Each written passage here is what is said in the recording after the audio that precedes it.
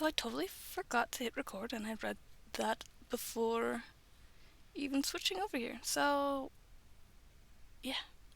Okay, that's fine.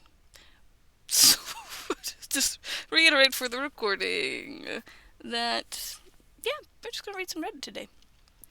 It was showing my email, so then I had to step back and. So, yeah, I need to. Trying to make it so that when I upload to YouTube that I don't have like 10 minutes of it just saying starting soon. I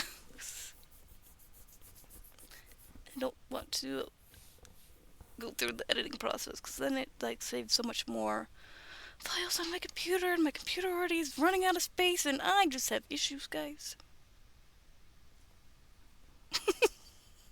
Anyways, yeah. Okay. I was reading it. Yeah, we can skip that other one. There was one where this person quit and wrote it on a piece of paper, handwritten, and they just bad penmanship, and then they got hired back a month later. Okay. Um. Ouch. AIT for telling my sister I can't do anything about her husband not loving her anymore? What? Why do you have to put it like that?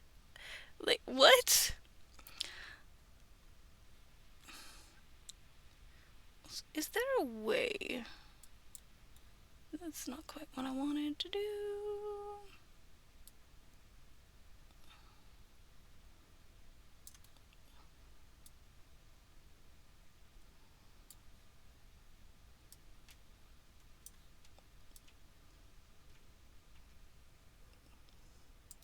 It's like, I don't want to see the side stuff. I don't know if there's a... I can close that.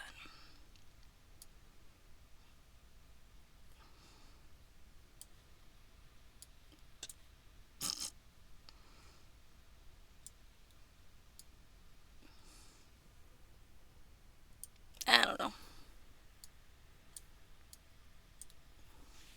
Okay. AITA for telling my sister I can't do anything about her husband not loving her anymore. It's like this cycle with my sister, always coming to me with her problems, and I don't really care about them because I gain nothing from knowing about them.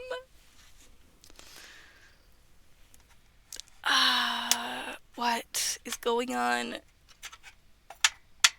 It's okay for her to vent, but it gets too much. Sister, 23. Is this reposted? OP, 17 female. Because they didn't put me, they put OP. Damon, 34. May?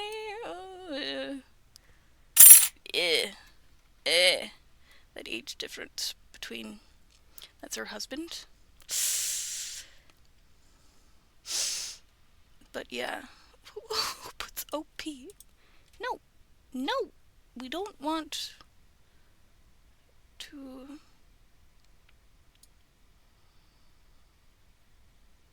Oh! Whoopsie! Sorry, Peanut. Your thing got, blocked because you used the F word. I don't know if I necessarily care, but... So let me... I mean, I'd call it that. I could call it F off Friday. What, do I put the actual F word, or do I put just F off? I don't remember.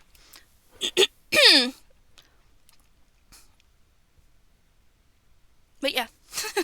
Yeah, we're here for F off Friday. Because... what, how, is there a way to call yesterday? Thursday.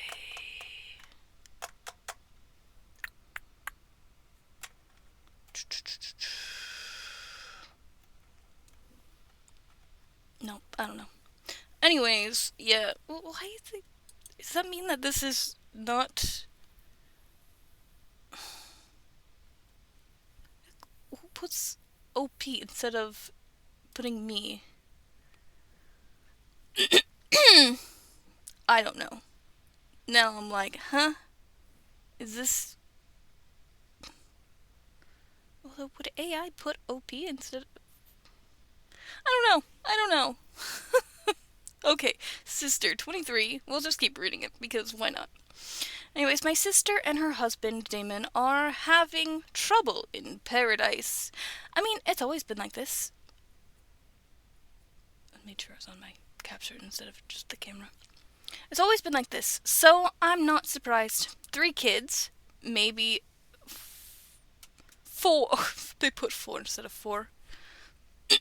You're missing a U there. Well, they're 17. That should be old enough, unless English is a second language or something. Maybe 4, since her husband acts like one. My sister sees me as a therapist, and I hate it. Like, I'm young and don't care about married people problems. But she doesn't have friends, so I'm stuck in the middle. It's like knowing that, is being 17 and that the sister is complaining about the husband who is 11 years older than her. I kind of can't blame 17-year-old for being like, I don't want to hear you complain about your husband. I'm 17. Like, what? But I don't know. Okay. The family knows the couple has problems. Oh, my brother-in-law is very rude, but what can I do? My parents do not like him. They want my sister to leave him, but she doesn't listen. He's told her that he doesn't love her and only uses her. But I don't think she took it literally. But he was telling the truth. When she called, I already knew it was up. I don't know why I feel like I need to answer to her. I'm doing it to myself, I know. She sounded like she was in distress. She started ranting. I told her me and Damon got into an she. Where did I see the word me in there? She told me, oh, it was right there. Told me her and Damon got into an argument. He told her that he doesn't love her anymore. I wasn't going to say much because that's between them as a couple. When I didn't respond, she forced me to say something, which I didn't like. Truthfully, I told her, I can't do anything about him not loving her anymore. She went into a full-blown meltdown. I wasn't the problem, but she was yelling at me. I don't know. This is just... Everybody sucks here. Is probably what the best answer. Everybody sucks here. Oh my gosh. Yeah, you're still your sister. Have some compassion, but yeah, it can be frustrating when somebody just complains and complains and complains, and you're saying, just leave them, just leave them, just leave them, and they're like, no, just listen to me complain about them some more, and you're like,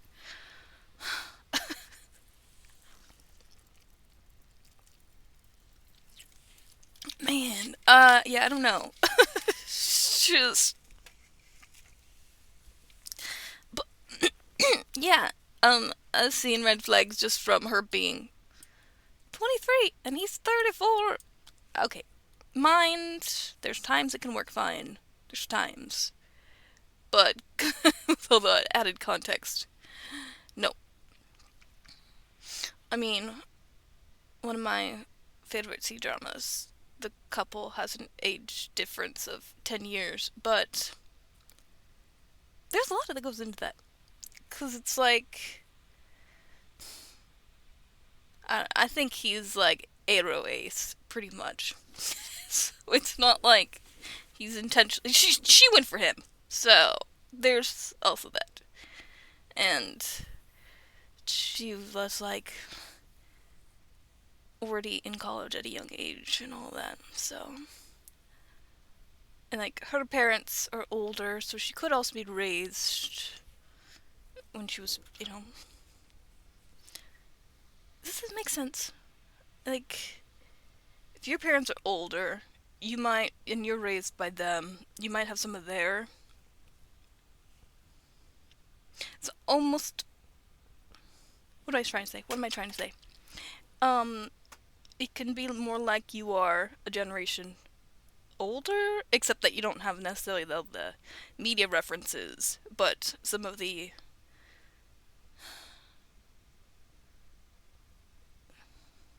that you're raised by them. I don't know. I don't know what I'm saying. I don't know how to say it right, but and like the guy's mom was also younger, so I guess if you could have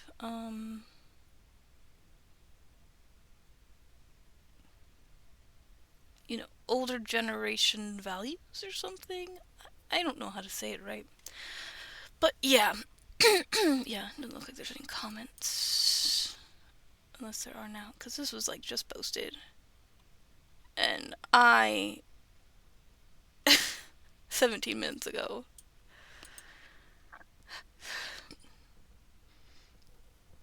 I got. I'm still like, why'd they put OP instead of just put me? Uh. Yeah, I guess it depends. Do you care about your sister? Are you just tired of her ranting? I don't know. Like, I kind of get it, because listening to somebody who only ever rants about their significant other. Oh my gosh. I've had people who kind of almost use me as a therapist, and I'm like,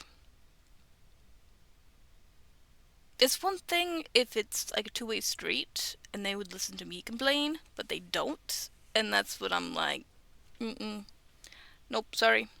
Not doing this anymore.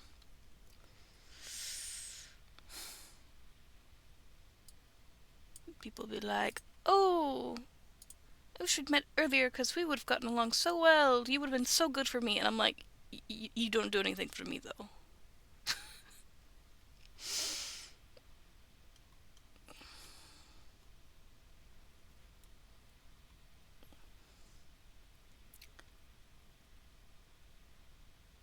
Uh, what? This. Oh my gosh, what was it? Um, there was a post in Mildly Infuriating a while back that somebody was all like, I'm leaving because people here do not understand what mildly infuriating means. These are just full blown. Like, look at this. You call that mildly infuriating? That's mildly? 8-year-old cousin stabbed my $300 all-in-one computer when I refused to let him use it. How is that only mildly infuriating? That's full-blown infuriating and not okay.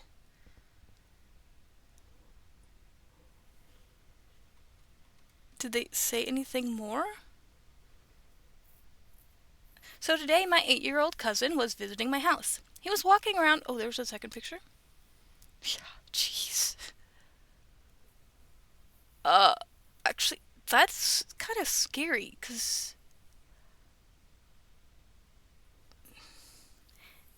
I don't know. Like, how long is it until he thinks it's okay to stab people? I don't know. I don't know. I could be completely off base there, but that's scary. So today, my 8-year-old cousin was visiting my house.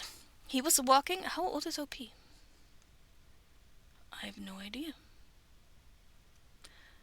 But, so today, my 8-year-old cousin was visiting my house.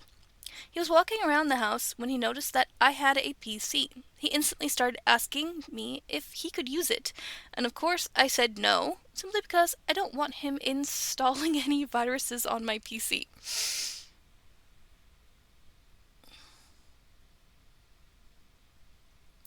Yeah, I don't know. I don't know how old OP is, but I've got like a nephew who's that old, and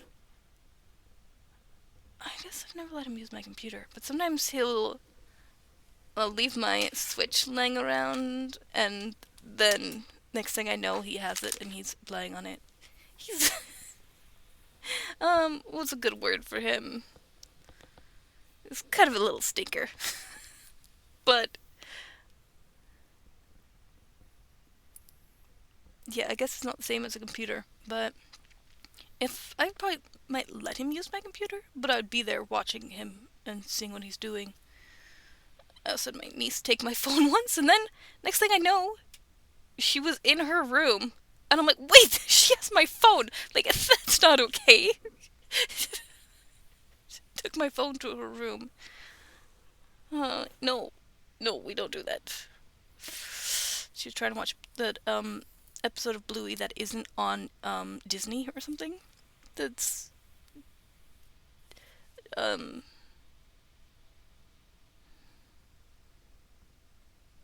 pregnant daddy or whatever. I don't know, but but my phone was almost dead, and not Bluey. Did I say Bluey? Wait, is it Bluey? Am I confused? Yeah, I think it's Bluey. Yeah. Yeah, yeah, yeah. Yeah. Okay. I don't have kids of my own, so I'm like, did I say the right thing? I think so. Um,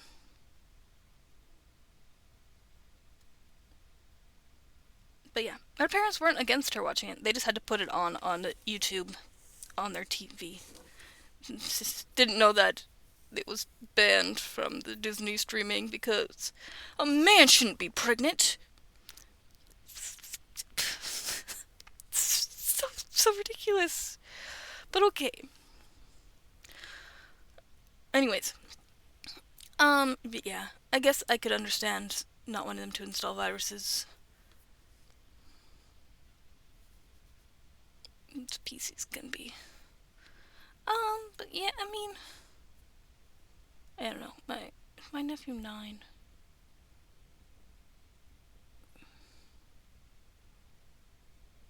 Anyways, he asked me again, and I wonder if they said that.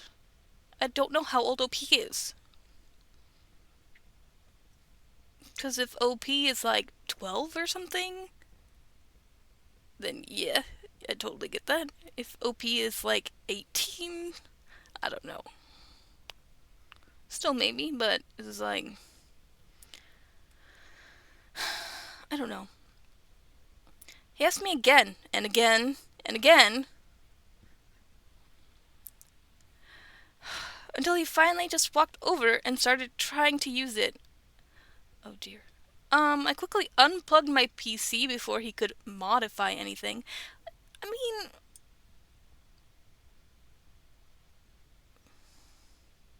if you're watching him, what is he trying to do? That you can't just watch and be like, you can't download anything. I'll let you watch YouTube or something. I don't know. He started screaming and crying. Oh, what is going on here? My mom and his mom came over to see what the heck was going on. I told my mom what he was doing, and she told me to let him use my computer because I should be sharing my stuff with an 8-year-old. Kind of like, yeah, if she wasn't even using it. Wait, or he? I don't know. What? Anything about OP? Um, maybe? Stuff with an 8-year-old? Lol? My mom eventually told me that if I didn't share with him, she would take my computer away from me. I said, fine, I'll let him use it. Okay, so you did let him use it. I plugged it back in and left the room. That I would not have done. Not even a minute later, he came out to ask me for my password. I told him that I wasn't going to give it to him. Oh my gosh, OP. Like, I don't know what is going on here. Just go enter it yourself. I wasn't going to give it to him. Then he stormed back into the room and picked up some scissors that I had out and started violently stabbing my computer screen until the scissors literally got stuck in the screen. His mom offered to give me money to get me a new computer, but my mom told her I didn't need it since I own multiple computers. Now I'll need to save up for a new one. Own multiple computers? What is going on here? You own multiple computers and you couldn't, like, it's just such a special one?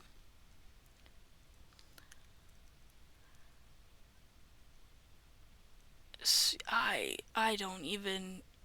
What is going on here? Yeah, it sounds like awful parenting on all ends. Just that... Yeah, so I'm like... How long is it until you start stabbing other things? Mind, I stabbed my sister with a pencil when we were younger.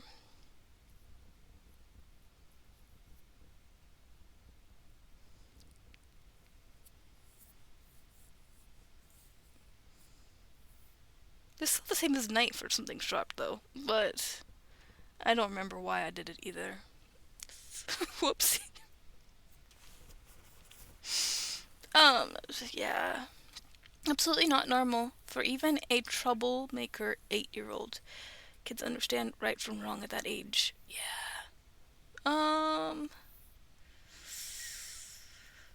Slow down.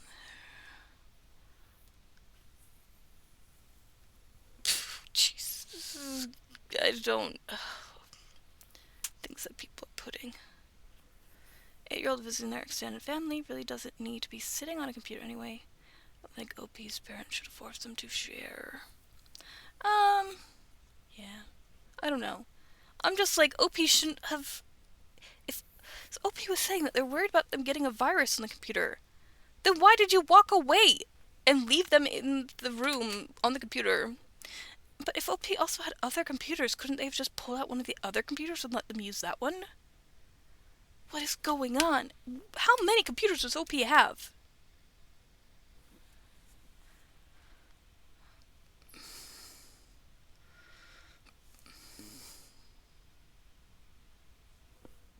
So OP knew they weren't able to access it? Yeah, cause... Oh, maybe. It's like, well, you don't... I'll turn it on, but you don't get my password. I don't know.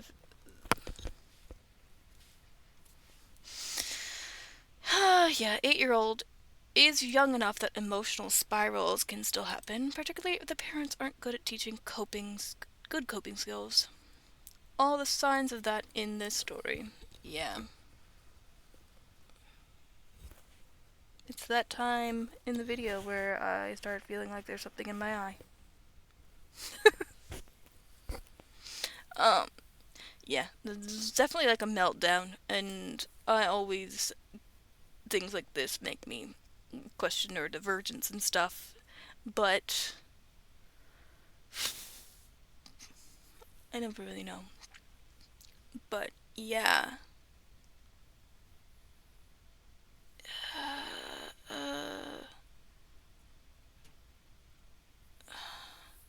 I have an 8-year-old with ADHD who at one point was being considered for an ODD diagnosis.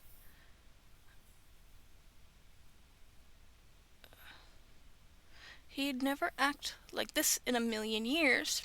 He's known better, at least since he was 4 to 5, and his impulse control is way worse than average. Yeah, then that might be something to consider. That's what I was wondering. Yeah. Give his parents the bill. But they said that they would. And then OP's mom was all like, oh no, OP has multiple. Lesson from just not let others. But I'm like, how old is OP? Did they buy the computer themselves? Or did their parents buy it? Are they just like really rich? How many computers does OP have? What's going on here? I don't know anymore. I'm guessing OP is 12 years old. Yeah. And what I'm saying, like, I could understand if they're 12. I'd assume if mom is speaking for OP, they are a minor. Trying to do that is just gonna result in his aunt and uncle going to their mom. As a minor, if your parent is like this, there's really not much you can do until you become an adult. So has OP not said anything else?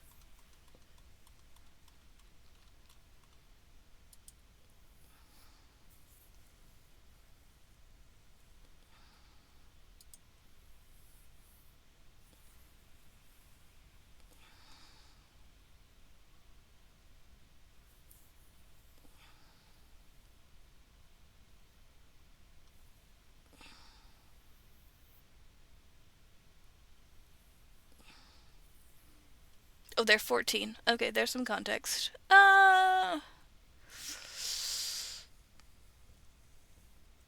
Yeah, I could get a 14-year-old not wanting an 8-year-old to use their things.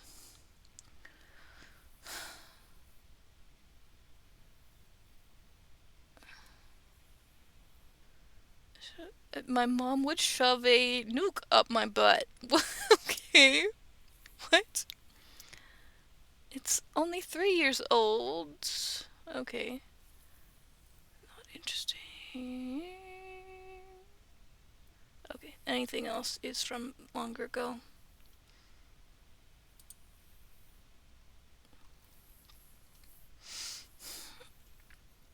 This sounds fake AS. Oh, it's a $300 Dell all-in-one. It probably has a 10-year-old i3 in it. That's slow AS. Wouldn't doubt if this is fake.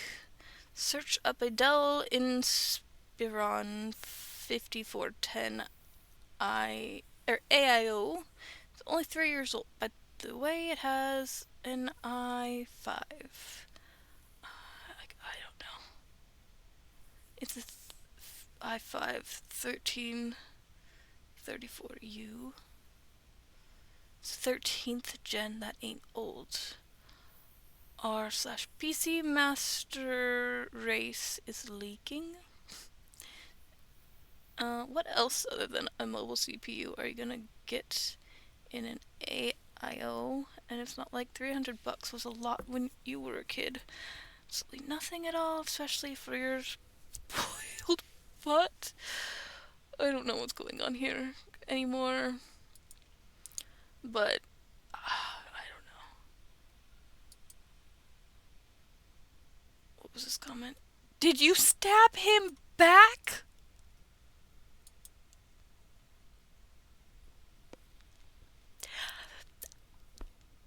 That's not the right response. Should've, lol, but if I did, this is meant as a joke. Please do not stab children. It was. Coming from a mom, your mom sucks. I'm infuriated on your behalf. How could she see the behavior of and damage caused by that little and refuse reimbursement? You need to contact your aunt and tell her that you will accept money to get a new computer. Your mom sucks. Asian moms in a nutshell. Ask me how I know. I need to get out, lol.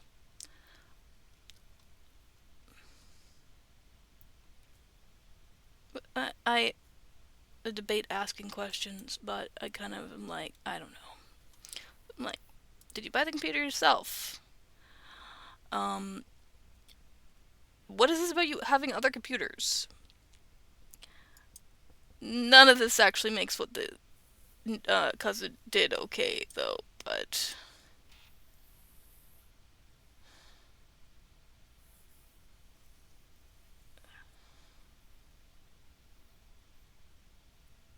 Yeah. This is probably more at play here. And it's probably a constant issues between the two of them. You get the sense OP may be a computer/tech person. Yeah.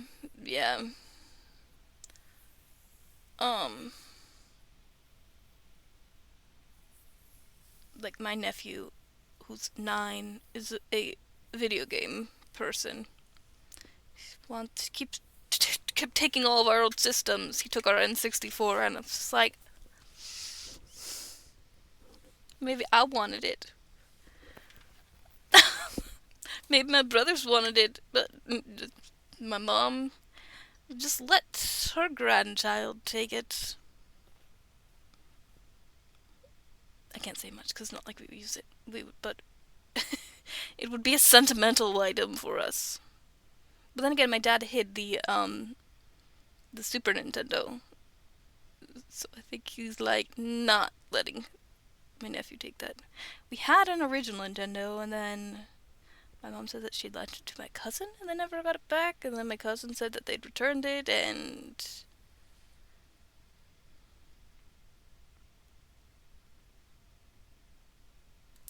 I don't know. but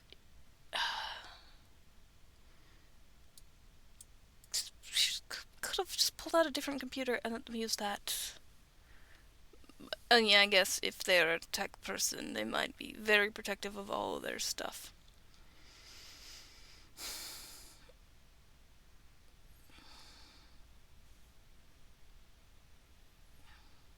It does say Dell right there. Anyways, we're just gonna move on. That is more than mildly infuriating.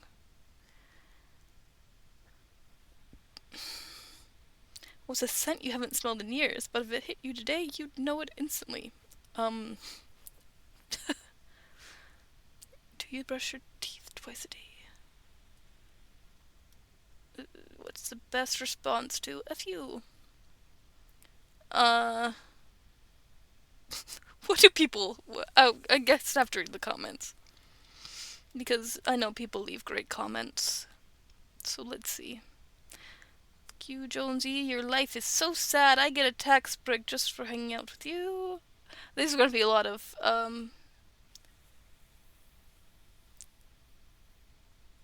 things that I don't. Maybe I shouldn't read it. This is very bad. But also things that, like, I don't know what this Riley thing is. It's gonna have references that I don't understand. Do you hate driving? Actually, I love driving. I love being the one to drive because I'm in control. I hate being a passenger. What did this say? Surrender the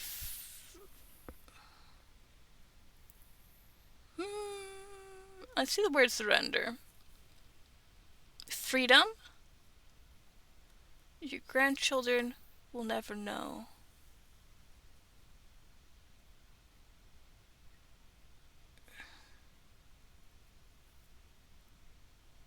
Surrender something. It probably is. The freedom your grandchildren will never know existed.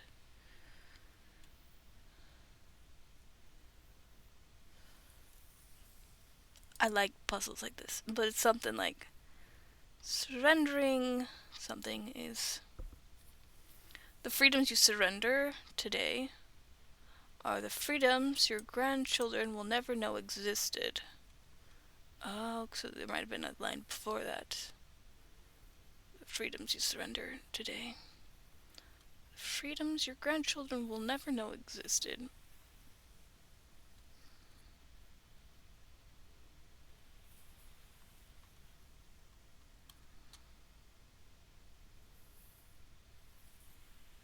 Once upon a time, Americans didn't have to have a driver's license. Anyone else want to list freedom that's been surrendered by previous generations? I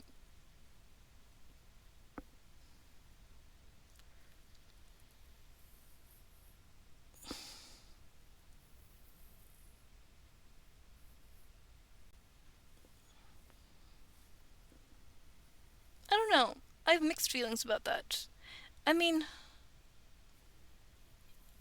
yeah, you shouldn't drive without having proof that you know how to operate a vehicle with the traffic laws and all that. It would just be that maybe driver's license and getting a driver's license shouldn't cost money.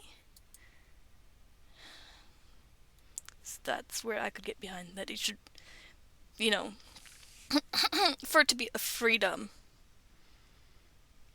we shouldn't have to pay for it. But you should, because of how dangerous it is, yes, you need to be licensed. It just, whether or not, I don't know. I've seen people say things like,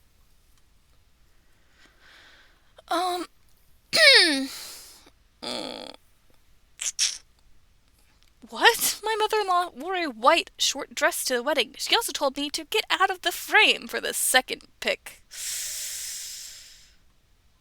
Oh, that's the mother-in-law. My leg fell asleep because I had it crossed over the other one.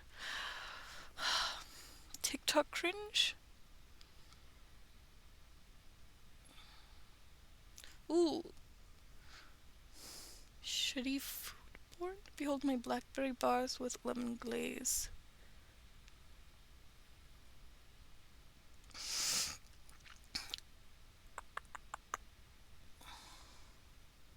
What? It for bringing real cheese snacks to a baby shower and not warning people about the dairy. It's cheese. What? Did they think it was fake cheese?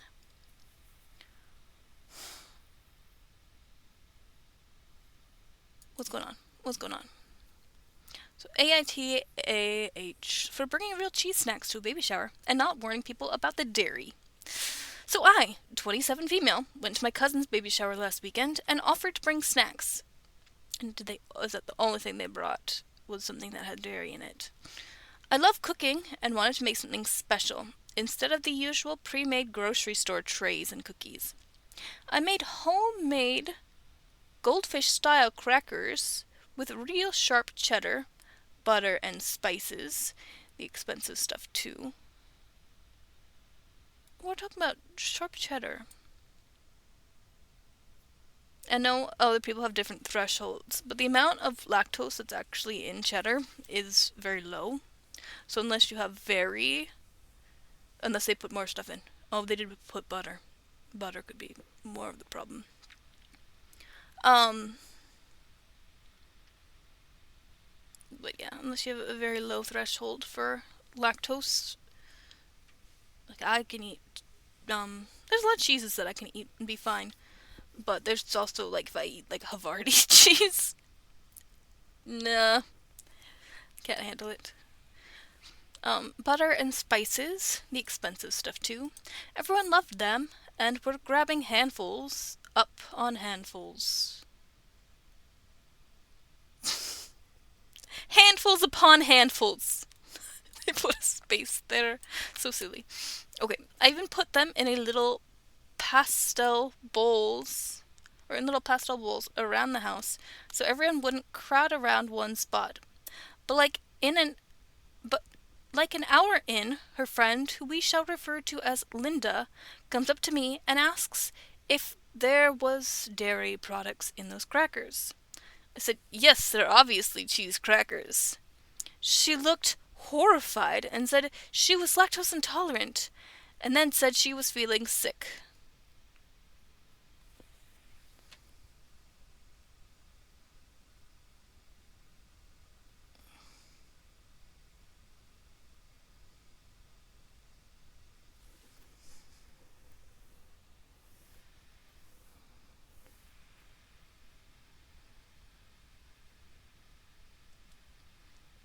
If they were obviously homemade, then the question should have been asked. If you know you have lactose problems, they should have been asked before you ate them. Yes, I can have, like, goldfish crackers and not have issues. And so maybe I would see them and think, oh, it's just like goldfish crackers and should be fine. But it's also possible that it's not actually the crackers that are upsetting her stomach. We never know. Because I never automatically know what it is that upset my stomach. But yeah, I might have wanted to ask. Um, then said she was feeling sick. She went to lie down and later told everyone I should have warned people. It's very clearly a cheese cracker, though. They're orange. They smell like cheese. What part of that screams safe for sensitive stomachs? Also, did they make anything that did not have dairy in it? They offered to bring snacks. Was there other snacks that did not have cheese? I need more info. Yeah. They smell like cheese. It might not be the cheese, it might have been the butter. And I don't know if there's butter in, other goldfish crackers.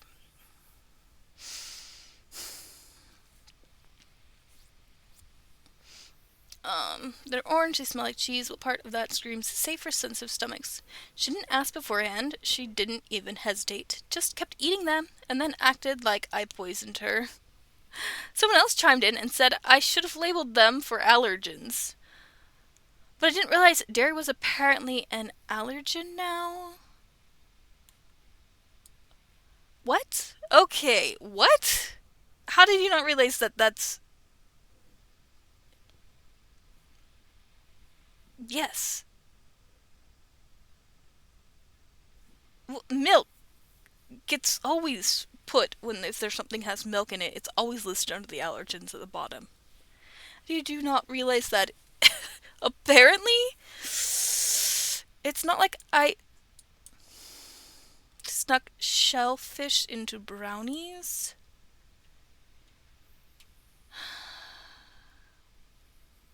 I kind of don't like this because they're kind of belittling that, people with lactose problems can have serious reactions.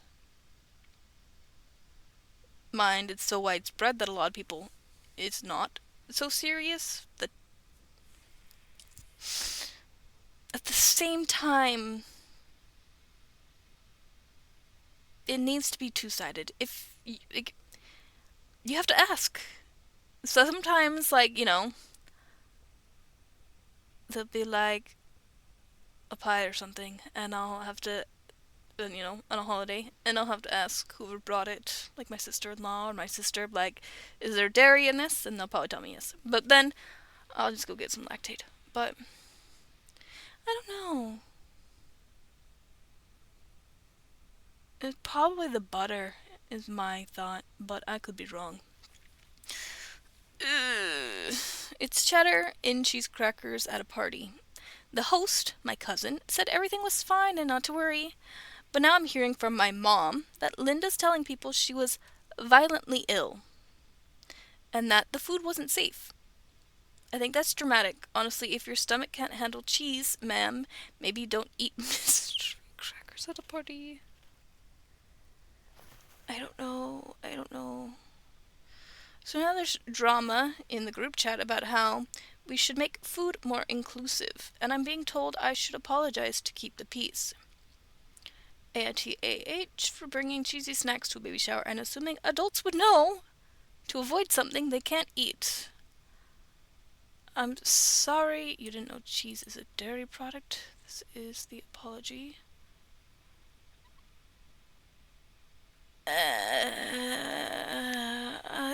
It goes two ways though. Let me see.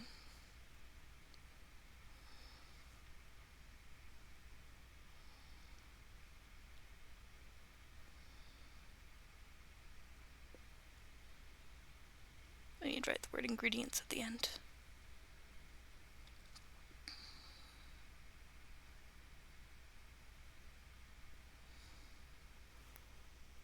She's the one with the allergy. She should be more cautious. I kind of agree, but I also don't like the way that OP is going about this. This is just the way they're taking no. They both sound toxic. That might just be me, though. They're like, oh, I didn't know dairy is an allergen now?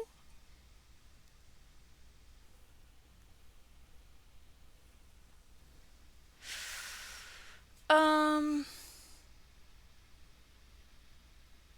Mm-mm-mm.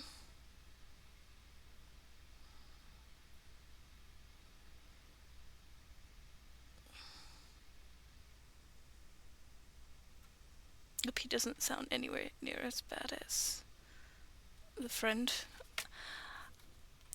I mean, yeah. Kind of. I don't know. The fact that... Well, then she's hearing from her mom that Linda's telling people she was violently ill. The food wasn't safe. But she's not hearing it from Linda. And so it's always a second hand. What Linda's saying, we don't know. Um,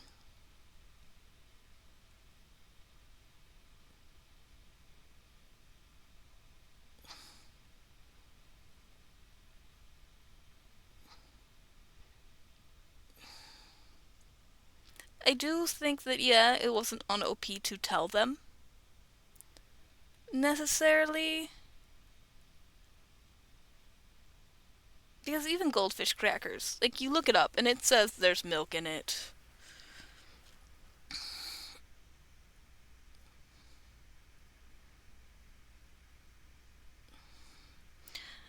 But,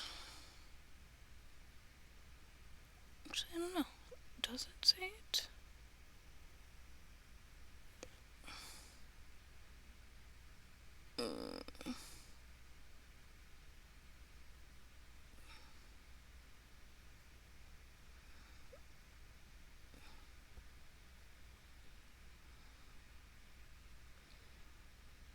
Yeah, goldfish crackers says contains wheat and milk. Do they use wheat flour, lemon, cheddar cheese, cultured milk, salt, vegetable, salt? It's probably the butter. And I don't know if how is this other person? It was just Linda. Um,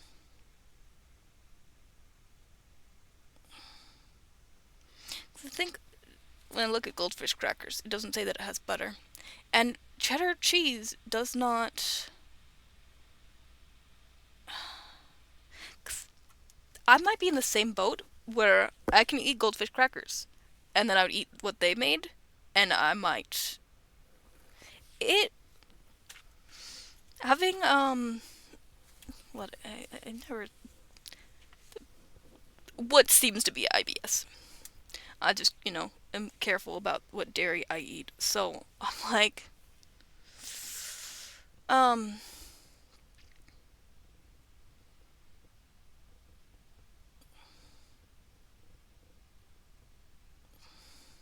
if they use real butter and not like, margarine or vegetable butter or vegetable oil spread or whatever it is. Um, I could totally eat those crackers and think that my stomach's gonna react to them the same way as they do with goldfish crackers. I wouldn't have realized that there's a difference because I can handle goldfish crackers, and it was probably the butter is what I'm gonna stick with. It's probably the butter, and I don't know. I don't think that Linda. I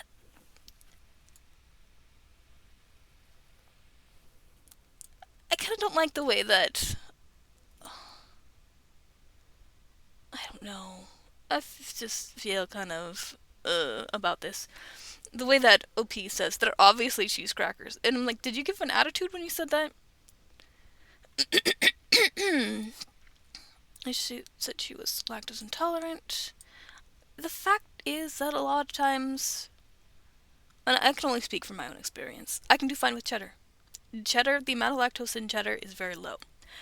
Butter, on the other hand, is higher. And original goldfish crackers don't have the butter. It's not the cheese, it's the butter. But I also think that Linda doesn't realize what's going on. All she knows is her stomach is hurting, and when it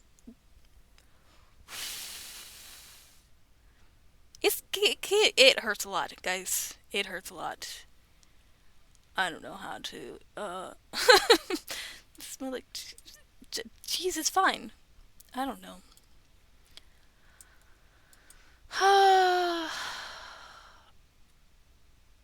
Someone else chimed in and said I should have labeled them for allergens. What do you mean you didn't realize that dairy is an allergen now?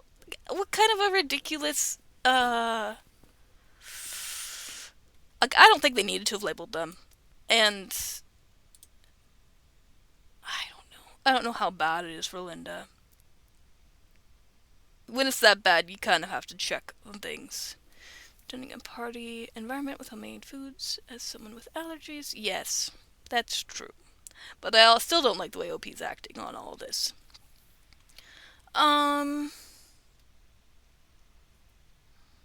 It doesn't hurt to say, just apologize about it. This person's in pain and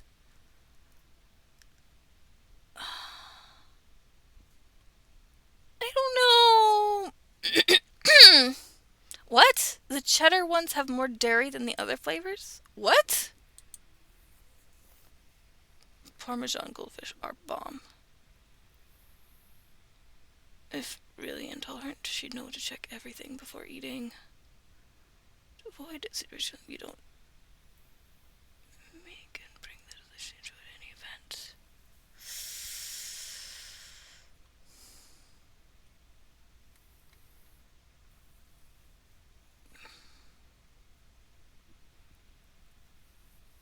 Is it spawning out the cheese? I don't know. No need to apologize? It doesn't hurt to apologize. This person, ate your food and they had an adverse reaction. It's not your fault that they had the reaction, but it doesn't hurt to apologize for not making it clear that you know, and then go. Just, everyone's caught on the cheese, and I think it's the butter, but maybe that's me. No, she did not become ill after she was told. She was already feeling ill, and that's why she asked for clarification. Oh my gosh, I hate all the responses here. I hate them all. Guys. Like someone mentioned it to her while she was chowing down. Hey, aren't you lactose? Okay, I might listen to that. Violently ill, but somehow all she needed to do was lie down. Yeah. I don't know, because people... It might just be a lot of pain. I just need to barricade themselves in the bathroom.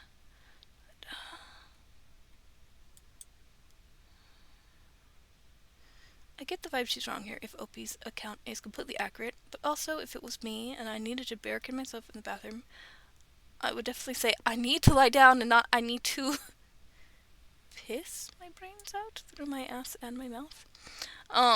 Before proceeding to the most remote bathroom in the joint. Oops.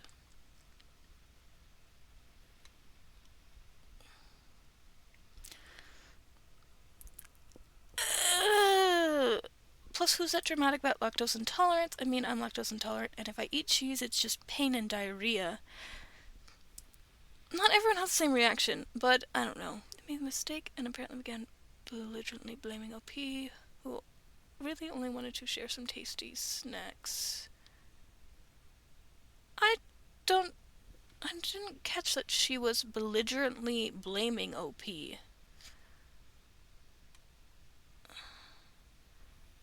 And I make sure food is dairy-free before I shove it into my pie hole.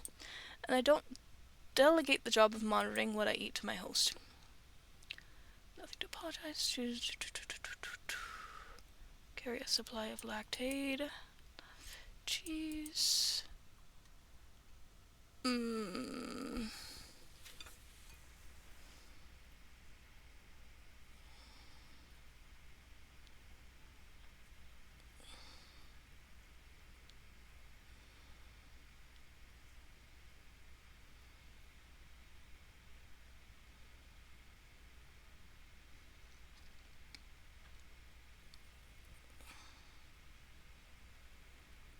Oh, okay. I guess butter is very low as well. That's typically safe for people who have a mild lactose intolerance. It also could be the combination of the butter and the cheese. It's also possible that Linda ate something else and I don't know. Okay, I might be changing my mood a little bit on this.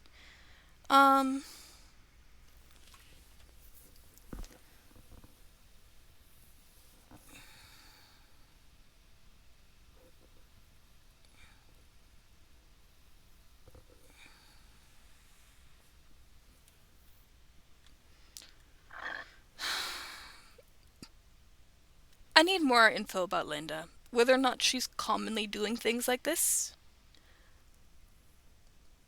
Because you could totally, there could be something that you're always fine with. And then somebody makes a homemade version and you don't handle it the same. That can happen. I don't think it's necessarily on OP, but if Linda's actually in pain, OP could have a little bit of sympathy for them, at least. Because, oof, when it hits me, it's. I don't blame anyone. I blame. Because one time, at Starbucks, I'm pretty sure I told them to use, like, soy milk. And I don't think they did. And. I was in the bathroom, and it. I don't know if I can explain how bad it feels. It's not just like regular diarrhea, it is like. I don't know. Well, for me, it's also. It's anxiety inducing. It's very acidic, burning.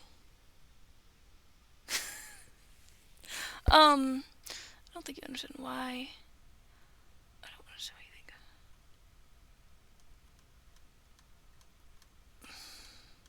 It's not that she deserves an apology, but the way that OP is still.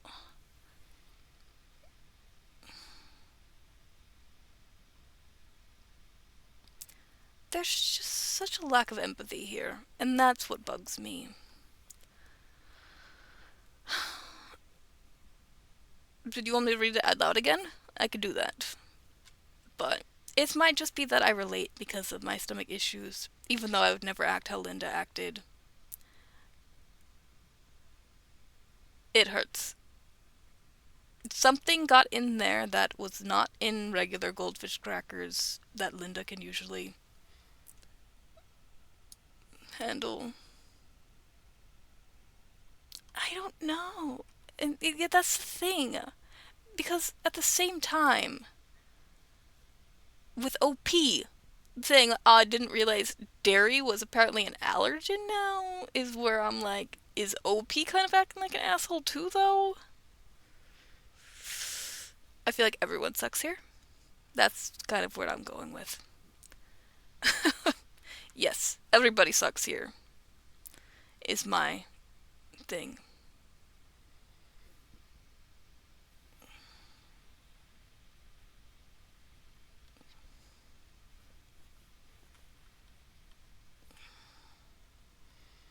We know OP's age. We don't know Linda's age. If they're also 27. We don't know enough about the other stuff, but.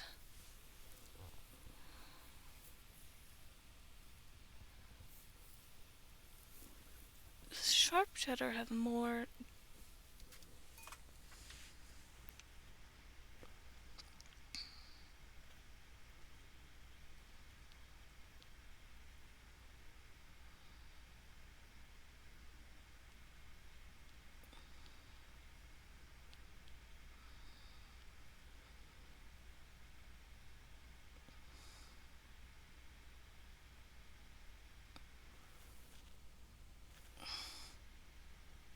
Um. 0.4 to 0.6 for cheddar sharp. What was it for butter?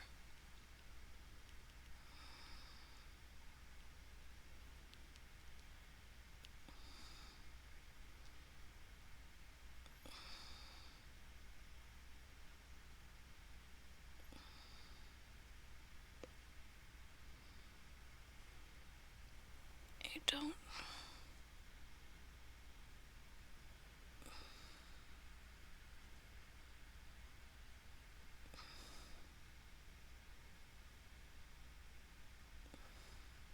Well, maybe butter really is low percent of lactose. I don't know. Yeah, and I guess we don't have the full, like, transcript of what was said and what kind of tones were used and all that. Although.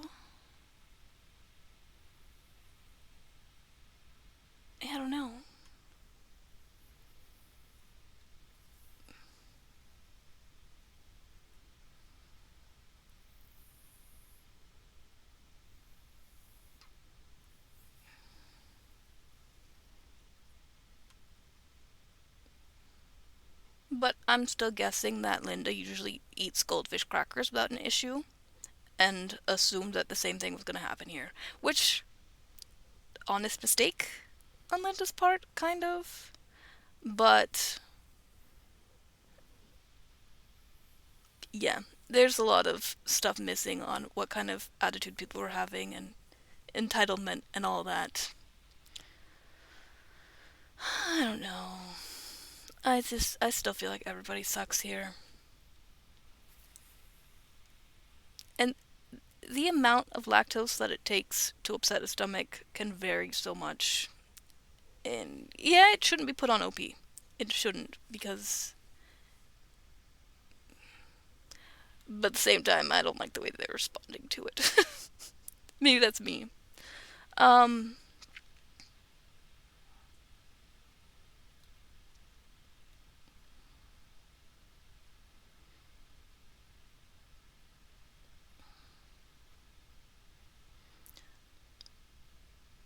the fact, the way that they're like comparing it to like shellfish. Oh, I guess they put it into brownies, and yeah, but that's what's getting me. 'Cause I'm reading that with like I didn't realize dairy was an allergen now. I hate reading that. Like, yes, it is. At the same time, yes, Linda should have used a little bit more sense that, hey, they are cheese crackers. I also think that Linda might have eaten something else that wasn't actually the cheese crackers, or ate too many of them. Because it can be a threshold and too much. What OP needs to do is say, I'm sorry that my cheese crackers were so good that you couldn't help yourself and ate too many and pushed your stomach lining to its limit.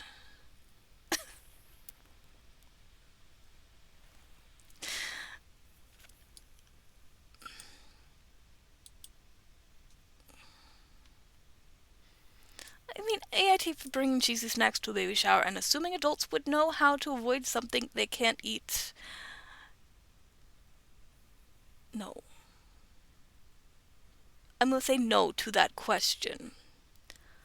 On the other hand, I don't know. I don't know, how did they look? Did they obviously look homemade?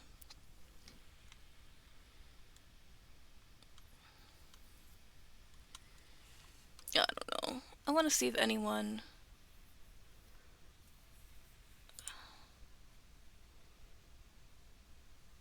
is saying what I'm saying at all. Why am I lagging so much? Like, I agree with that, but at the same time, yeah. I don't check generally, but I also don't hold anyone. Yes, that's true. I just don't like the way that OP is saying some of the stuff, though.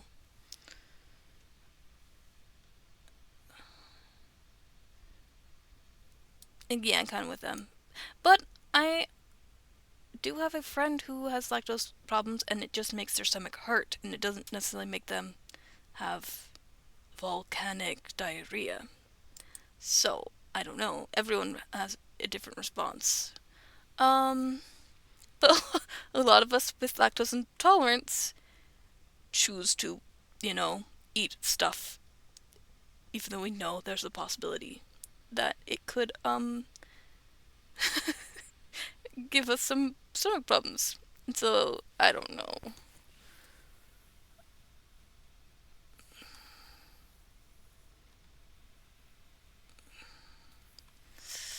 Okay, to be fair, I'm pregnant and lactose intolerant, and I don't get the runs, but I bloat a lot to the point of not being able to breathe correctly, and the only thing that helps is to lie down and fart it all out. She's still stupid for shoving cheese crackers in her mouth when being that intolerant. Yeah. Something happened. There was more dairy in it than the cheese crackers she usually eats. She shouldn't necessarily be blaming anyone, but I still don't like the way OP is phrasing some of this stuff. Um,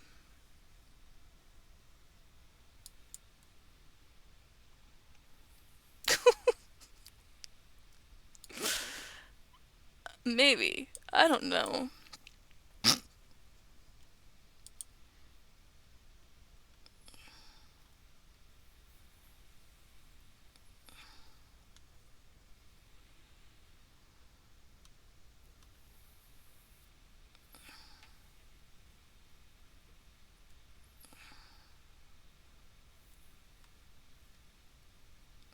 Sounds bullshit.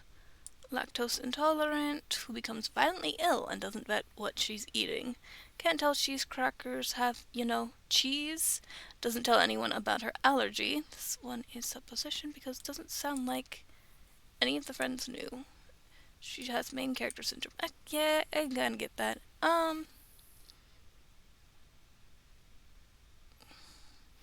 strong belief that one should never apologize to keep the peace. That is just another form of lying. Okay. I think OP doesn't need to apologize. It's just that they could at least show a little bit of empathy if somebody is in pain. While assuming that maybe it's not from their crackers. So that's where my mind goes. And maybe it just. I need more. Have there been other encounters with this Linda? Your NTA, Miss Linda needs to take account responsibility for her own choice of eating what it sounds like were clearly cheese crackers. I feel like milk is one of those ingredients that's basic in a lot of food. So you should be aware enough to ask about it if you have sensitivity and are an adult. Side note, want to share that recipe. Oh, and then they share the recipe. I normally use, but I add garlic powder too, and use smoked paprika instead of normal. Way better taste. And it's possible that there might have been something else in the crackers that Linda was adverse to.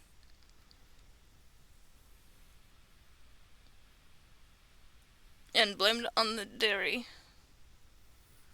But I don't know. I should probably move on because I apparently have a hot take on this. uh,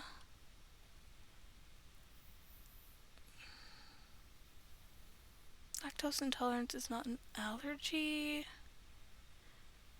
Uh, it's milk is still enough of an allergen that it does get listed on the things.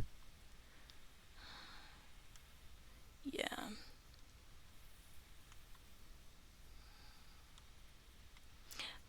Yeah, I agree. I just don't like the way that OP phrased some of these things.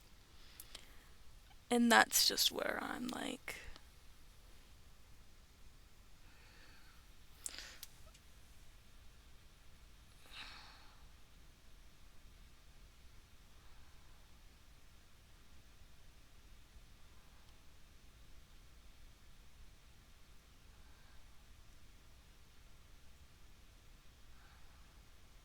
I don't have dairy issues, but I have gluten issues. I ask. Yeah. Yeah, I don't think that they need to change what they're making at all. Maybe I should have. I don't know. Dairy is absolutely an allergen. I have little orange goldfish crackers.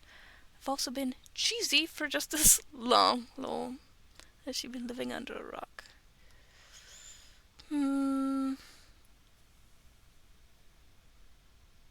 I don't think that she only asked if there was cheese in them because she was feeling nauseous. I could be wrong. I could be completely wrong, and that Linda is not actually lactose intolerant and is totally making this up. But yes, see, this person, except for the snarky comment, I didn't realize dairy was apparently an allergen now. Have you been living under a rock? But yeah, Linda is an adult, and if she has food sensitivity, she should be in the habit of asking before eating. Not your fault, but lose the attitude. That. This comment. Can I up this like 50 more times? It's one of the most common allergens. Things aren't labeled as may contain traces of milk for lactose intolerant people.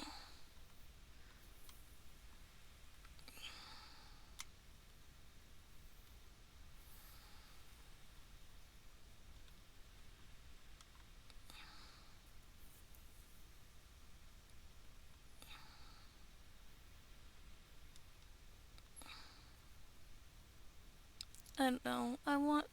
I have beef with you too. Beef the other day I got ice cream, and I know sometimes it hurts my tummy, and you didn't warn me. I don't know. Aged cheeses have reduced lactose. Ingestion of lactose doesn't make you go lay down, it makes you go to the toilet and rather urgently. That's not true for everybody. Don't consume food whose ingredients are a mystery. Yeah.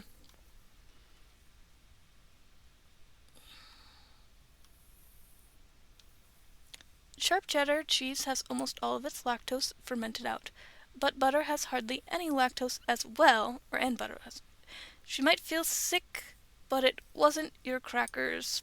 I'm kinda with that. That it might not have been the crackers. I think you're for telling us about these and failing to provide the recipe or even a photo. Mm.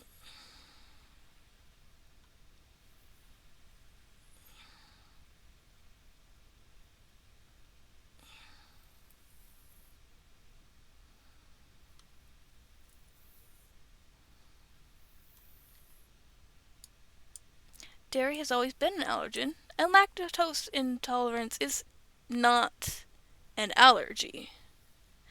It's a lack of enzyme to break down lactose. Were you the only person supplying snacks, or was this more of a potluck? That's what I. Like, was there other snacks there? Comment. Reread my first sentence. I don't know what they deleted.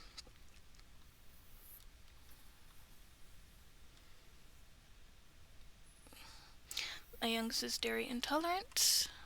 I might be stuck too much on this. I don't know. I think they both were being catty to each other. He asks if there is dairy in things and then decides if he's going to take lactose so he can eat it or just pass.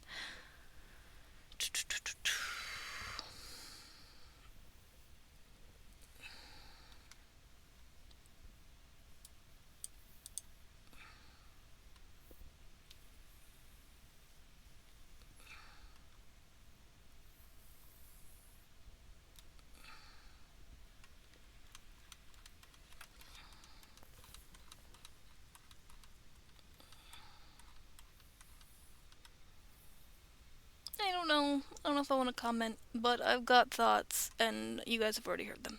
So, I don't think there's anything more that I can add that you guys haven't already heard me say. uh, so, yeah. To summarize, it might not have been the crackers that actually upset her stomach.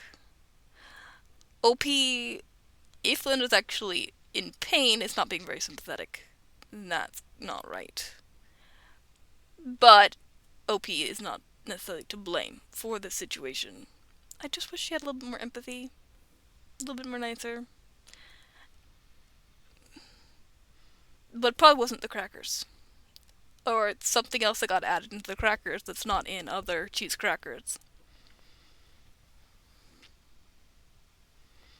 Or Linda ate something else. That is what actually upset her stomach. I just don't like OP's attitude. Mine, Linda, might not have the best attitude either.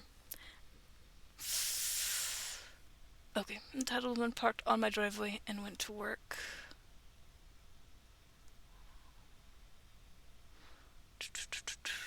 Random woman? I see so many of people parking in people's driveways, though. I don't feel like I want to bother reading it because it's a story that's been told 50,000 times. What's going on? What's going on here? Am I the butt face for automatically assuming someone doesn't speak English?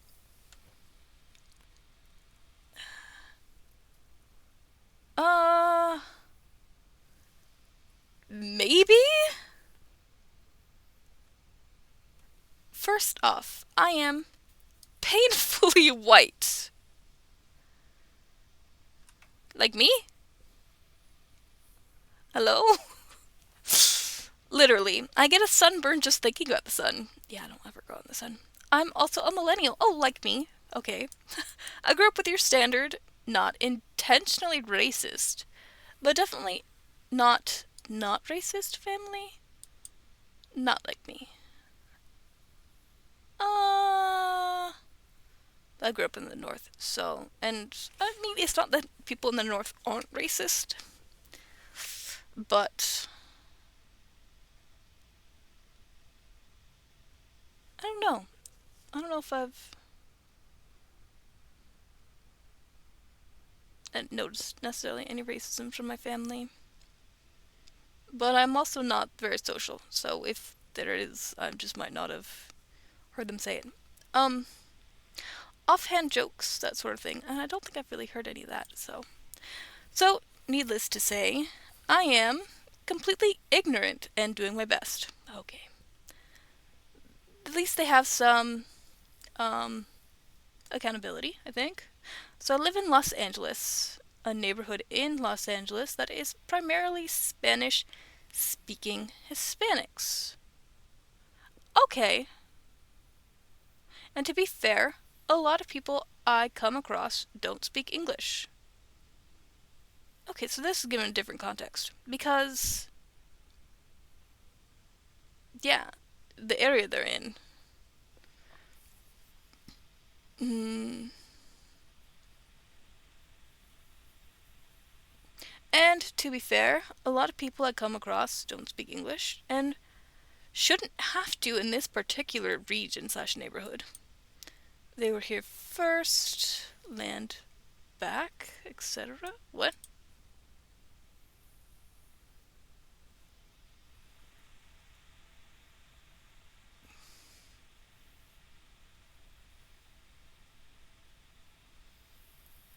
I don't know. I'm like, but speaking Spanish means that, well, I guess if the Spanish conquered before, you know, Britain, people learned Hispanic before. Um,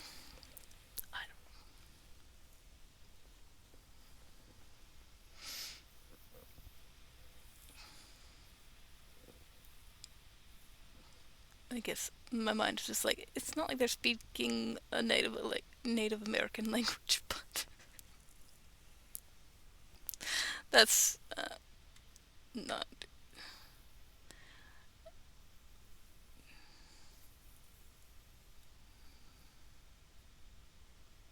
No, I did not say that the way that I would have wanted to, and I don't know how to rephrase it. But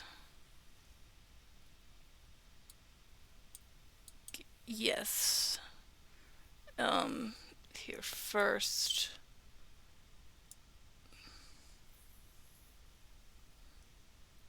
I feel like I apply that more to being Native American. And I don't know. There. It shouldn't matter who's here first. I think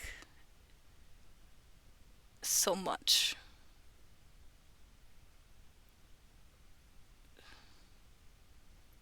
And I need to question some of that because if it's like, you know, that they're from South America, Latin America, wherever,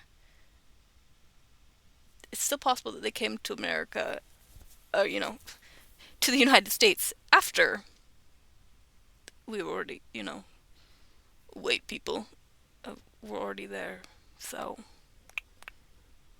they might not have been there first. But that doesn't matter. Um, if you have an area with enough people speaking that language, then yeah, I don't know. Okay.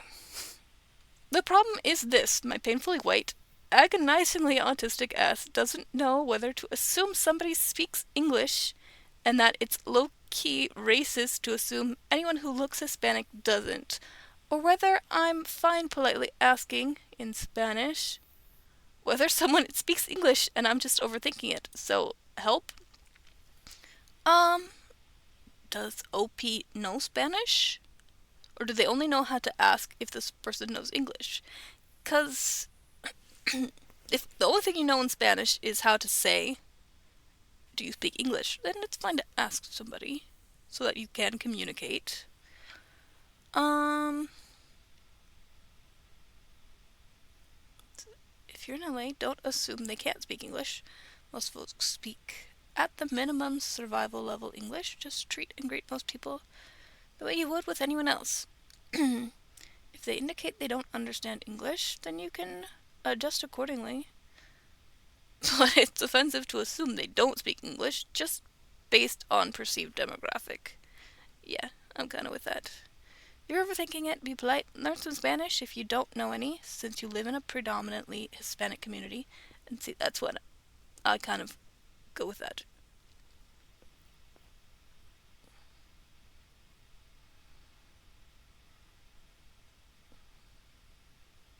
Like, I might have said things like when people go into like a predominantly English speaking community and are speaking Spanish that I get a bit but I'd feel the same about somebody who is primarily English speaking going into a Hispanic community and speaking English and trying to like, it's both ways.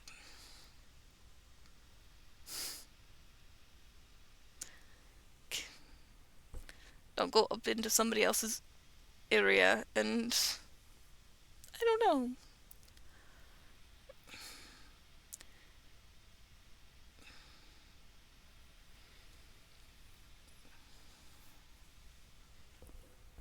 Well, that's interesting to think about. I was thinking about my racist tendencies, but I also don't necessarily like white people.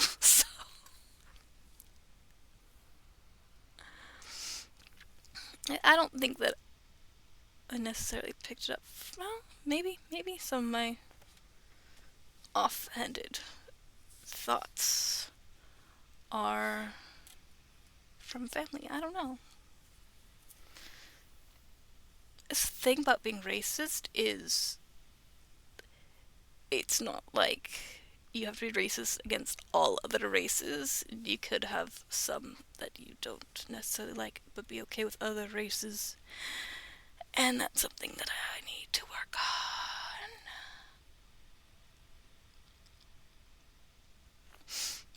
Okay, what? If somebody gets mad at you for attempting to communicate, especially if you're starting off in a language that is clearly not your own, then they were going to be mad at you no matter what. Mm, I, I, I kind of agree on that. The person was all like, oh wait, no, this was not in response to them. This was in response to the OP. I was going to say yes until your last paragraph. I still think it's kind of rude to automatically assume. But asking doesn't make you a mean person. Asking means you're not assuming either possibility.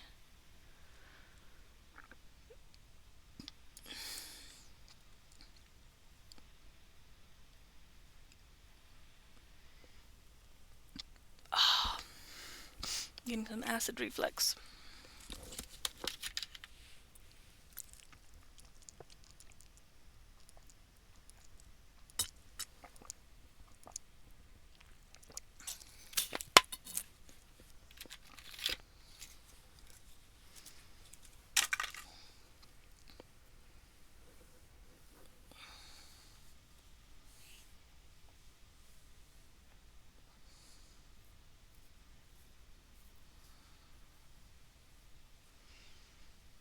on that cheese thing in my mind.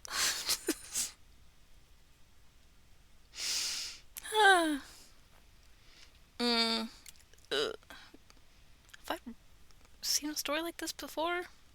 My neighbor installed a camera that points directly into my bedroom window. I think it was that it pointed to their backyard or something.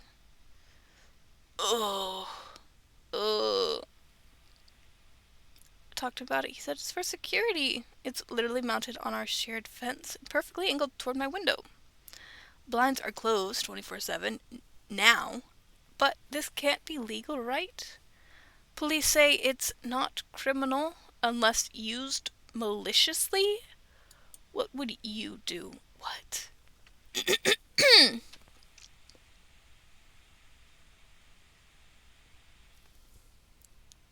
It's not criminal?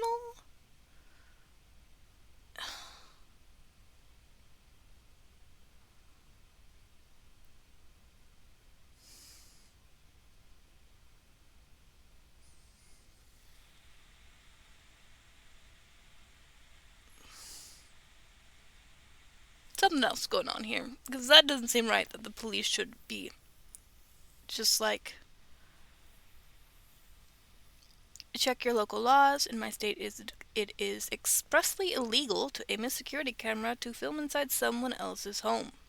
Cops don't always know what all the laws are, so you may need to escalate and get a lawyer involved to send a cease and desist letter.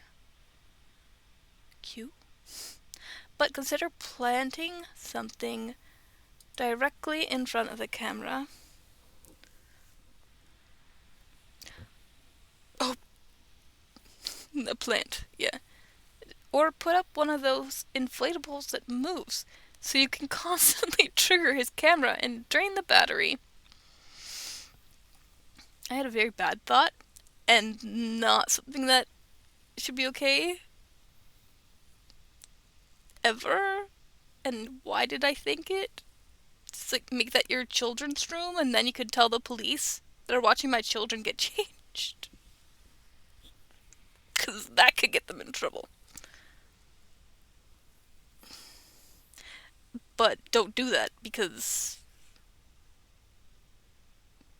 I don't know that OP even has any children. But, you know, if police don't act on that,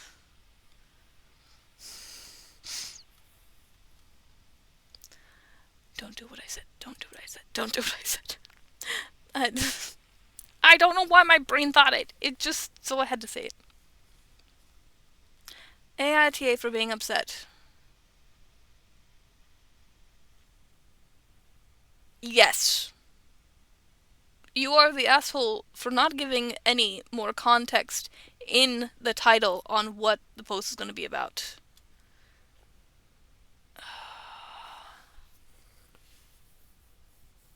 Mm.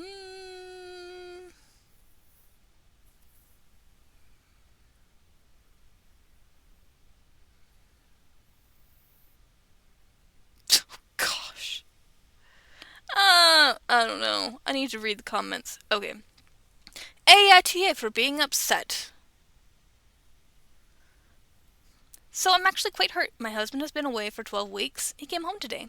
I have lost nearly 4 stone while he has been away and made a real effort to look nice when I got home. I was so excited to see him. He walked in, gave me a hug. He's been away for 12 weeks.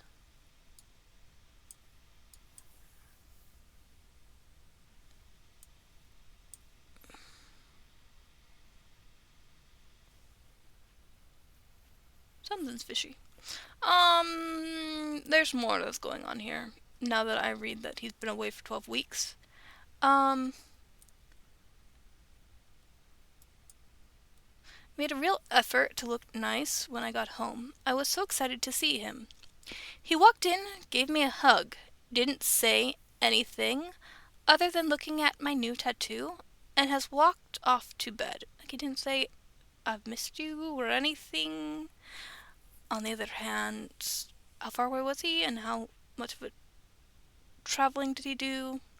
Sometimes, You just, it's if he walked off to bed, he was just tired and exhausted after traveling. Wait until the next day, and then see if he says anything. You can't get, I don't know.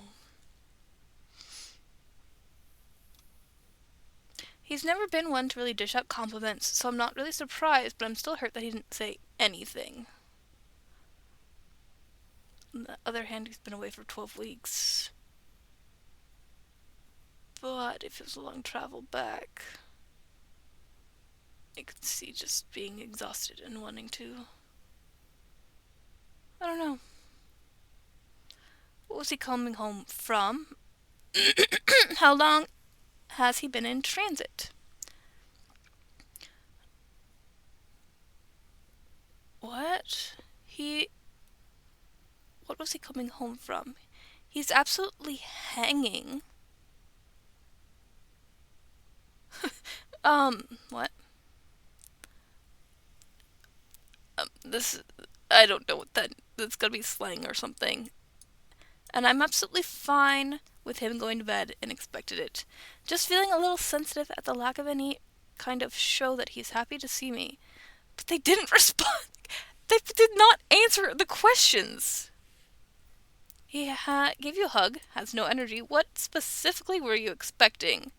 A, you look nice would have been a good place to start. Even a, I'm glad to be home, but I'm fucked, I'm going to bed, would have been absolutely fine. That doesn't seem like much reason to be upset. I'm kind of with them, though. UTA, really. Account created today and posted in 3 different forums. If you're karma farming, you should put a different title than that, and I don't know. Analyzing user profile. Suspicion quotient 000. This account is not exhibiting any of the traits found in a typical karma farming bot. It is extremely likely that you/target's bots is a human. I am a bot. This action was performed automatically. Check my profile for more information. Oh, wait.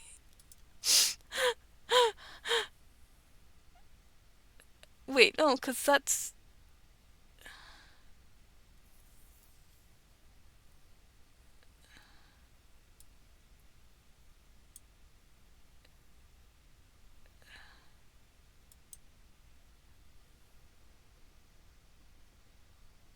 Oh, okay. I understand now what is going on. This person did this, and this might actually be a bot. But the bot is analyzing target's bot and not the original.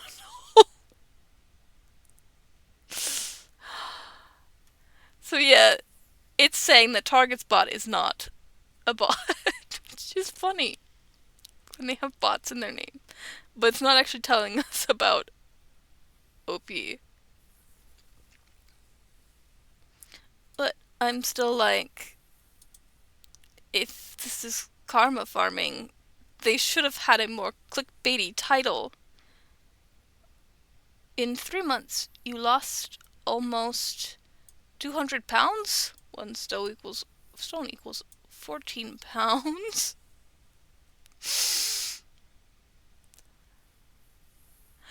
Wow.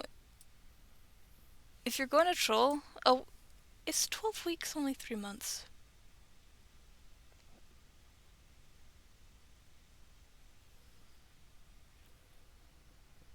Yeah, I guess so. Who puts 12 weeks instead of saying 3 months?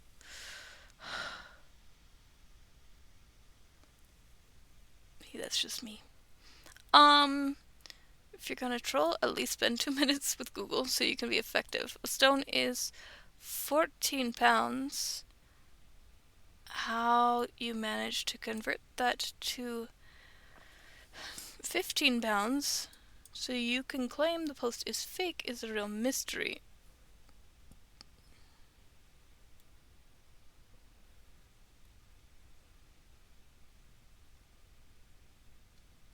How much did they say?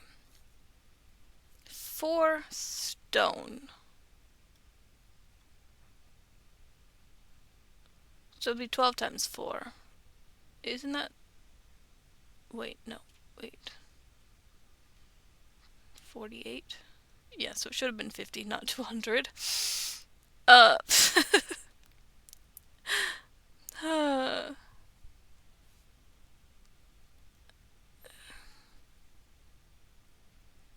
Wait, what did this say? 56?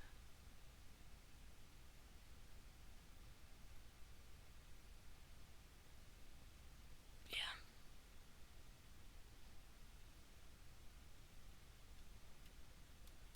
They seem to have been very confused. But, I don't know. How much did they weigh to begin with?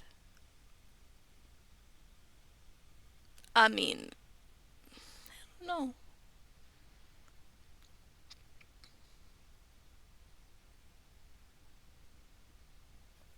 Congrats on the weight loss, OP. Now I need to unpack some of this.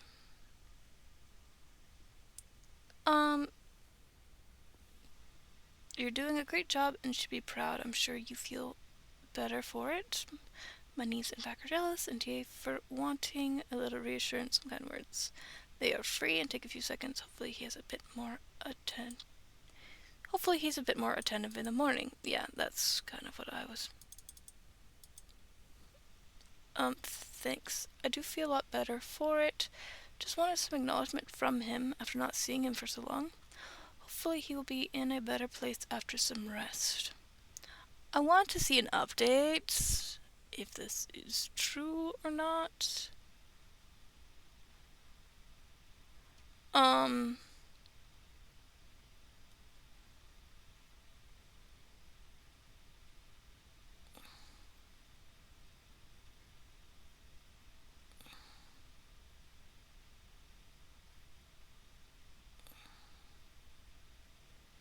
I mean, if you know that he doesn't really dish out comments.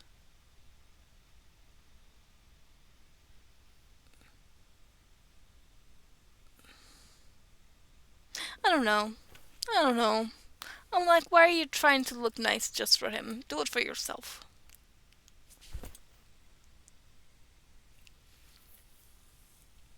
But it's also, well, 12 weeks was only 3 months. I hate saying 12 weeks. Just put the months, please. It's like when people are pregnant and they start talking about weeks, I'm like, I don't know how long that is. Don't ask me to do that math. I can do long, huge math problems. Don't ask me to do short math. I will still need a calculator. I'm good at, plugging in whatever, however you say it. But, eh.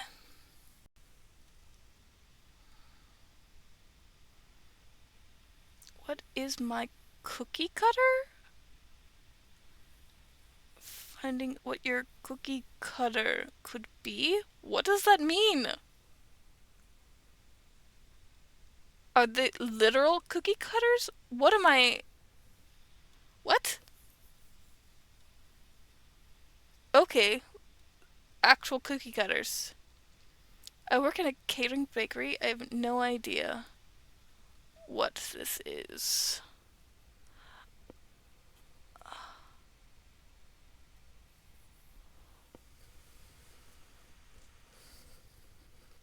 I kind of see a camel, but that doesn't make sense.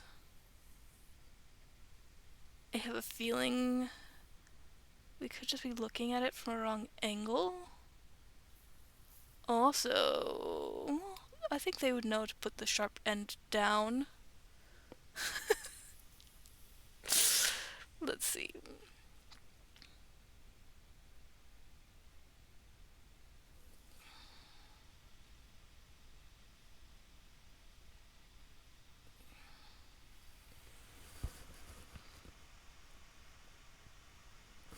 Now I'm seeing like a weasel. What did people say?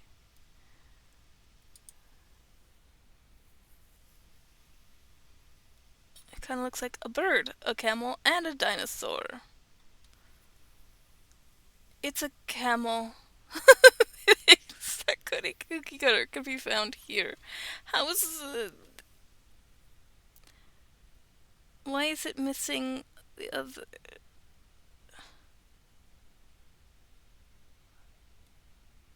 Yeah, because camels should have 4 legs, right?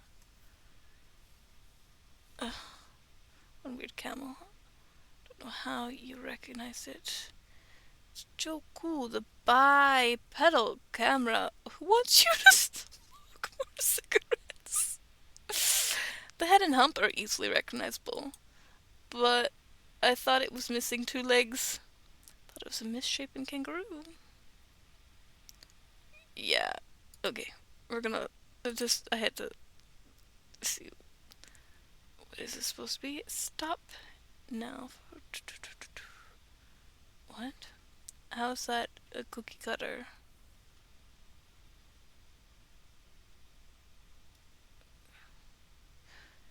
My chief likes physical touch, and I do not. Okay. Teenagers? Eh.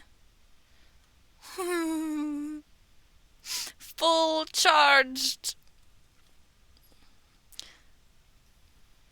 r/1-800-drama.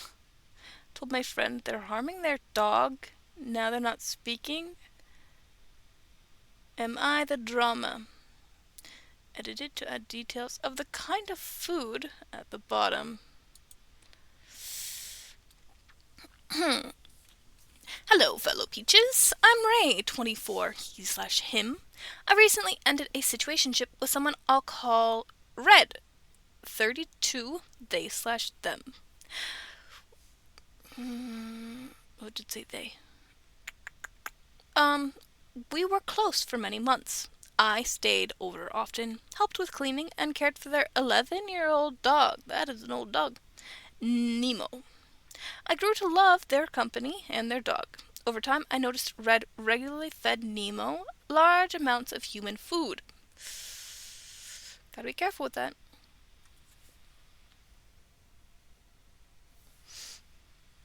Seasoned meals, treats, even sweets. I expressed concern multiple times, gently at first, since Nemo already has health issues. Red would usually dismiss or downplay it, saying it made him happy and helped him eat. I don't know if I should be reading this one because I'm not an expert on this stuff, but I empathized deeply with animals and felt obligated to speak up. One day I brought it up again, and Red snapped, saying I was rude and it wasn't my business. I apologized, but admitted I felt like I was walking on eggshells. They responded that it wasn't walking on eggshells, just me being rude. After that, I told them I didn't feel comfortable coming over anymore. They never responded. A few days later, they texted saying I had shamed and guilted them without caring about their feelings. I tried to explain my intent, to express concern as a friend, but they doubled down accusing me of being holier than thou, saying I didn't actually care about them or Nemo. I told them it felt like projection, and that our disagreement on dog care made me too anxious to be around. They replied that I should just volunteer at an animal shelter instead of stirring up drama. I'll admit I sometimes struggle with giving unsolicited advice, and I'm actively working on that, but I don't think this is one of those times, or at least not the heart of the issue. We've both dug our heels in. I miss them deeply, we shared great moments, and I still care about them, even if they don't know how much. But the relationship wasn't healthy. There were past issues too, miscommunications, where they refused breaks in conflict and criticized me for getting emotional.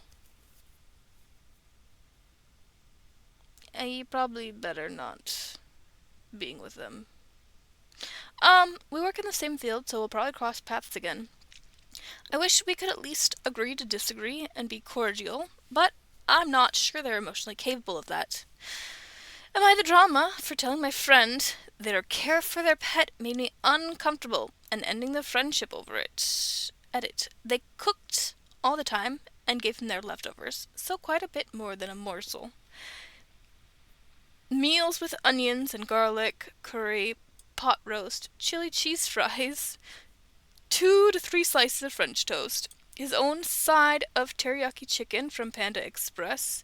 If they made eggs and bacon and they put seasoning on it, they'd end up giving him like 4 strips and 2 eggs. He had the worst breath of any dog's breath I'd ever smelled, meaning his teeth were most likely rotting. At age 2, he's a mutt medium-sized small dog. I mean, did they not take him to the vet routinely?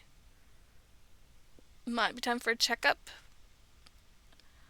I don't know. There's a way to broach this topic that might have given a better response. But then again, I don't know, because it almost sounds like they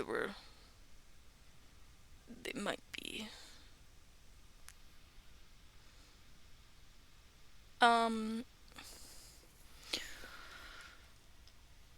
likely to overreact. And call, OP emotional. Don't care for people like that. Criticize them for getting emotional.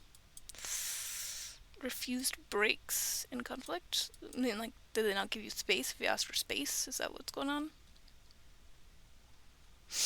No, the fact they're feeding their 11-year-old dog repeatedly things that are bad for them and have made them aware of the danger.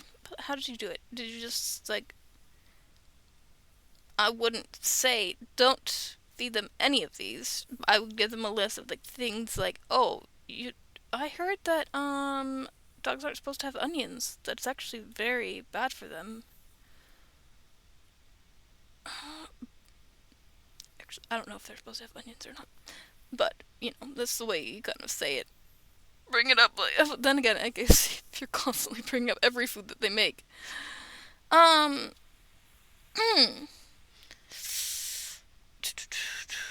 The fact they're feeding their 11-year-old dog repeatedly things that are bad for them and have made them aware of the danger is a perfectly good reason to step away. If they want to help her eat, they can cook some plain meat. It sounds like there's more than that going on with how they are behaving in general. The refusal to give you space when there are conflicts, the miscommunication turning into more than it needs to be, the criticism over getting emotional. Yeah, that's toxic. Good for you for realizing the relationship isn't healthy. Don't go back. There will be other friends who will/do care about you in a healthy way. Definitely not the drama. Oh, what? I have no idea why the comments are so cruel to you. I guess they must be further down. Maybe you pushed it a little far, but I wouldn't be comfortable endorsing animal abuse. And also, your friend's reaction really says a lot. I think you are better off, and I do hope the poor dog isn't in too much pain. Exactly my thoughts. Not the drama. Okay, hear me out. I would say the advice was unsolicited, and they clearly didn't want to hear it. But I feel it was necessary you say it. They reacted that way because, in their mind, you're accusing them of being a negligent dog owner. And also because deep down, they know that's accurate. It's like when parents aggressively overfeed their kids out of love. They feel it's bringing the child joy, and they're expressing their love through food. But it's gone past that. And where they think more food equals more love, and it becomes unhealthy. Okay, I don't feel like continuing to read this. Yeah. No, you're fine, I think. But... jeez. Maybe call animal services or something if you're concerned about the dog. Okay, and then now on Reddit, not Reddit, what?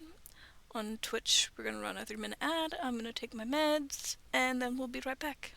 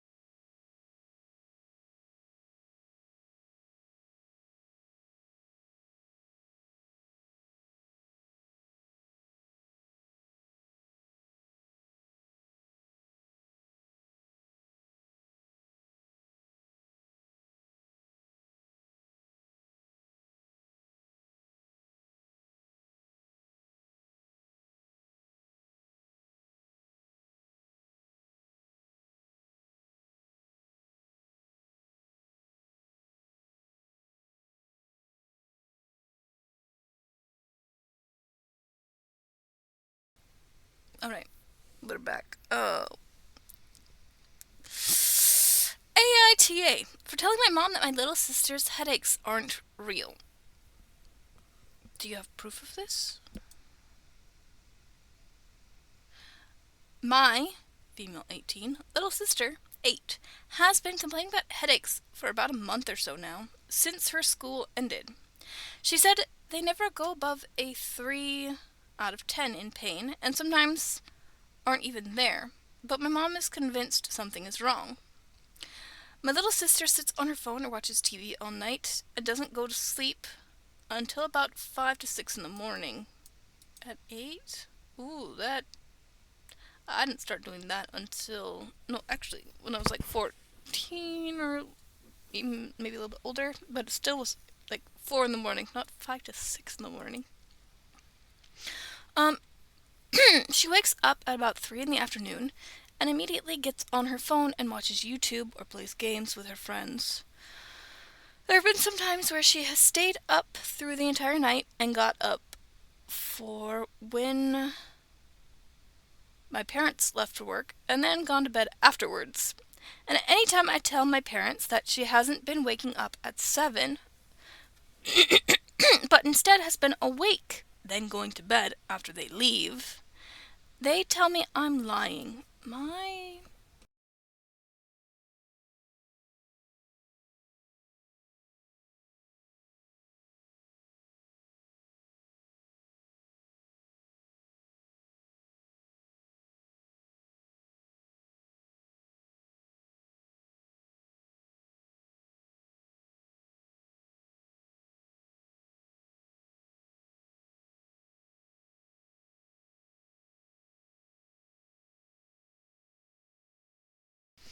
Okay.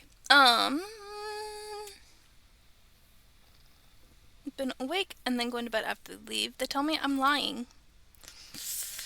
Eek. I've told my grandparents, who were nurses for 40 years, about this, and they talked to my mom about it and said it's probably her sleep schedule that's causing her headaches. But she told them that there is nothing wrong with her sleep schedule. I hate to say that she's been faking them, but when all she does is stare at the TV or scream at her video games, it makes it hard to believe that she's been having headaches. Those things are probably why she has headaches. My mom has taken her to 4 different doctors so far. Our regular doctor, a neurologist, a different neurologist, and an ophthalmologist, all of whom have told her that she is fine. They even did an MRI, which showed nothing, although I have told my mom that my little sister stays up all night. She won't tell the doctors. Whenever I suggest that she should stop taking her to a bunch of doctors who tell her nothing is wrong, she brings up my experience of going to multiple doctors because I was peeing blood for about 6 months. I had to see about 6 different doctors due to a kidney stone.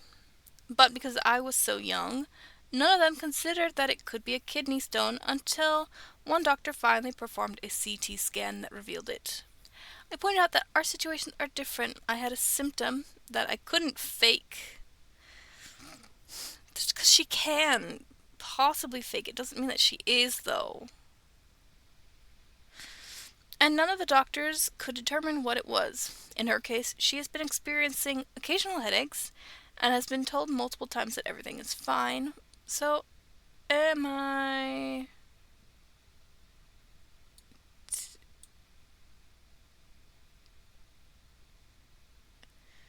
for telling my mom that there is nothing wrong with my little sister. Oh, this is in... Where to go? It's in contest mode. Which means comments are in random order, and vote scores are hidden to non-mods. Which means I won't just get the top comments. I mean, I assume you have access to a phone. Most phones can record video. If your parents are at work and your sister is going back to bed, they can't argue with multiple videos showing through the day she is sleeping, and then multiple videos through the night showing she's up. Yeah. recorder staying awake can include timestamps.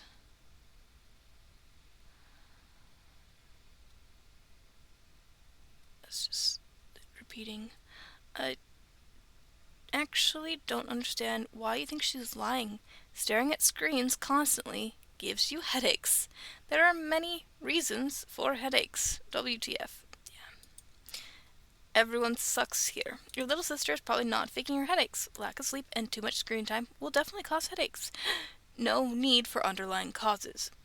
At her age, she should have a supervised bedtime routine and restricted screen time. It sounds like your parents aren't parenting her at all, so they are definitely most at fault here. The reason I say everyone sucks is because you are still kinda a jerk for deciding she's faking it.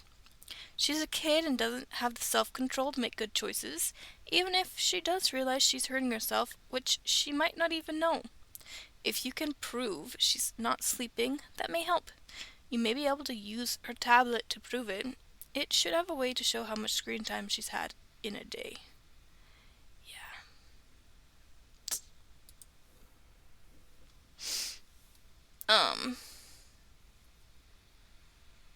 Not helping my best friend during an exam. I need to eat my dinner.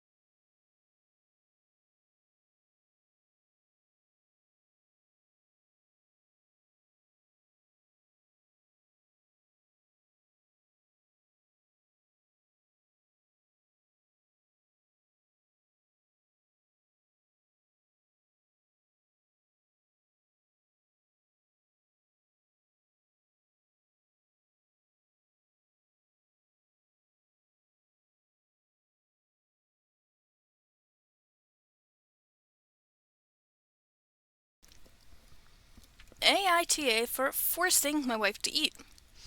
Advice needed. My wife, 28 female, and I, 29 male, have been married for a year, together for 6.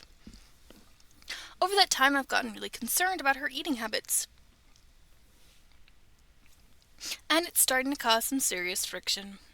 She literally just doesn't seem to enjoy food at all. She'll say stuff like, I wish we didn't have to eat to survive, and we could just choose if we wanted to go out to a fun restaurant. It would be like a hobby. She also just straight up tells me she doesn't like food and she's never hungry.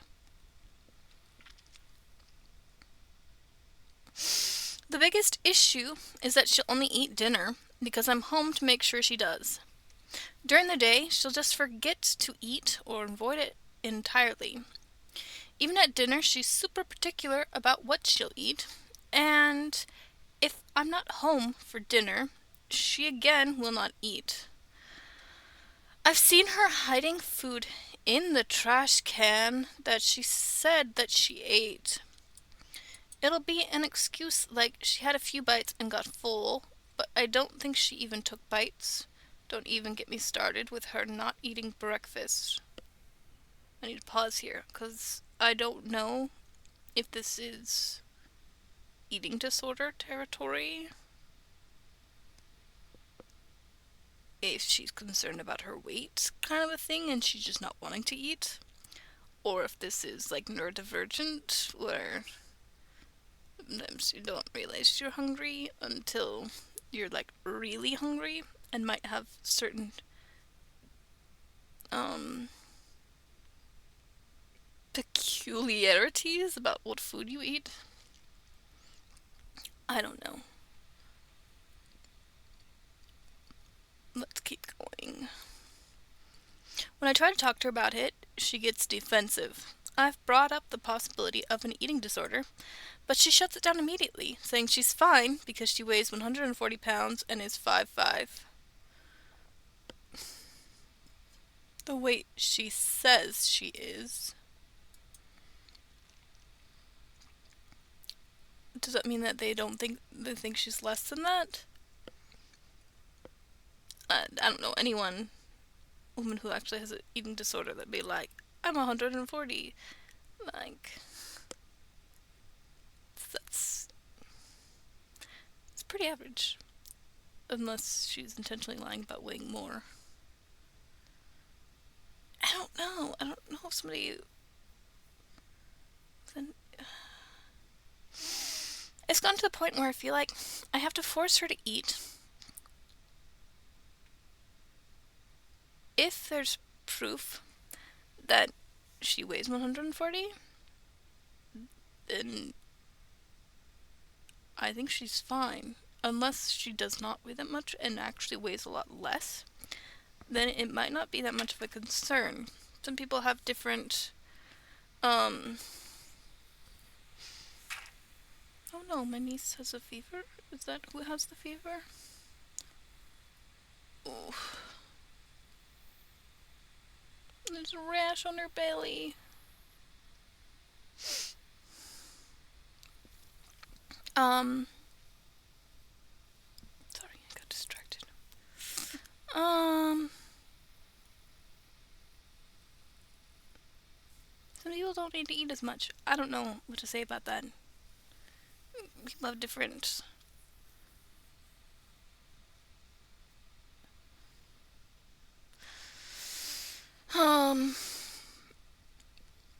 it's gotten to the point where I feel like I have to force her to eat, and it just turns into a fight.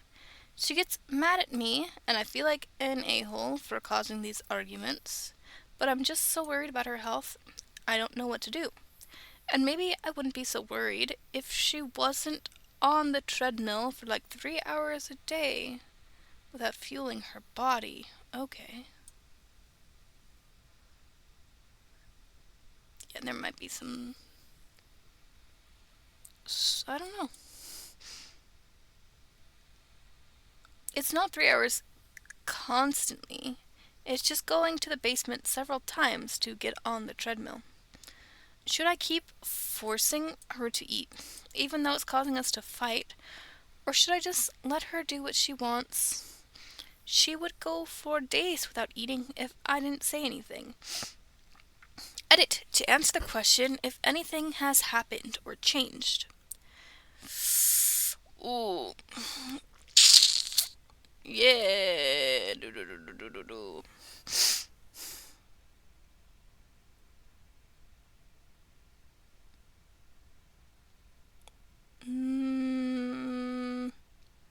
I'm gonna get the gist of this before saying anything.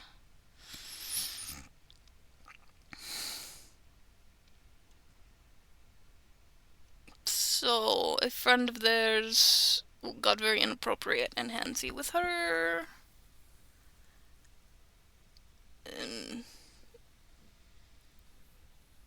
And that she mentally blacked out, and she only walked away and didn't say anything to him.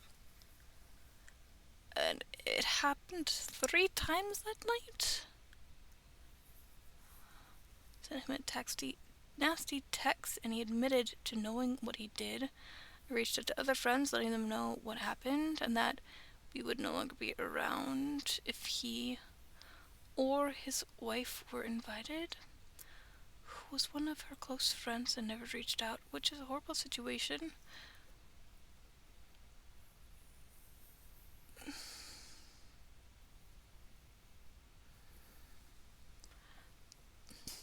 something about grabbing her butt, and I'm like, was there more than that? But even that is enough to be like, not okay. Um, she mentally blacked out.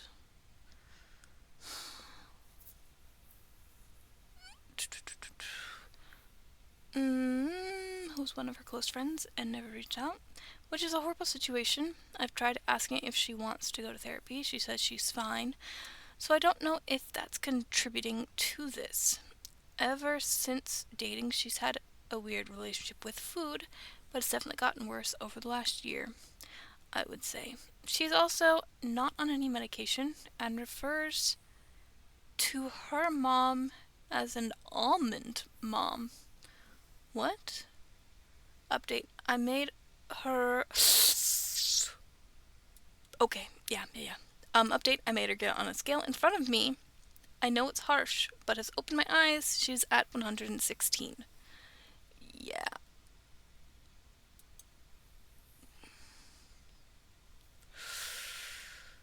Yeah.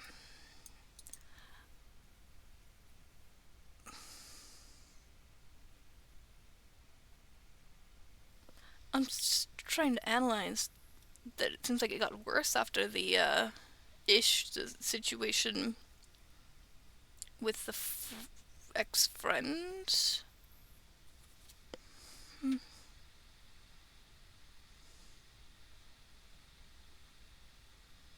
No, I get it.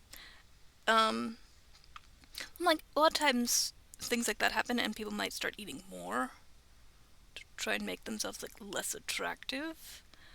But if in that situation she felt like she had no control over what he was doing, then trying to maintain her weight could be a sense of feeling she had control over something. So I kind of get that. But yeah, no, seeing that she's actually at 116 and not at 150, 140,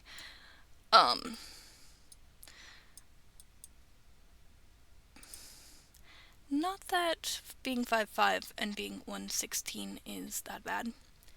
I don't really know.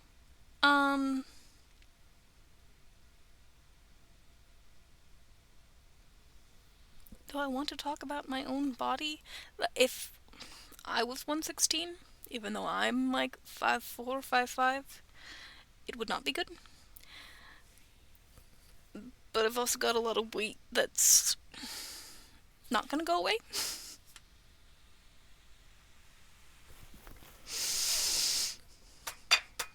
Yeah. If it's very obvious. So.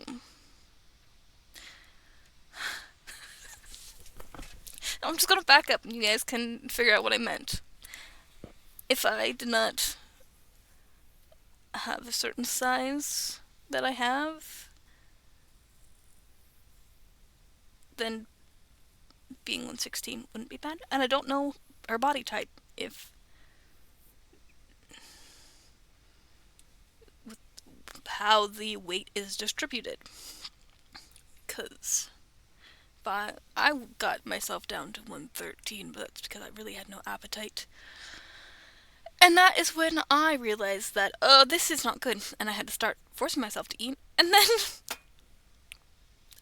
I overcorrected, and now I need to get myself to lose weight again. That's okay, though. That's my own fault. Kind of. I don't know. Yeah, no, get her into a doctor. Oh, man, I don't know.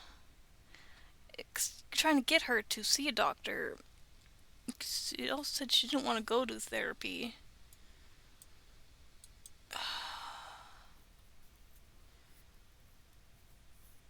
If they still have other friends, I would suggest getting all the friends together.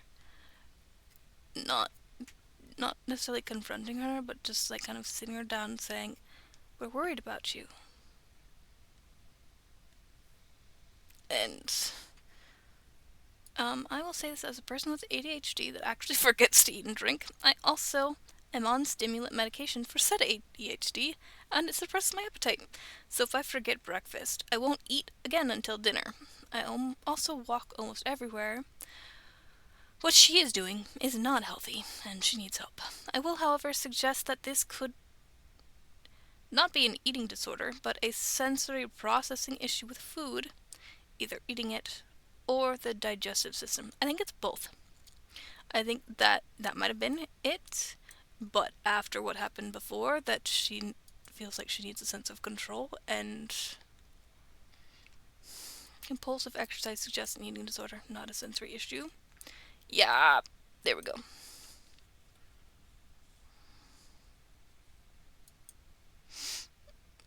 I have a lot of difficulties.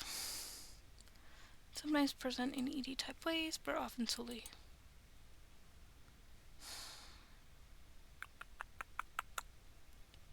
Yeah.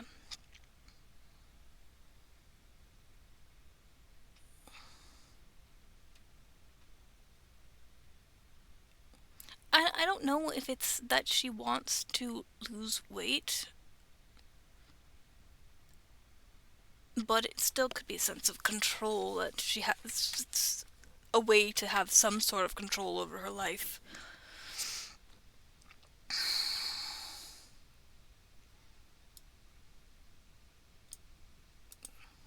Oh. She may not be at a healthy weight. I've noticed men have no idea how to estimate weight in women. She's probably saying she's 140 pounds. I guarantee she's not. I wouldn't have thought that anyone would lie and say they weighed more than they do. Unless she has lost that much weight and hasn't been checking her weight. Yeah, she's actually 140. She's eating something at some point. Really want to eat alone? Definitely not. I'm, what, 5'6" and 106. I have the same issues OP is talking about. No, I'm not proud to see my comment posted so low. She's definitely not 140 at 5'5". I could be that when I'm only eating dinner, but it's like I actually would eat dinner. This is like some days she doesn't eat, and I wouldn't be over exercising the way she does.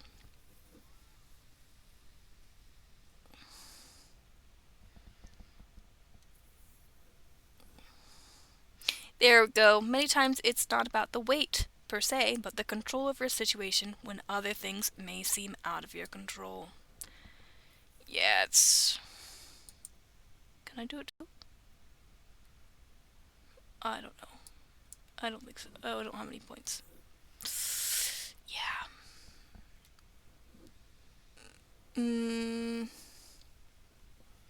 The desire to reassert control after a trauma like that could trigger an eating disorder resurgence. Could be a missing the forest for the trees moment. Or it could be an entirely new presentation and it's entirely a trauma response. Ooh, okay, what's going on? Hi, OP. I'm being vulnerable when I say this, so people try to be kind. I've never admitted to having an ED, but I'm not stupid. I know I have some kind of issue surrounding eating / morphed view on it. I'm not proud of it and know better. Yeah, and I think that's often the thing. They know, but your wife sounds similar to me. Even around the same age, I'm 30. She knows what she's doing and is doing it both consciously and subconsciously. I can't tell you why she's doing it. Everyone has their own issue / reason for starting this vicious cycle. Personally for me, mine started with my depression. It gave me no desire to eat. Food had no taste, appetite, or take care of myself in general. Once I got my depression kind of under control, I still deal with it. It was kind of like my food issue was now set in stone. I put quotes around it because, of course, it's not. I'm the one still making it like that. You're an NTA for forcing her to eat, but it's not going to work. She, on her own, needs to make the choice and decision that she wants to change and help herself. I know that's really upsetting and painful to hear, but it's the truth. The more you push, the more you force, the more secretive and harsh she is going to or more secretive and hard she's going to work to hide the food from you. Skip even more meals slash the small snacks she is actually eating, or run 4 hours instead of 3. I'm not saying you should pretend like nothing is happening or say absolutely nothing. That would be neglectful and uncaring. It's a hard spot, understand. I mean, my boyfriend would definitely understand what you were going through. He definitely knows I have some kind of disordered eating and struggles with it, and tries his darn best to be helpful and supportive without being overbearing and pushy. He's amazing at it, and I love him dearly for it, but I know at the beginning I was snarky and defensive about his subtle ways of trying to help. Some subtle ways he helps. He makes dinner for himself, but will make me a plate and say, I made you a plate for whenever you want it. Takes the pressure off of feeling like I have to eat right then and there, or you will be offended otherwise. It also takes away the pressure of having to eat in front of someone, giving the trust of, I know you'll eat it at some point. The plate he puts my food on is never this giant-ass massive plate. It's a smaller size plate.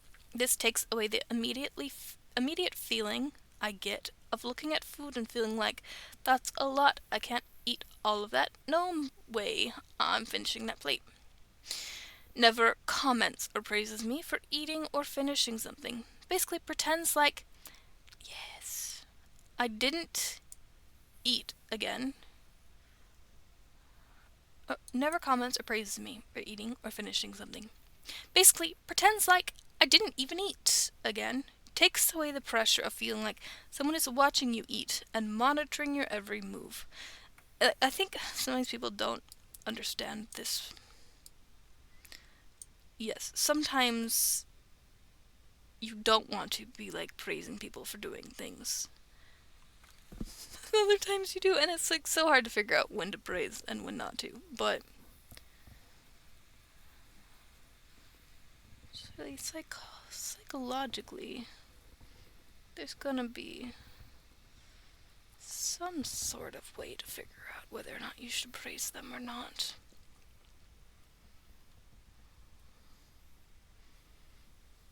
If you're noticing that praising is having a negative effect, then stop praising, is pretty much what you have to do. Pay attention to how they're reacting if you praise them. Yeah, with this, I think it's usually suggested not to do it. Like, put as little attention on it as possible. Never asks, are you hungry? Or, are you sure you aren't hungry? This will quite literally make me not eat longer. 5. This one seems silly or counterintuitive, but he will always ask, do you want to go out to eat? I usually will say no, and I bet your wife would as well. He will just say, okay, see you later, and he will go out by himself and get food. He rarely has leftovers, as he has an amazing appetite. But if he does, they go in the fridge. Those leftovers can start looking pretty good sometimes.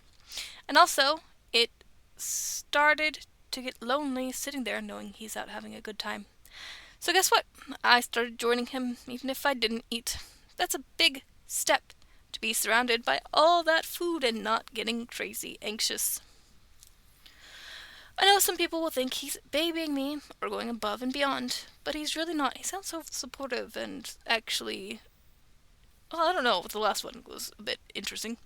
I don't know if he had somebody suggest that he should do that. But sounds like he has looked into what you should do if somebody has an eating disorder. He literally just does it out of the kindness of his heart and isn't annoyed in any way, shape, or form. He has helped me improve slowly but surely, and like I said, I'm aware I have a problem, and I'm not proud.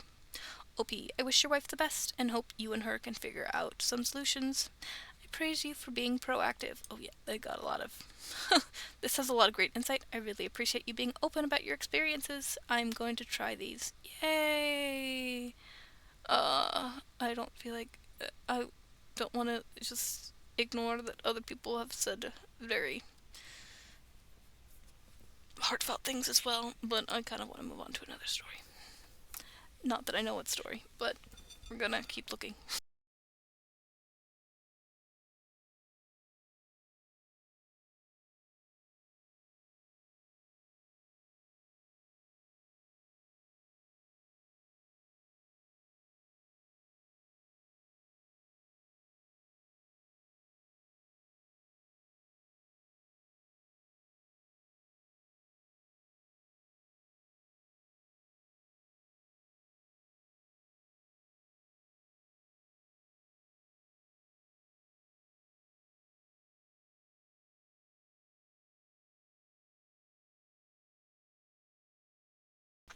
This.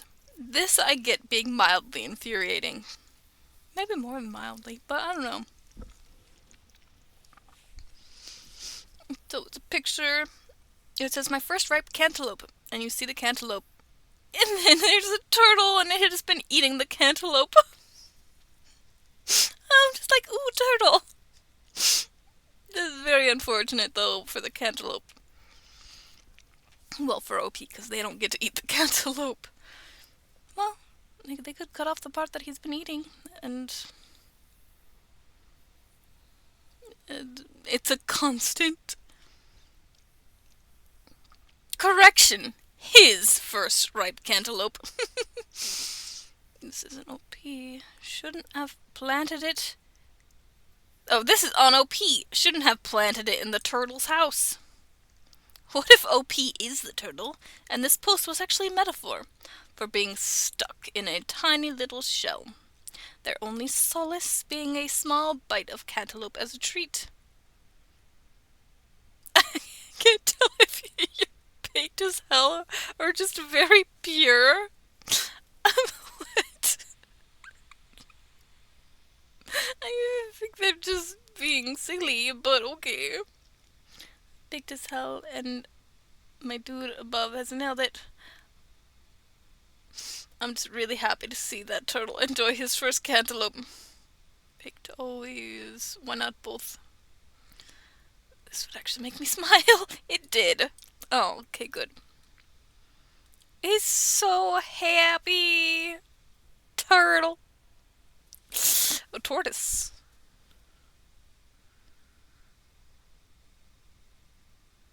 Yeah, tortoise is the ones that are not sea. Um.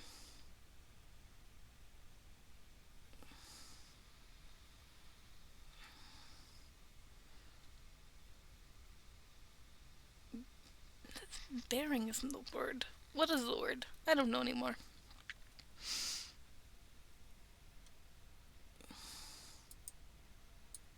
Okay. Just refreshing that so that I don't have like a bunch of messages that are from an hour ago. Okay.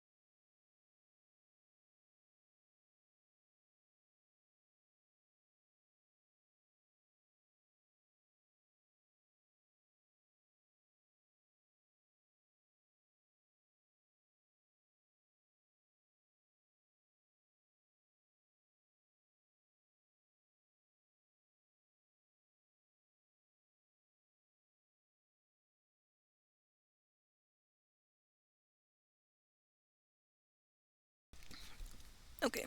So that is not good because there's no air circulating. There's no space for air to circulate, so I don't know how cold all that stuff is actually staying. Don't overpack your fridges, guys.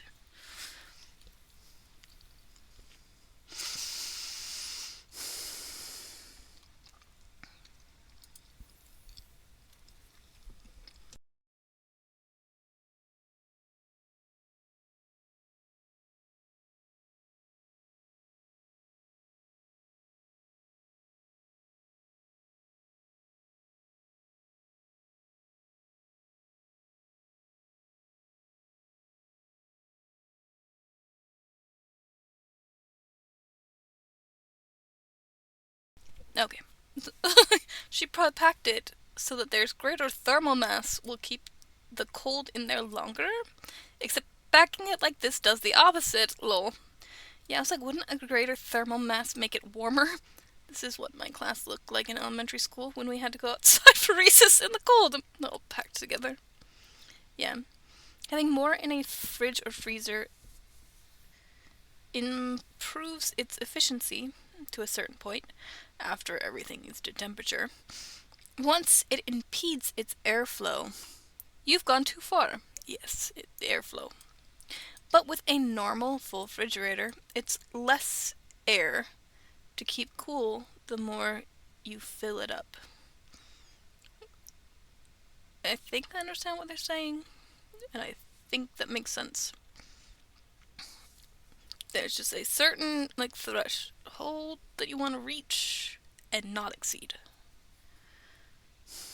Children generate heat, food generally doesn't.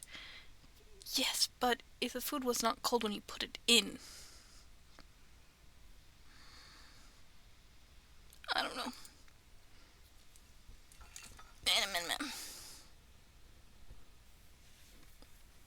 Give me a sec. I'm just gonna keep scrolling, but I'm gonna go to full camera and scroll because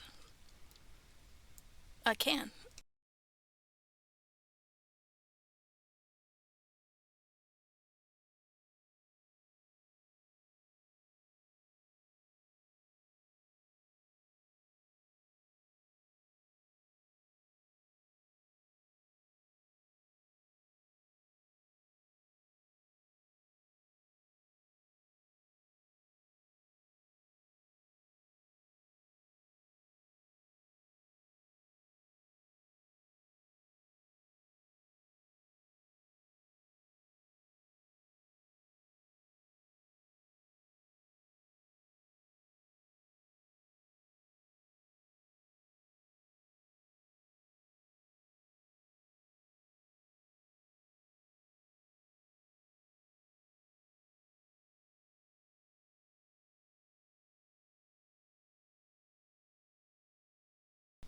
There's just something I'm like reading real fast, but it's just so controversial that I'd kind of am like, don't know that I want to show it, but I'm gonna look through it for a second.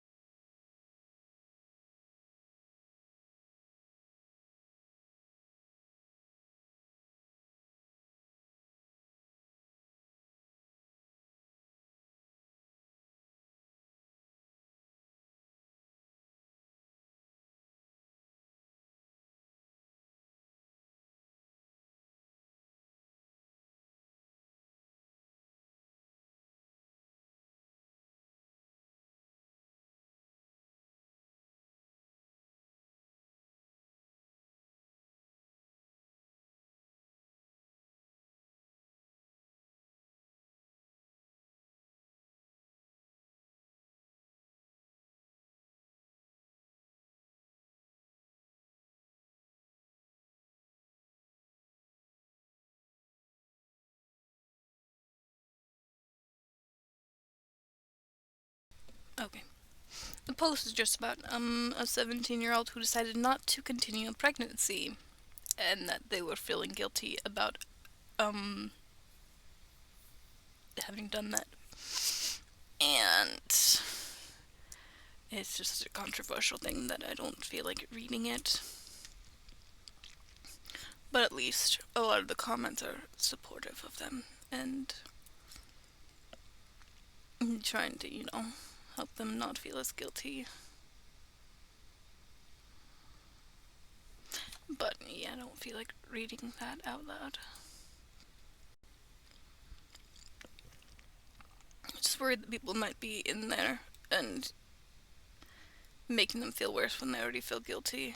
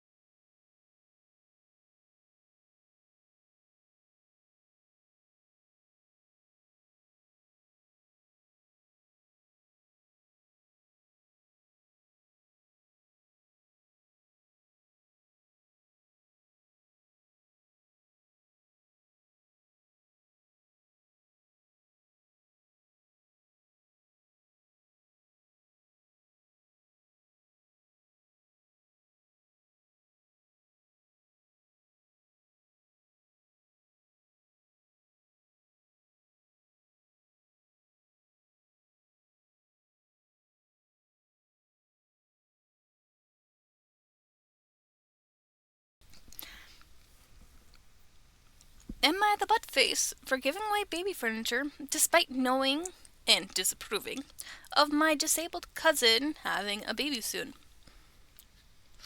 What? So, some backstory. I, 30 female, have a cousin, 27 female, who was adopted by my aunt, 66 female, shortly after birth. She was born with a condition that caused my cousin to be cognitively disabled. I'd estimate her cognitive ability to be around 10 years old. My cousin has poor impulse control and is easily agitated. She has very little ability to regulate her emotions and lashes out physically when something upsets her. She's had an ambulance called for psych emergencies many times by my aunt when and while she's never physically hurt any of the kids in our family, we all agreed a long time ago that she shouldn't be unsupervised around younger kids. A few years ago, she met a young man at a special needs adult activity group they both belonged to. He's a nice guy, although also cognitively impaired. They started dating. Then, with their respective guardians' blessings, they got married about a year later. They were able to move into an assisted living apartment situation for disabled adults. Our family was all very happy for them. However, her behaviors escalated. She became physically/emotionally abusive to her husband. They were kicked out of their assisted living apartment because of her episodes and moved back in with my aunt. About 6 months ago, my cousin excitedly announced that she is pregnant. When some family went to my aunt, who had my cousin on the birth control implant, as far as we knew, we learned that my aunt had taken my cousin to get the implant removed, then encouraged her to get pregnant. Interesting choice. My aunt was over the moon about being a grandmother, and refused to hear any concerns about it. Does the cousin still live with the aunt, or not? She's cognitive. I would imagine so. Wait. Don't think that two people who are both cognitively impaired should be living alone together.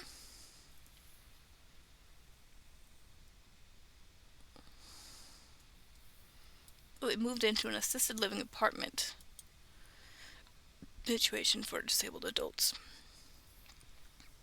So at least if they have a kid, it probably won't just be raised by them, but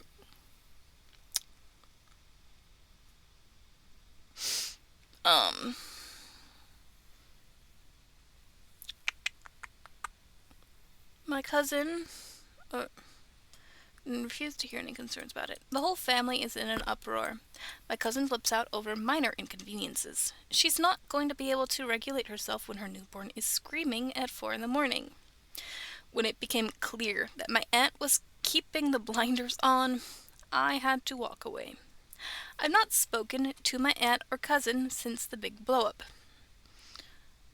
A couple weeks ago, I decided to donate the crib, car seat, and stroller that I used for my kids to a local women's shelter during a big cleaning purge. I had mentioned the donation to a different cousin, and somehow it got back to my aunt, who called me utterly furious.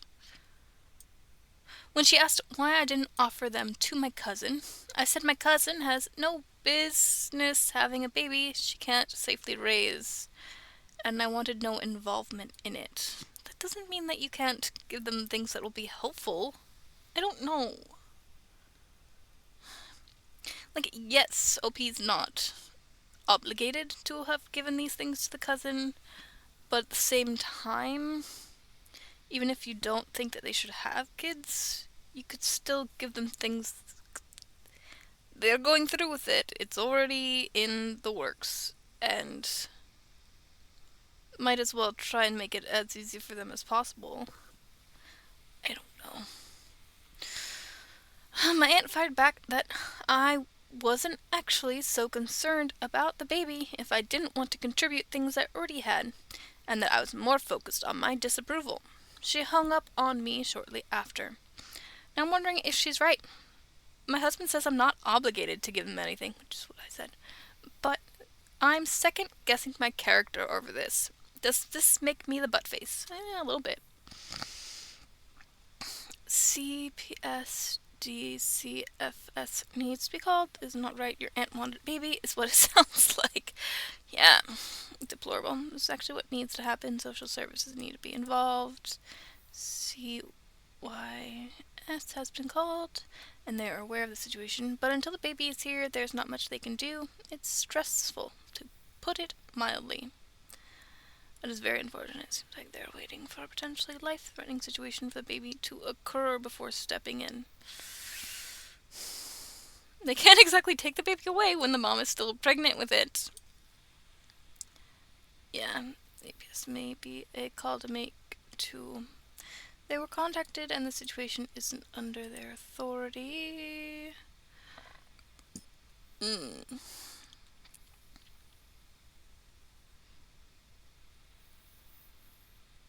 And until they're there, the baby will need things. He could have fulfilled some of those needs. They're not obligated, but it wouldn't have been the worst thing in the world for them to have done. Oh, I think the aunt wants another baby, and we will be taking care of it. I'm almost certain she wants another baby, or maybe a do-over with a healthy baby. As my cousin...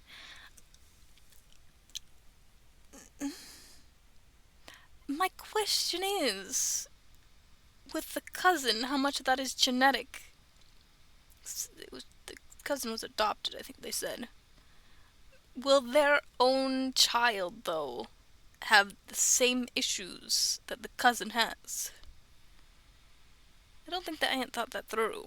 Especially if the father is also cognitively impaired. What?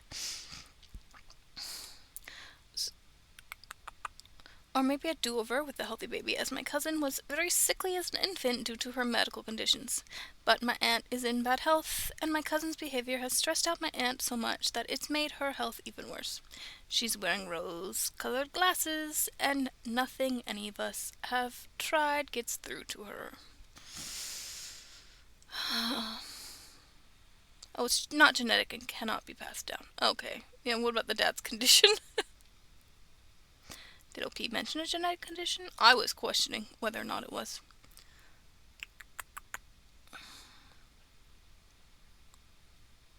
So the fact that the baby has more chances to be special needs due to genetic. Your aunt may have troubles with that reality too. That's awful. Like an accident in slow motion. I'm sorry. It will only bring out more hurt and grief, and having a baby is such a revolution. Did OP mention genetic? It's not that...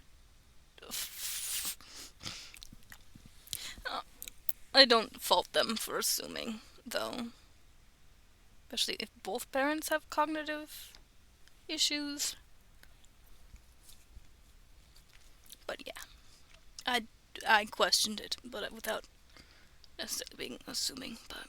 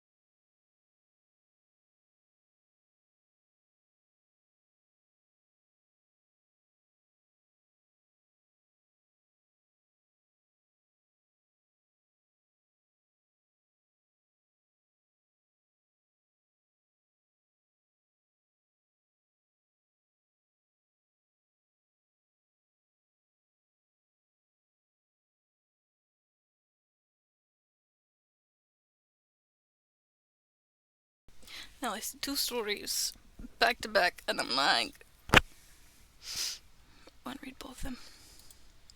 I'm gonna start with the first one. AITA for getting peed on by my mother-in-law's cat.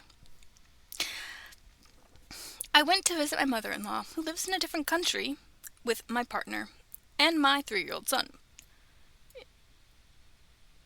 Not our 3-year-old son, is this yours? I mean, could be. I just want clarification on that. She has 2 cats. The male cat is territorial as all heck, and pees everywhere in the house. On the couch, on the floor, on the dining room table, on the kitchen counter, in the shower. The whole house is covered in plastic. Is he not neutered? I always forget if it's neutered or spayed. Spayed, I think, is for the female cats. Neutered?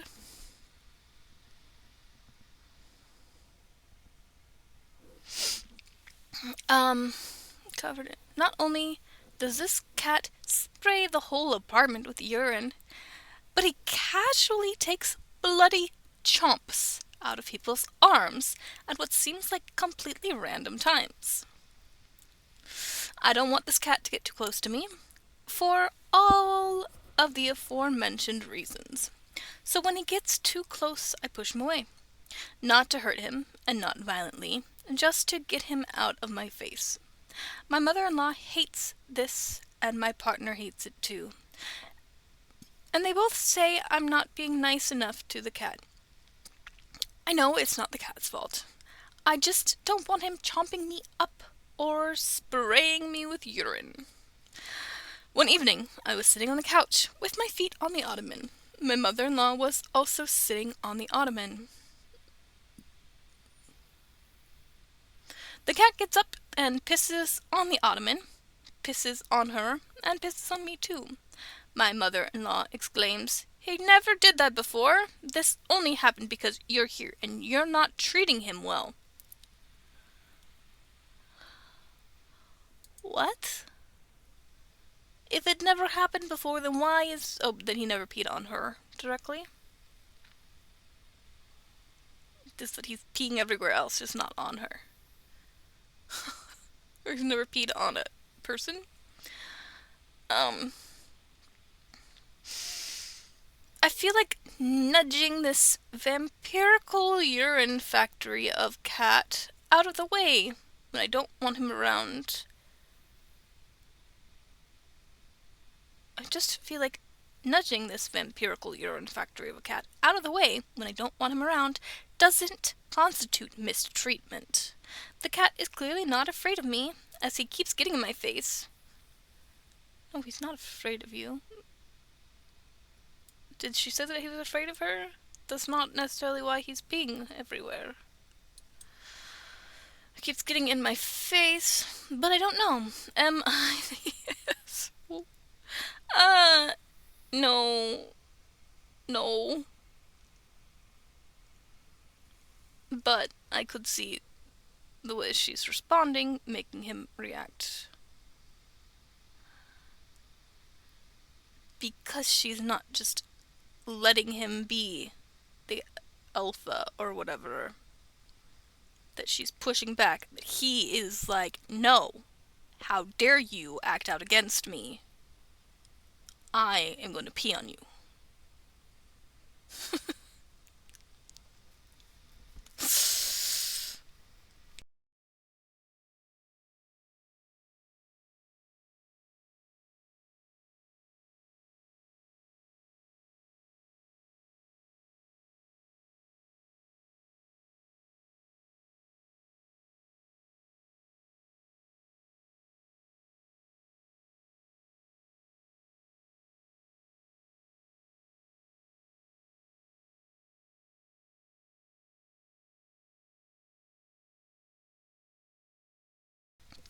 NTA, and I say this as an animal lover, this cat needs to be neutered ASAP. The territorial behavior, spraying, and aggression all stem from being an intact male. As for nudging him away, I don't blame you at all. If I was around a cat that I knew had a habit of suddenly biting, I wouldn't want him too close either. Especially since cat bites can get very badly infected very quickly.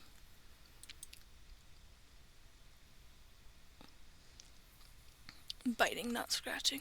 It's like, there could be the whole cat scratch fever thing, but that's biting, not scratching. Um, a nudge is different than a shove or a smack. Even if the cat took offense, which is possible because I've seen them pee to show displeasure. That's not your fault. You were thinking of your own safety. I'm like, why did they think that being afraid? That's not why he's doing what he's doing. Sorry, but that cat would not be living there after the first spray. What? Okay. NTA, your mother-in-law sounds like she's being held hostage by this cat. TA, the cat is clearly the a-hole. That is a cat that should be outside only. No. No, if it's not fixed and you're letting it outside, that just adds to the wild population, and that is not good. No. It just needs to be spayed. Or neutered.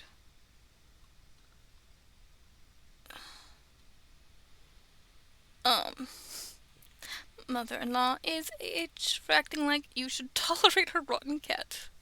That's starting soon. Your mother-in-law is, though, for having an intact male cat around. She needs to get him neutered, and the spraying and biting will stop. I don't know if it will.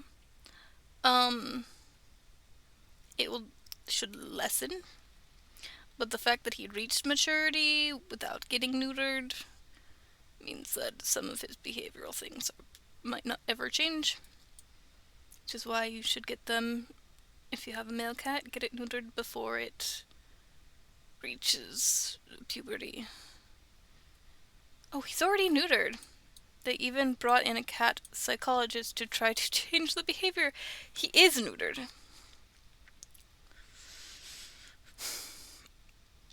But I'm guessing he reached maturity before he got neutered. Brought in a cat psychologist to try to change the behavior. Then the cat has severe trauma issues, and you're still NTA. Pushing a cat away from you does nothing to them, and I guarantee that's not the first time the cat has peed on mother-in-law. She's trying to make excuses. I don't know. I have no... Oh, we have an ad going on. But there's an Am I the Devil post. I reacted by breaking glass. My wife was pestering me a lot, and I reacted by breaking a glass, and she got hurt.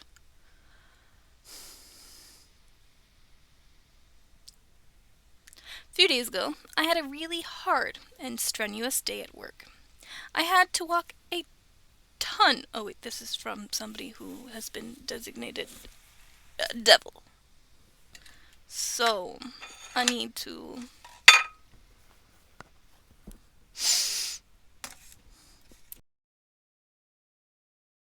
Why did I start speaking and then mute my microphone? I need to get the right attitude for this. But I'm going to take a sip of my drink first.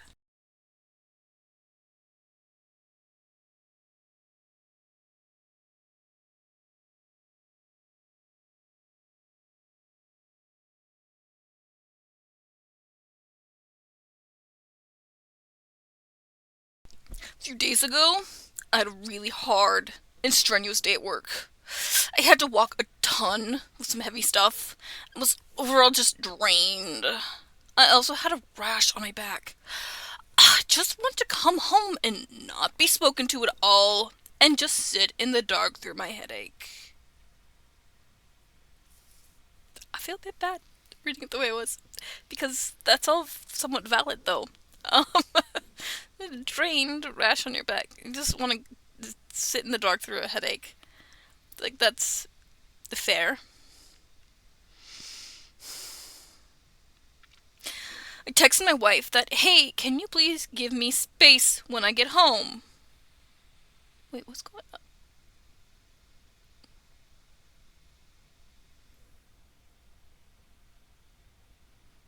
I don't know, because sometimes people are like, they post it into the Am I the Devil? I'm like, oh, I don't know. Probably it's not going to validate? That's not the word. assuage him of his guilt. I don't know that he feels any guilty. Um,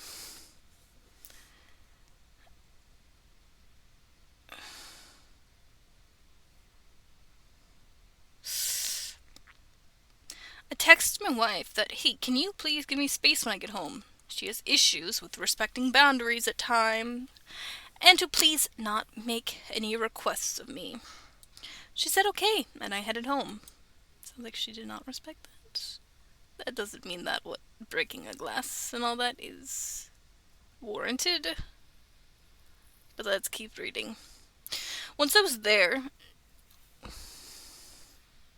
she wasn't home. Once I was there, she wasn't home and was probably outside, so I laid down for 10, and in the meanwhile, she had entered. I felt my rash worsen, so I told her quickly that I'm heading into the shower and I'll be done. We only have one bathroom in our apartment, which can be accessed from living room.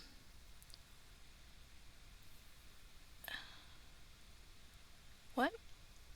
Did you not finish that sentence? I'm headed into the shower and I'll be done? What?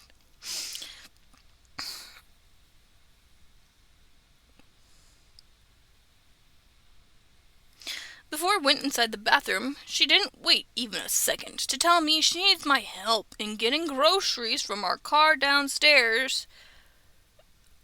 Oh, yeah. That's fair, though. You live in a house together. I don't know. 'Cause there's something about respect, and if he's really not feeling well. But if she wasn't feeling well, would he take over all of the obligations, is the question. And we don't have the context of that just yet. But yeah, wait. Needs help in getting groceries from our car downstairs to upstairs in our apartment. I said to please leave me alone like I had initially requested and do this one thing. She repeated that things are heavy, and I just ignored her and went back inside the bathroom. She pounded on the door and told me not to use up all the hot water as she needed to take a bath. I felt my headache worsening the longer she spoke, so I just shut the faucet, thinking I needed to be left the F alone, even if it means I don't get to shower. So there's so much more missing in this. I just know it. What is the rest of their relationship like? 'Cause this is... Is he always so angry? I get having a headache. It's this, like, completely out of character for him. I kind of doubt it.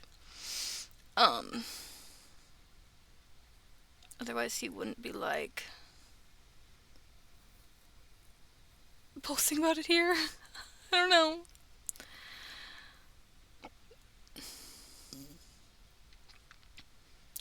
So I angrily stormed out, making a beeline to the corner in the living room, which is surprisingly a sheltered section in our house. And she stood in my way. Yeah, she probably shouldn't have done that, but...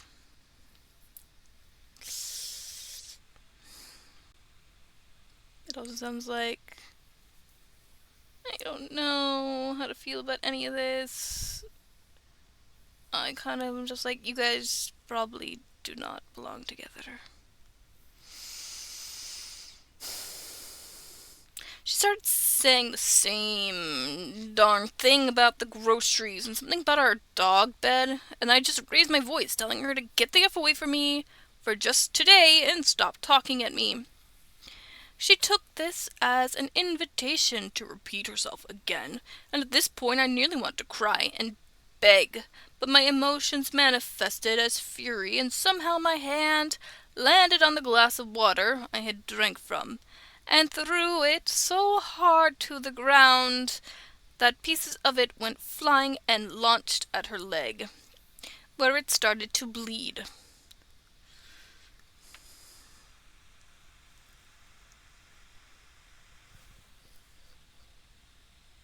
Mm.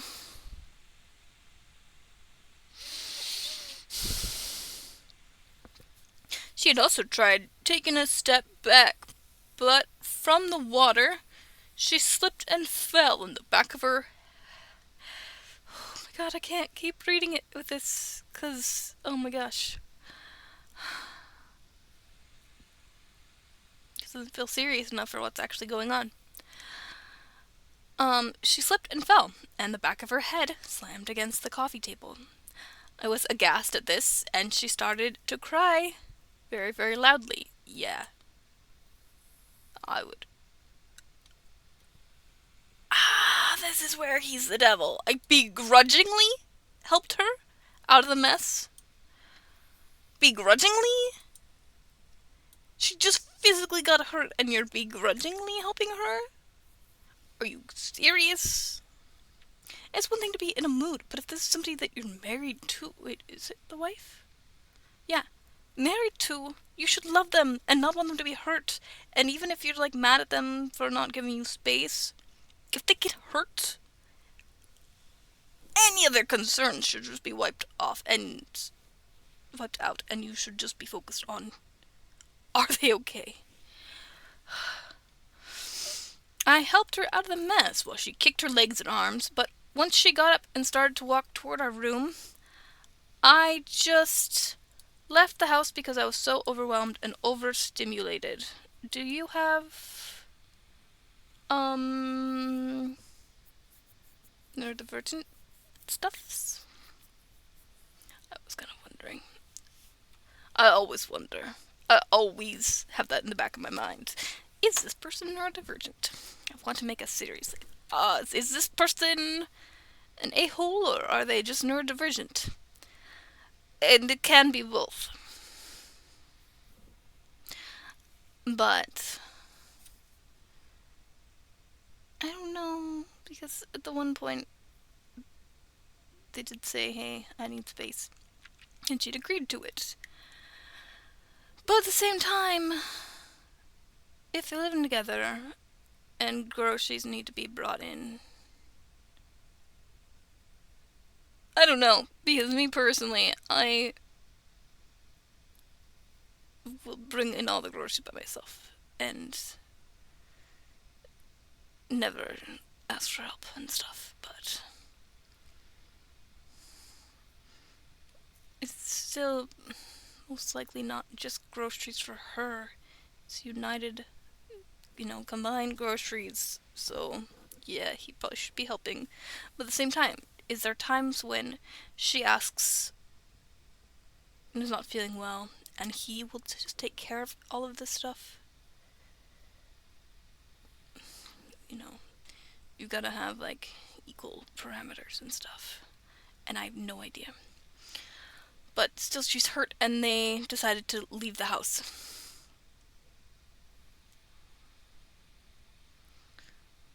Was overwhelmed and overstimulated. I felt shame at what was done, because to be honest, even though in my most intrusive thoughts, I wanted to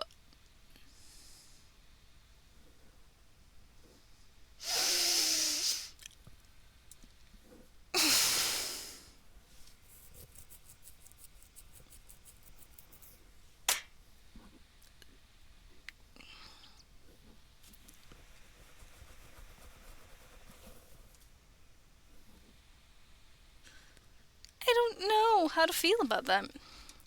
I have never had intrusive thoughts that are so violent. Even in my most intrusive thoughts, I wanted to sock her in the kisser. I never actually thought something like this would happen.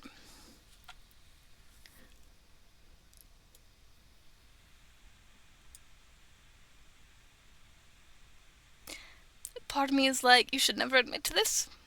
But on the same thought, I'm like, not admitting to it doesn't mean that you aren't thinking it. And that is something that you need to go to therapy for. If you're having thoughts about punching your wife, no, that's not okay. That's not okay. Um, Later, when I came home the next morning, she accused me of hurting her, which you did. And I said I disagree, and that she hurt me first by interloping in my space and breaking my boundaries repeatedly, especially since the patterns I saw from you were the same things my dad used to do when I'd get migraines as a child, and he needed something done. He would pester me to the point I'd start crying, and once I got older it turned into anger, although I've never reacted physically before. Was I wrong? Locked post new comments cannot be posted. What? Wait, what? Locked? We've seen this kind of post before, and people are showing their hypocrisy out of their butts here. What? In what way? Hypocrisy? Very wrong. You took your whole day out on her. You require her to walk on eggshells around you. You got violent and it harmed her. All of this was hurtful. You need anger management and therapy. Yes. She needs to make a decision if she wants to live the rest of her life with you this way. If she wrote her side, you would tell her, or if she wrote her side, we would tell her to leave you. Yeah. How would you suggest a person to reasonably react when their boundaries are repeatedly challenged?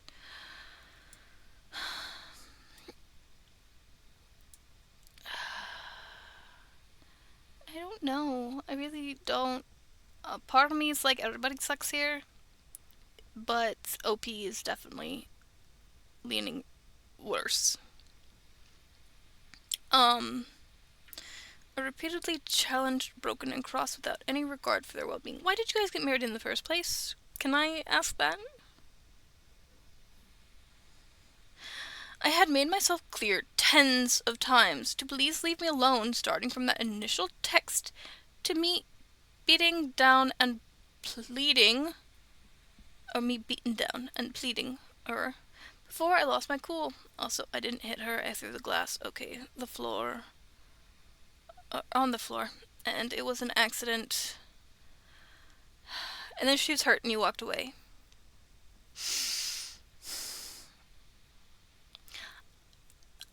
I communicate clearly with my spouse so boundaries aren't broken. Demand to be left alone and not spoken to without a clear reason why is immature, and getting so angry that you break things is hurtful. He's not listening. Well, in my post, I was summarizing myself that I had asked for space. I didn't think I needed to explain on Reddit why I needed that space, because I had already explained it above in the earlier paragraphs. But just so you know, I had mentioned it to her that my head was hurting and I had a hard day, and to please manage things herself. I won't be able to help. How often do you do this? And how often does the reverse happen?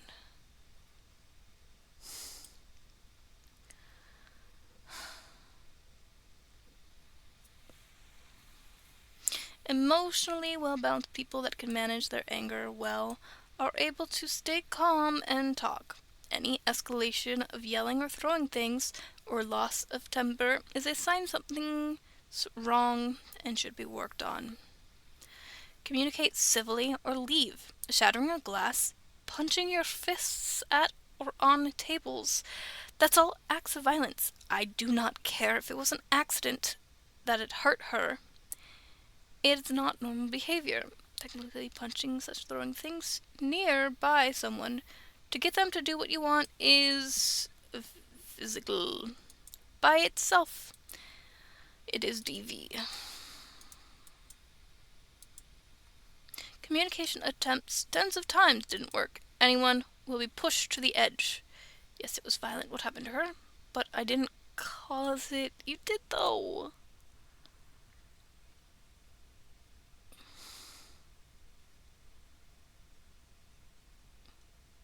Yeah, I don't know. Because I'm sure that I've been pushed to a point like this. Kind of, more or less, or just had a episode and freaked out. But, like, if I end up throwing something, it'll be like a pillow. I will look around for what is the safest thing to throw if I need to throw something, and it'll be like a pillow, not a glass.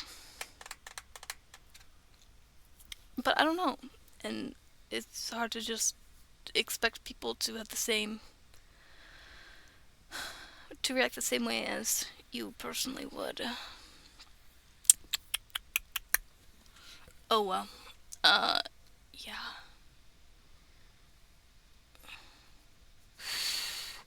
So the fact that they even admitted that there's times that they've wanted to sock her in the kisser.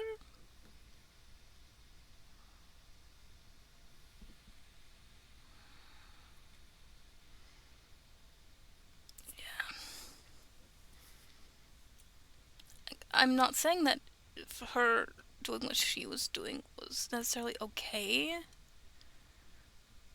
but I don't know. It just does sound like they should not be together. Yes, you didn't communicate with your wife why you needed space, so when she gave you space and then came in to speak with you, you lost your goddamn mind, and she had no way of knowing why.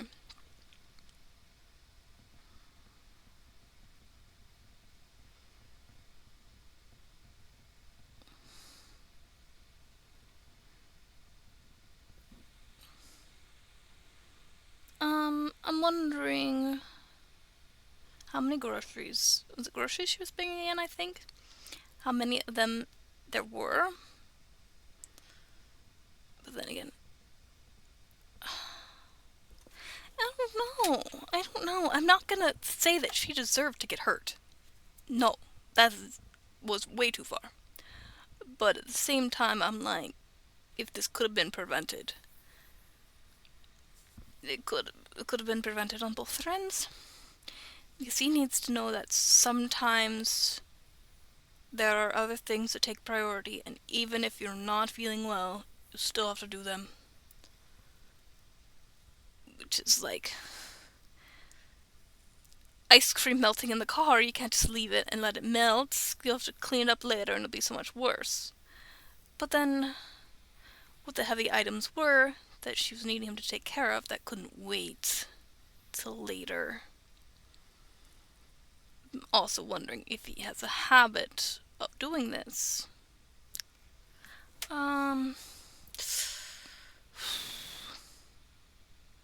She's always had issues with boundaries, and I want to take him at his word there, but that doesn't mean that anything else that he did in response to that is okay.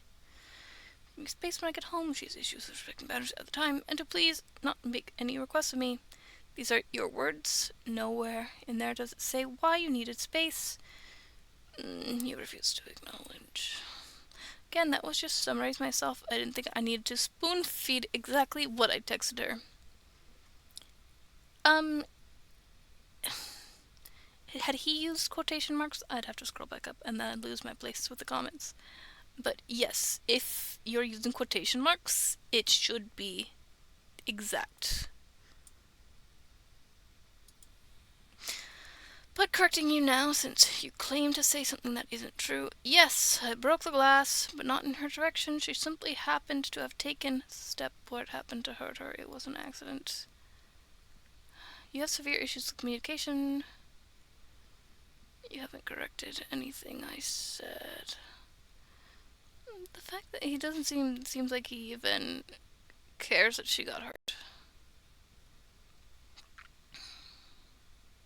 No, an accident would be if your finger slipped and you dropped the glass not intending to and it broke, and then she slipped and fell. You threw the glass so hard that pieces ricocheted and hurt her leg. That is no accident at all. That was a choice that you made. Yeah, I'm wondering if OP has like ASD and though, because just from kind of the needing space, I think boundaries. That doesn't mean that somebody. The way that they described the way that the glass the way they threw the glass, how it just was all like felt like it was subconscious, and the way they said overwhelmed and overstimulated. Overstimulated is something that often you don't. I've never seen neurotypical people necessarily talk about being overstimulated, but yes, you were wrong. Yes, she was wrong too.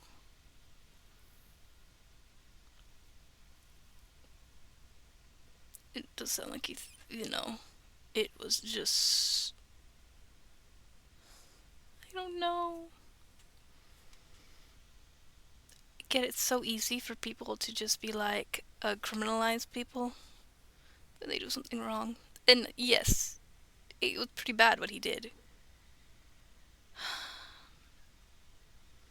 But if we want to stop these things from happening, we have to try to understand why they happened and how to fix what's really going on. But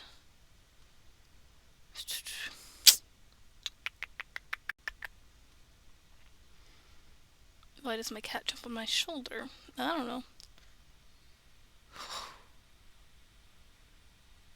What am I looking at?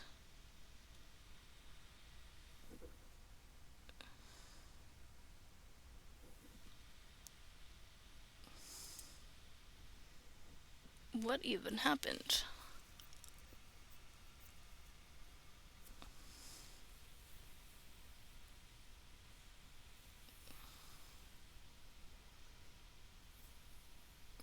That's where I'm like, wait.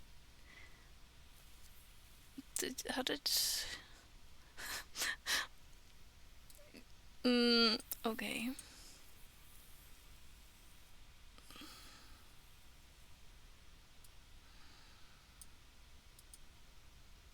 I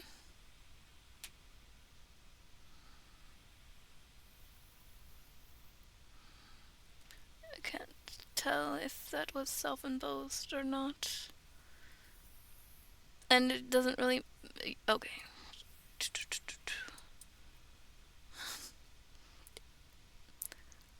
The only reason I'm wondering is just because of the strange directions and stuff. It seems more like accidental. I have no idea. But it does seem like it was intentional. That's unfortunate. I've been there, done that, so... Which is the only reason why I'm like, is this intentional? Because I've been there and done that. I'm not judging. If I need to say that. I guess people won't even be able to see because I'm just so white that you can't even see. It just gets... They're so long ago that they're all so white as well. You'd be able to see them in person, but with the lighting. Why am I talking about this? That's okay. What? An entitled neighbor signed for my package and decided to keep it because I never get fun stuff?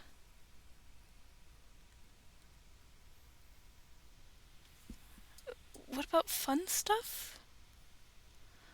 So my package was marked as delivered, but there was nothing outside. I figured maybe it got dropped at the wrong door, so I asked around. Turns out my neighbor had accepted it days ago, without saying a word. When I asked her about it, she casually goes, "Oh yeah, I got it. I opened it already. Sorry, I was stunned."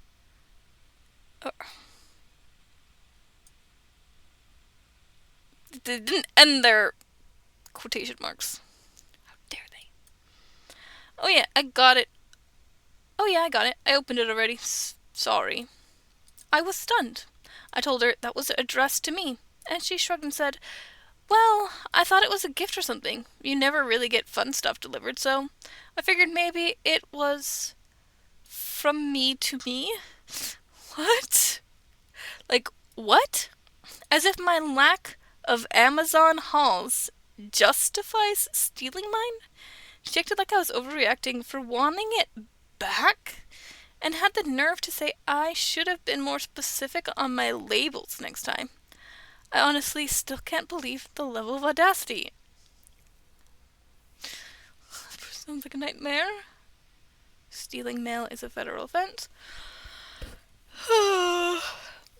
Unfortunately, this isn't generally considered mail.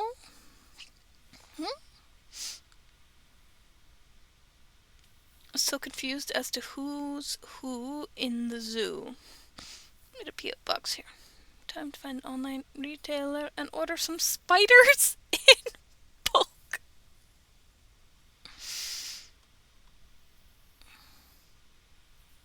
There's no toilet. At a public restroom with an empty stall.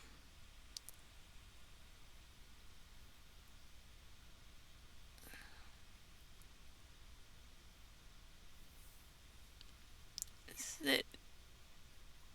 I wonder where it's at. Is it possibly supposed to be a changing room or something? I don't know. Can't get rid of flea infestation. I don't want to see that. Fridge detective. Is my tattoo infected?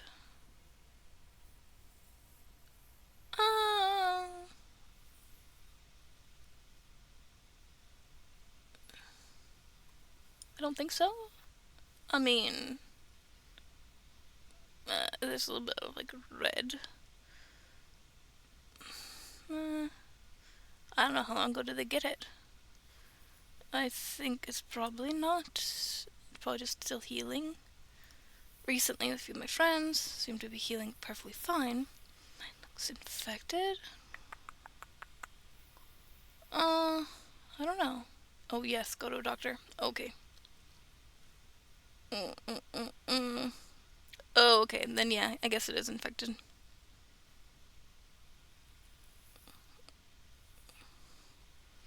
Once it's infected, it needs to get treated. The sooner you get it looked at, the cheaper the intervention will be.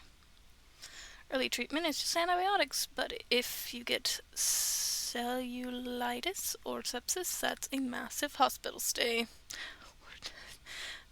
Yes.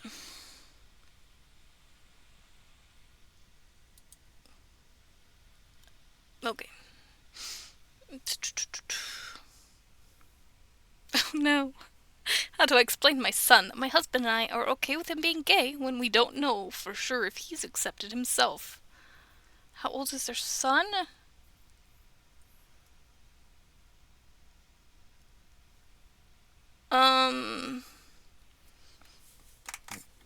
Without reading it, just from the title. I don't know. Start pointing out some gay celebrities and stuff, and I don't know. Start donating to causes involving LGBTQ rights and stuff without, and just like mention that kind of stuff casually. And if it's clear that if you've never given any signs of being homophobic, then I don't know that you have any. Do you think that your son thinks that you wouldn't be okay with it? Hello all, just to be clear, my husband, 50 male, and I, 47 female, are not homophobic in any way. I don't know if you need to even say it, but I get it for this context of the post. We're simply unsure of the correct way to approach our son about this. This all started a year ago when my now 15 son had just turned 14. It was summertime and my son was enrolled in a lacrosse camp. One day he comes back from camp and tells me he met a boy from another team named Marcus, fake name. My husband and I are excited to hear that he's making friends. I suggest that he should invite Marcus over one day. My son seems happy to hear this, and they start to hang out a lot over the summer. Now we're about a month into summer, and I'm cleaning out my son's room while he's at camp, and I noticed that his computer is open and unlocked on his desk.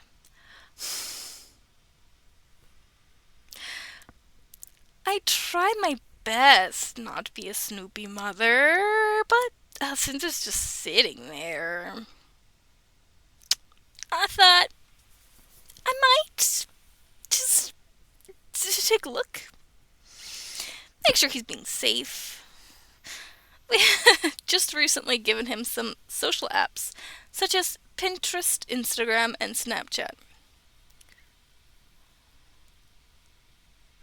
I just wanted to check to make sure he wasn't doing anything that could possibly be dangerous. I've got no right to judge on this because I'm not a parent.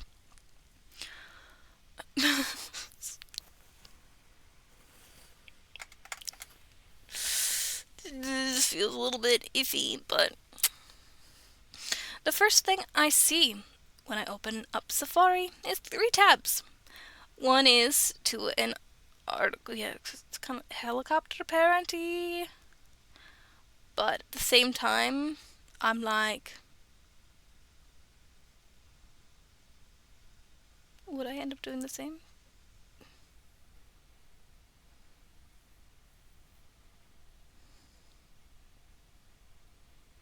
There's just so much that children can see online that they should not see until they get older. Things that nobody should see, that shouldn't even be happening, and Okay. One is to an article about a bunch of pride flags. One is to a quiz to determine your gaydar. Still not sure what that is. And the third is a YouTube video about some YouTubers' journey coming out of the closet. At first, I was pretty confused and unsure what this meant. I called my husband into the room and showed him the tabs. He just sighed and brushed it off. My husband then explained to me that he did the same thing when he was a boy. What?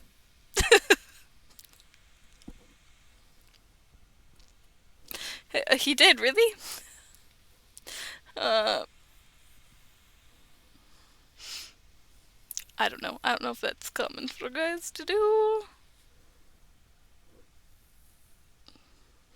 But if the dad is open about that kind of stuff and okay with it, then it might not be surprising that the son would be. But I don't know. I don't know. It seems that many teenagers will experiment around this age to try and figure out things about themselves. So both of us just brushed it off as normal teenager behavior. Well, next thing we know, Marcus and my son are hanging out almost every other day. If they're not hanging out together, they're texting or calling. I mentioned to my husband that I feel like our son and Marcus have grown very close in a short period of time. He agrees with me, but also notes that it's perfectly healthy and they're both good kids, so we should give them time to hang out and have fun. I 100% agree with this, but I've always been a bit protective of my son, and I just want to make sure that he and Marcus aren't going to have a bad fallout that leaves him super upset. So both of us are giving them space to hang out and have fun this summer, but I'm making sure to keep a bit of an eye on them. The first time I noticed that my son and Marcus may be dating was when I came downstairs into our kitchen one night when they were having a sleepover to find them cuddling on the couch. Oh, Marcus had his head on my son's chest, and my son had his legs wrapped around Marcus's torso. This wasn't just some kind of position where it might have looked like they were sitting close to each other. They were very obviously cuddling and even holding hands. Okay. I quietly returned to my room and explained to my husband what I saw. My husband agreed with me and noticed that our son and Marcus had been getting very close lately. Neither of us were very surprised to find this, as we kind of expected it. We decided to let it play out quietly and see if they would come to us first. We had no clue how long they had been hiding this relationship, or if they were even officially dating yet. Now they're both 15, and it's been about a year since they met each other. Okay. Now I'm thinking. Um,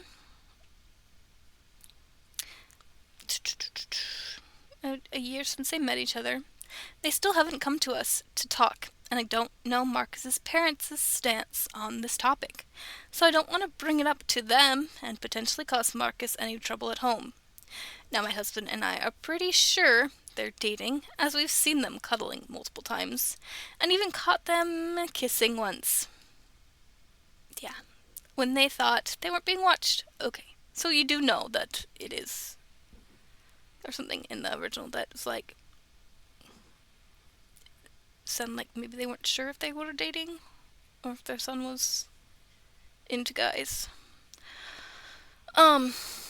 Neither my husband or I are opposed to our son being gay,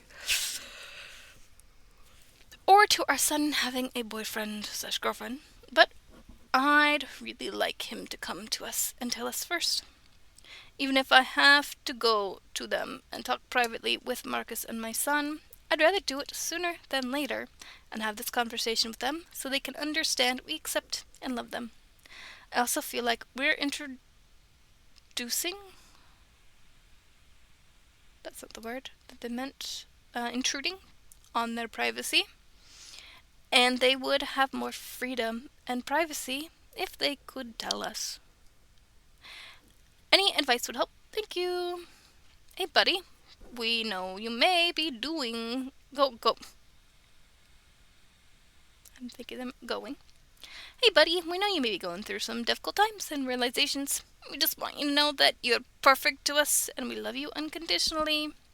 Thank you for this. My husband and I have come up with a few ideas like this, but we're very scared that our son will just take that information and leave. We don't believe that will help him open up enough. It might not help him open up, but at least he'll know you guys got his back. He might never open up. It's entirely up to him on how comfortable he is with sharing such details. That's something you gotta accept.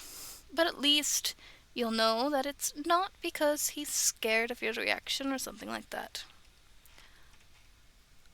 I don't know, because if they're like, it's okay for them to date, but we need to know about it, he could just say that.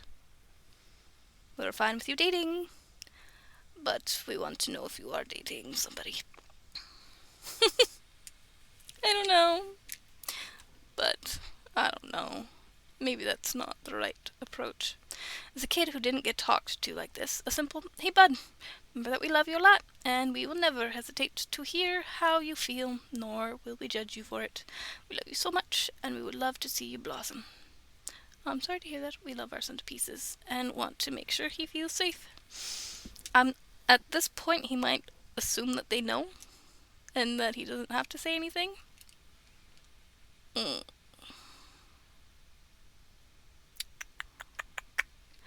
It's 2025. Some kids don't feel a need to come out. If you've always been accepting and live in a place that's accepting, just casually tell your kid to invite his boyfriend to something. Use the word. I don't know if I am for or against that. Use the word. There may be a reaction, and there may not be. If there's a chance your kid may think you wouldn't be cool with this, inundate your lives with gay culture. There we go. Watch movies and TV shows with LGBTQ plus themes, characters, and actors. Say positive things about LGBTQ icons, etc. It's not a special event that needs a heavy conversation. Make it clear through your everyday life that you're supportive to quell your kid's possible anxiety. You can't force a kid to come out, though. That's weird. Don't pretend that you don't notice, but don't make a big deal about it either. Basically react the same as you would if you saw him cuddling and kissing a girl. He doesn't have to talk. with you about his sexuality if he doesn't want to. Yeah, this is great advice, thank you. I guess we were overlooking the fact that we were turning it into something more than it was. Thank you again. Yeah, just act as if how you would act if it was a girl. Like, hey, use protection.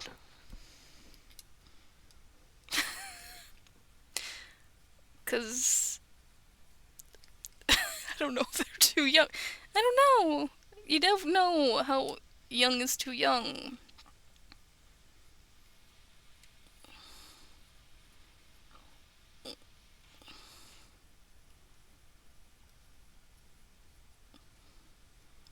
Okay, you're too young to be fooling around, but we know we cannot, you know, make that decision for you. So if you happen to be thinking about doing any of that stuff, do it safely. Okay, we're good. What time? 3:37.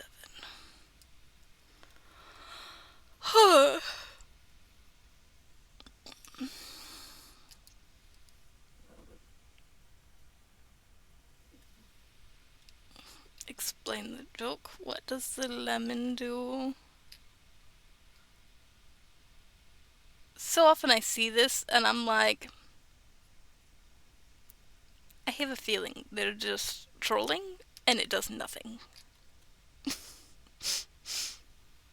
If I don't like it, tell it to the news? I guess we're going to the news then. What?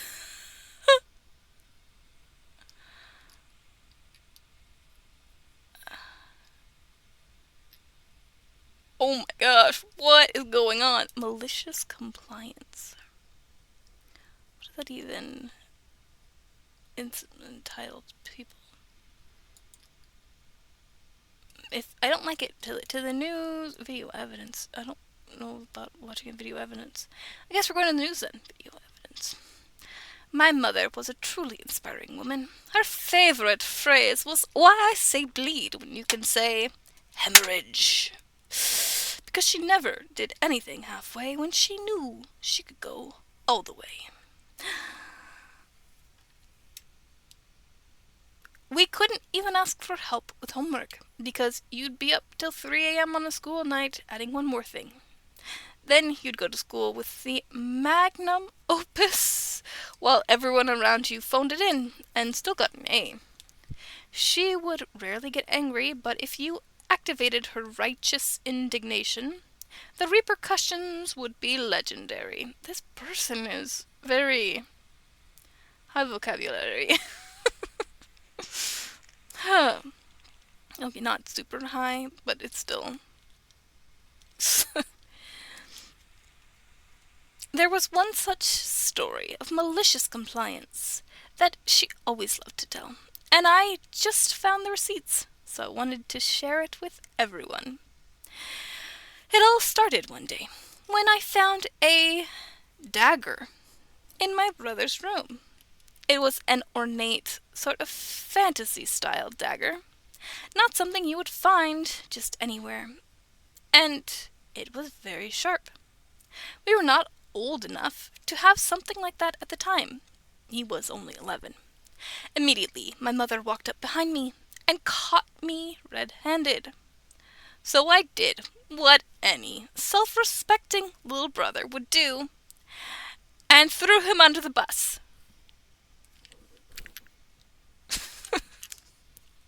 My brother wasn't at home at the time, so she went through everything and found more of these knives. She laid them out on the table, and she was psyching herself up for the hell she was going to bring down upon him. By the time my brother gets home, he walks in and sees her sitting there with the knives out. He goes white as a sheet. She immediately asks him, "Where did you get these?" This was the late 90s, and my brother was pretty into Magic the Gathering. The card shop he went to for his fix was just down the street. Oh, what was that card shop that we had? It wasn't just...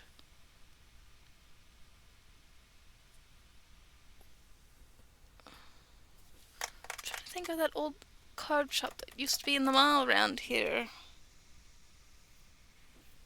But it wasn't just... Wizards of the Coast! Ha! Ha! Ha! Ha! I remembered it. I don't know how I managed to remember that, because... When did they go out of business? I have no idea. But they definitely sold, like, Magic the Gathering, and... I don't know if they would have had little daggers and stuff there as well. The card shop he went to for his fix was just down the street. He spent a great deal of time there, and bought boxes and boxes of these cards from them. So they knew him, and knew he was too young.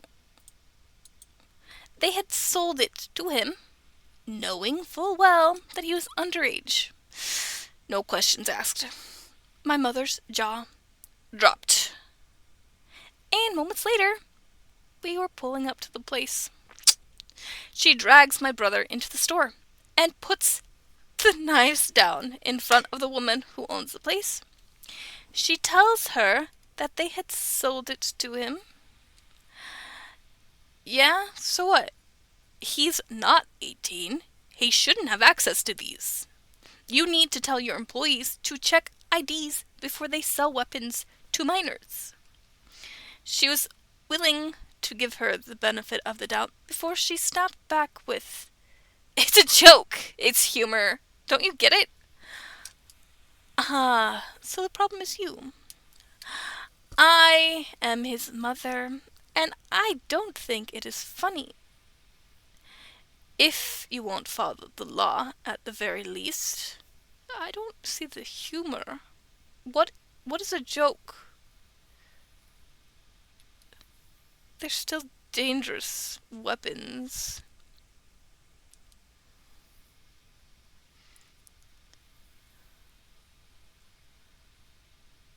I don't see it as being humor.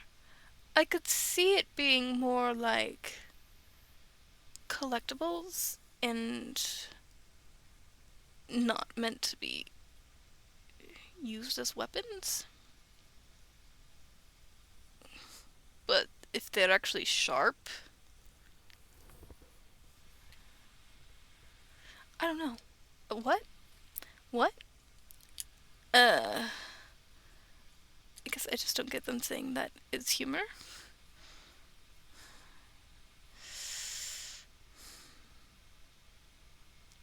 So the problem is you, meaning the owner, not the employees. I'm his mother, and I don't think it is funny.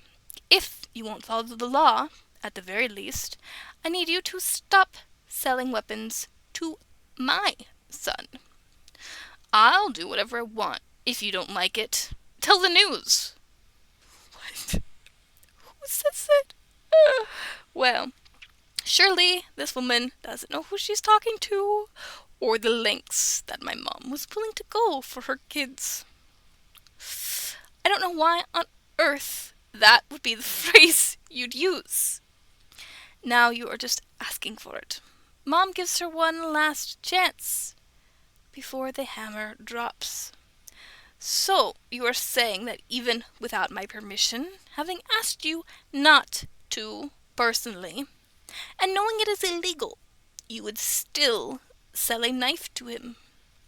Of course, this is a business. Maybe raise him better if you don't like what he's doing. It's just so weird because it's like from a card shop. I usually think of those people being nerdy, so it's like, I get that the weapon sometimes it's more visual and not actually meant to, like, be used to hurt people. But you gotta take some accountability that if you're selling it to little kids, that they might not use it in that respect. Whew. It was like the air left the room. There were 3 of us boys in elementary school, middle school, and high school around the time. She was... Oh, so he's got another brother? Is that what's going on?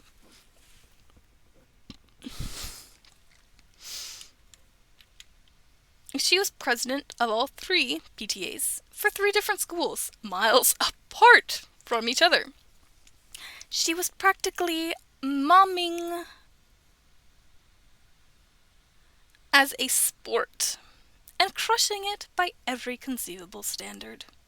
This woman had just slighted her to her core, and now had to deal with the consequences of her ignorance. My mom didn't say another word. She gathered the knives, and we walked out. Even the woman behind the desk looked a little shocked that she was just walking out. So was I. We all went back to the car, and no one said a word. Then you could almost visibly see the resolve set in.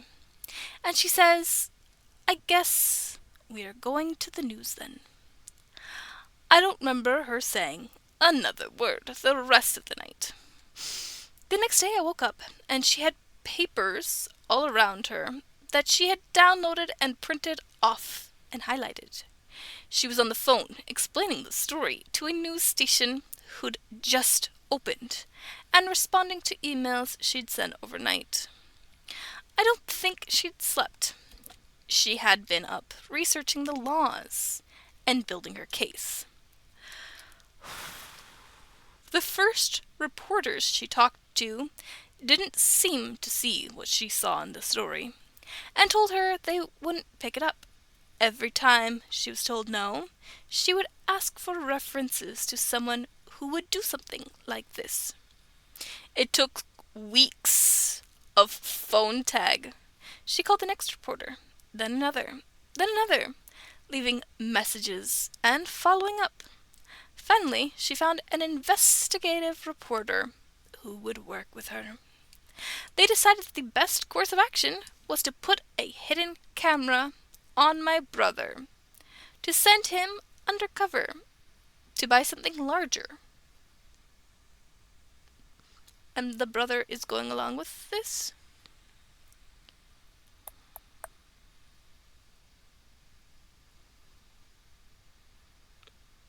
I don't know. Okay. Believe me, I am aware of how outlandish that sounds. They met up down the street and gave my brother some money to buy the biggest weapon he could get. I seem to remember it being $120, which was quite a lot back then, I just need to say.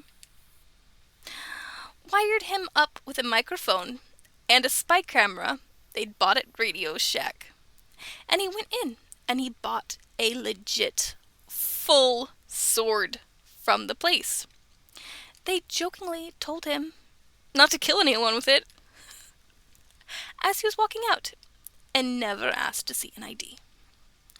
Afterward, the reporter interviewed the store owner, who stuck with her old fallback of it being funny to sell deadly weapons to kids. I don't get it.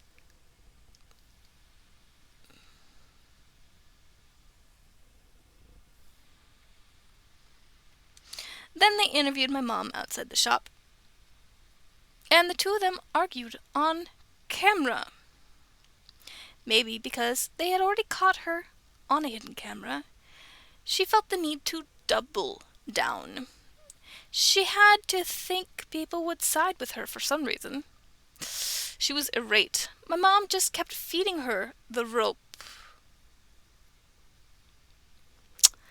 And the shop owner tied the whole thing into a neatly wrapped bow for the reporter. Just a spectacular failure on her part. It's hard to imagine how it could have gone worse. Sure, it is just a local news report from the 90s. For my mom, it was her hero moment. She knew she was right, and she knew this person had to be stopped. And she did it all the way, just like everything she ever did. In the report, they say that they went back, and the place was already closed. Within a month, it was completely out of business. The reporter won an award for the piece, and the righteous indignation was satiated for the time being. My mom recorded the airing of the report on a VHS tape. What? On a VHS tape. And every chance she got, she would parade it around to show people her crowning achievement. She would tell the whole story, and we'd all watch the tape until it was lost to time and became legend. Through some effort, I have found the video, and I know she would want everyone to see it. So here it is. I'm actually not going to, but I was sure I was getting rickrolled in the link at the end, but alas. The reporter used the sword to slice open the cantaloupe? What? Was underwhelmed by his cantaloupe chopping skills? That's what happens when you don't let kids have knives. Weak melon chopping skills. Not in even cut, but I thought the anchor delicately moving the cantaloupe segment into the cutting board after it landed on the desk was... What is going on? Does that mean that it's actually a rickroll? Now I don't know.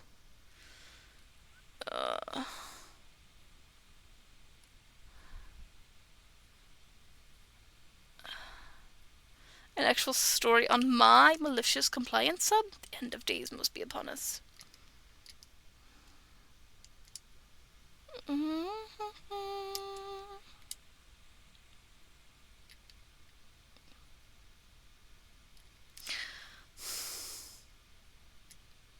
It's been a while since I hesitated so much to open a video.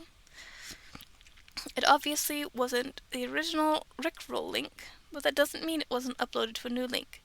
But no, almost a bigger shock is the fact that it was indeed the video OP stated their mom made. I wasn't not wanting to click on it because I thought it was going to be some troll. I just didn't want to watch it, but now I feel like I have to, and I don't know if people are...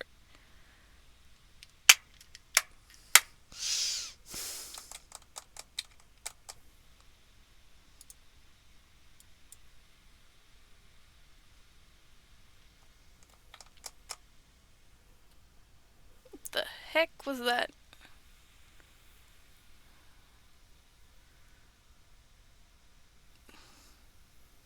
Never land. What is going on?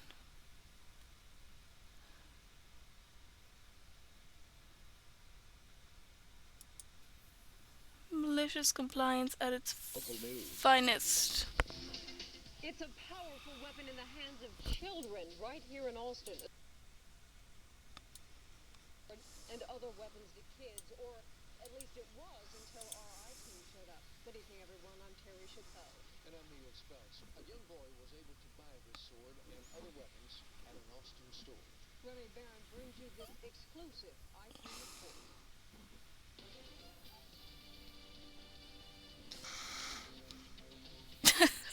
Okay, it's real. Oh, it's called Never Never Land.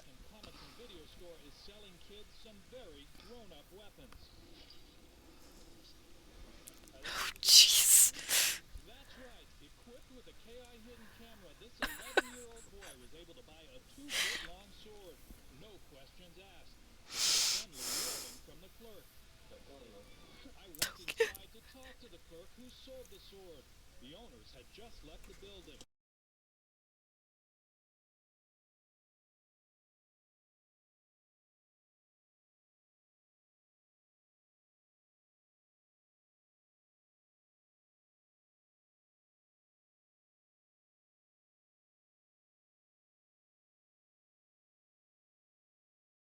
Kung Fu stars.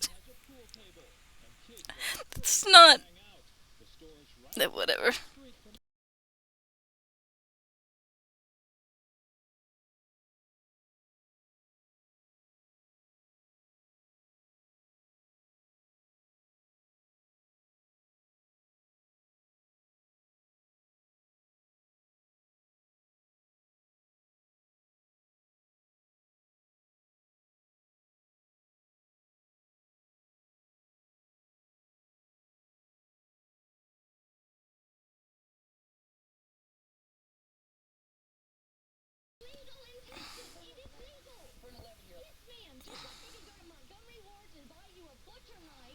Even some of the kids who hang out at Never Never Land agreed the weapons sold here should be taken off the shelves. Do you think it's right to sell them? No, not with all the games. No, I don't think so. Not the kids. Before our news crew left the store, the owner agreed to get rid of the weapons. There are no longer knives for sale in the store. The owner of Never Never Land calls these fantasy weapons, but they're real. Let me show you. Oof. That's a real sword. The store was closed today, so we I weren't think able to it's... see if the weapon Yeah. was sold. But the mother of the boy Okay, who I bought should this probably... sword filed a police report. Okay, we're gonna click back away from that. But, oh my gosh. Um,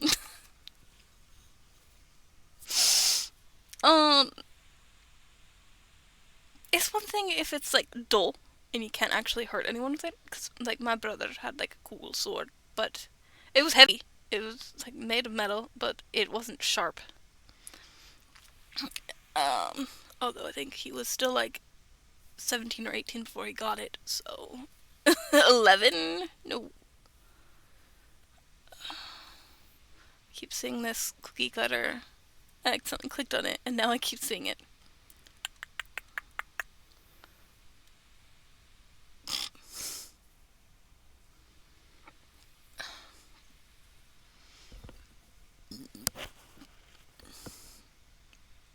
What? Grandmother calls CPS over a cheeseburger. Why? I want to see the post and not be linked to a different thing. It's been removed. Okay. Does not fit the subreddit. Make sure to read the rules of the subreddit.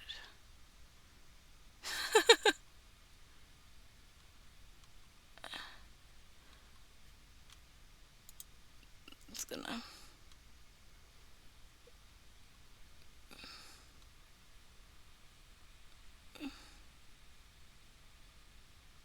What?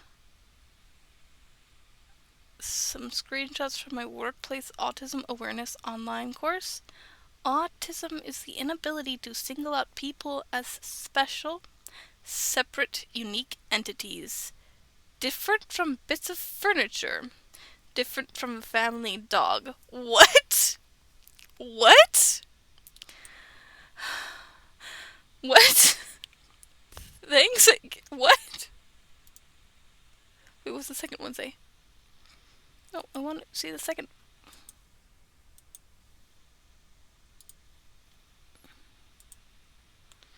Garfield and John are thinking about each other. This is very difficult for someone with ASD. What? I wonder if Garfield knows I have a pizza in the oven. I wonder if John knows I ate his pizza. He doesn't suspect a thing. What? What the? Stealing this. This is the dumbest question I've ever had to ask, but how do you steal a meme from Reddit?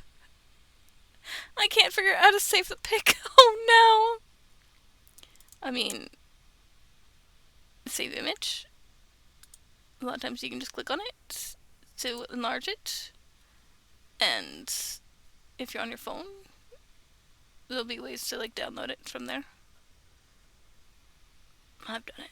But then it might also say Reddit in the corner. Or I can just take a screenshot and... Yeah, there's 3 dots in the upper right corner when you click the image. One option is to download. I usually just take a screenshot and trim it so it's the image I want. So it's just the image I want. Yeah.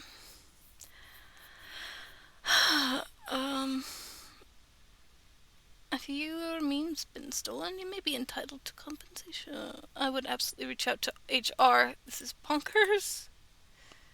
I wrote this. This is AI. It's not AI. It's a quote from an artistic author in the UK. It's trained by AI. Not even AI gets it better than this, unless it's like 2019 AI. Good point. Not just companies.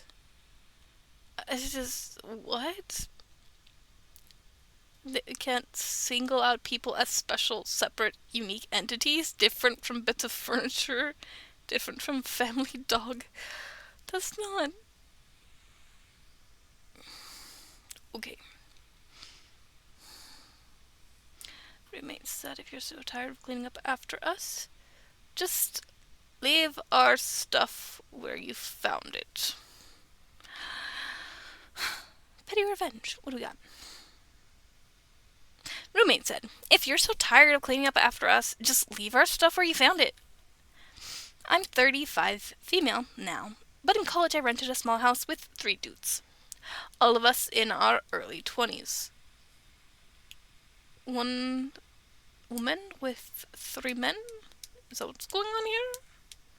And they won't clean up after themselves. I have many stories of petty revenge from this time in my life, as guys in their 20s who are living away from their mothers for the first time often need the point illustrated in no uncertain terms. But this is one of my favorites. The house had 1 bathroom for the 4 of us, and as the only girl, and the only one with a clean freak for a mother, I ended up doing basically all of the cleaning. I frequently put things away in the common space, shoes in the front closet, laptop on a shelf so no one trips over the cord, etc. Both because it made cleaning easier and because it's common courtesy to clean up your crap in common spaces. I was often met with irritation from my roommates who couldn't find their stuff. That's valid, though. As if I was hiding it from them and not putting it in perfectly reasonable and agreed upon places.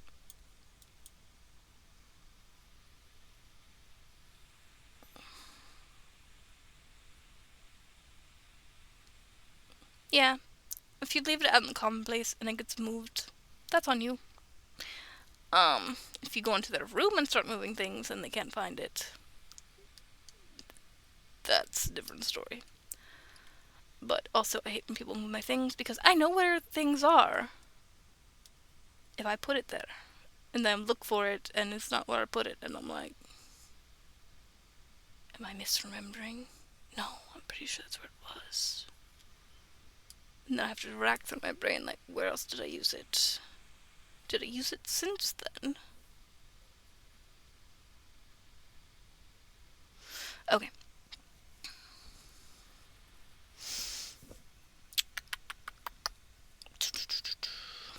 During this time, one roommate also had a girlfriend who was basically a squatter in our house.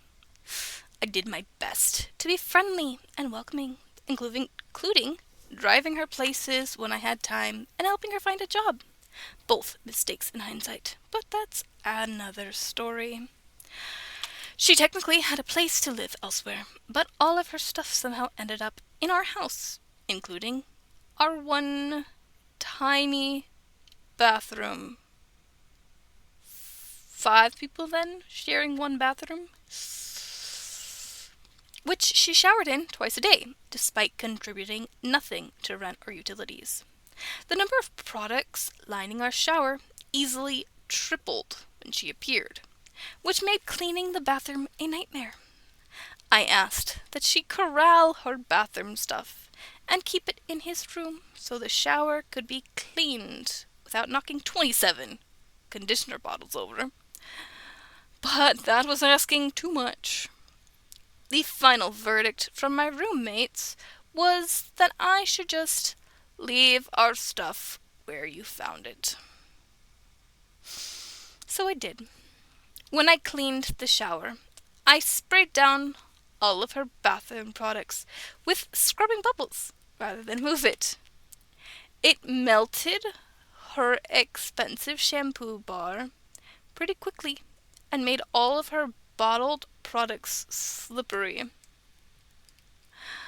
But I was just following instructions. It's just like weaponized incompetence, but not exactly. But roommate's laptop was plugged in, so I tripped over the cord while walking through the living room.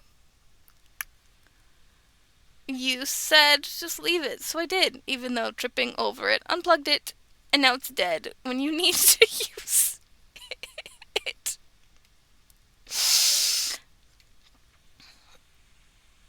And my personal favorite, roommate and girlfriend left their shoes all over the living room rug.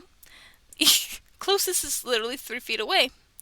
I needed to vacuum, so I left their stuff where I found it and rolled up the living room rug with their shoes inside and vacuumed the whole house.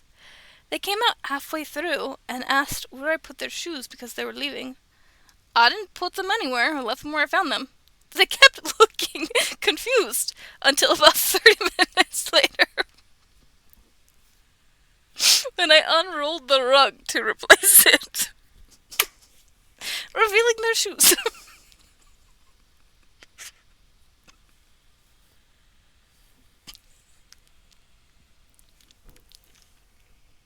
I don't know, I got a real kick out of that one.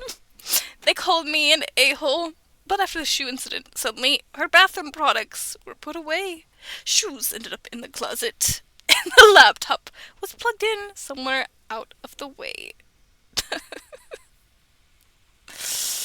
uh, Amelia Bedelia.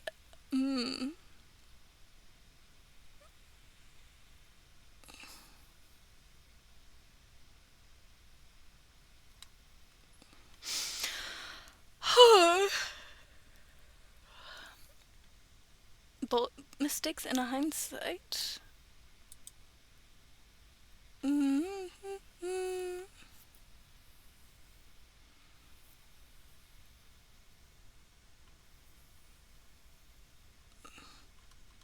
What part was both mistakes in hindsight?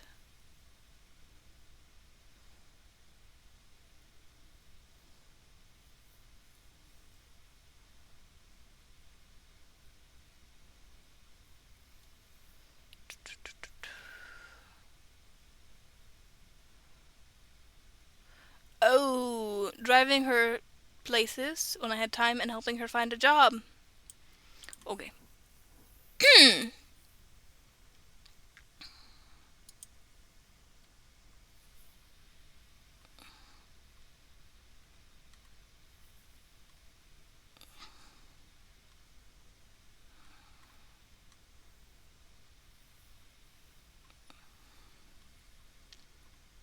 I should probably go to a subreddit, but I end up just scrolling, whatever.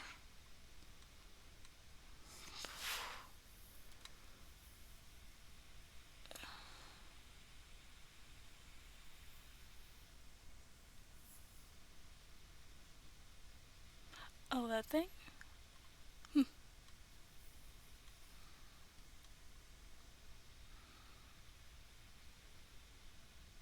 Mm.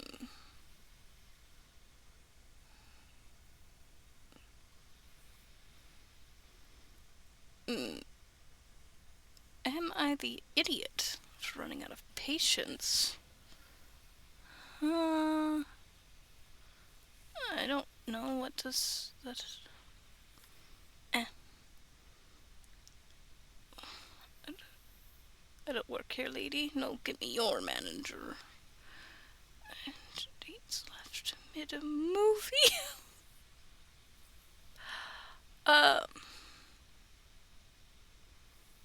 Traumatize them back. Oh, no one will like you if you like multiple genders? He says to a person dating 4 other people. Well, apparently that's not true. My boyfriend would never tell me when he'd be home. Petty revenge. Let's do some more petty revenge. My BF would never tell me when he'd be home. He was in financial planning, so he had no set hours, but he just wouldn't tell me, female 25-ish at the time, if he was going to be home at 5 or 9, despite my asking for heads up, just so I wouldn't worry. Months go by. Nothing changes. This is pre-everyone had a cell. He had a car phone. I set up a poker game with my friends. told my mom my plan because she is a hysterical worrier. And if he called her, I didn't want her to freak out. Didn't leave a note. I went to my friend's place to play cards and trapezed in to our apartment around 4 a.m. He had gone to bed but couldn't sleep. He asked where I was. Me, playing cards with friends. Him, why didn't you call me? Me, was I supposed to? I didn't think it was necessary. You never call me. The problem stopped. That's nice that it actually worked. Sometimes it doesn't necessarily work.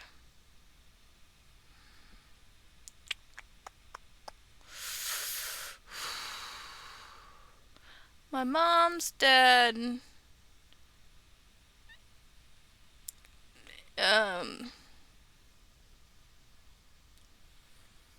Left this plane of existence after returning home from work in a hurricane when she was 12 years old.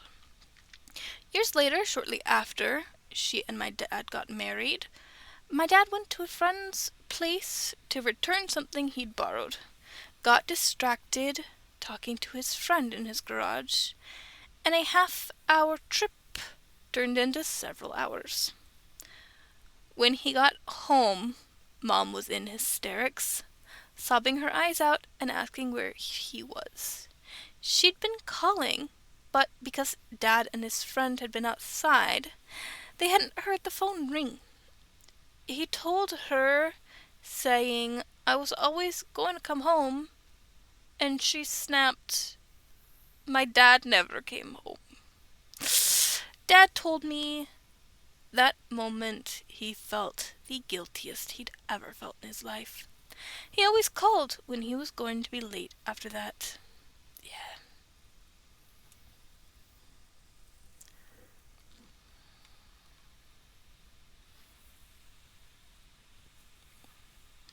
I don't know. Like, I get it, but at the same time,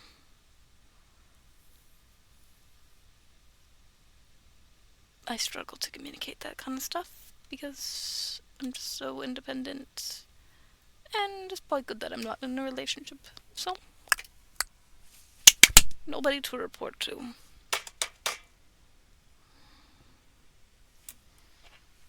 Nobody's spam calling my phone if I'm out at the mall or something. But the fact is, if you just sent a text instead of calling. Then again, I always have my phone on silent, so even if somebody tried calling these days, I wouldn't even know about it.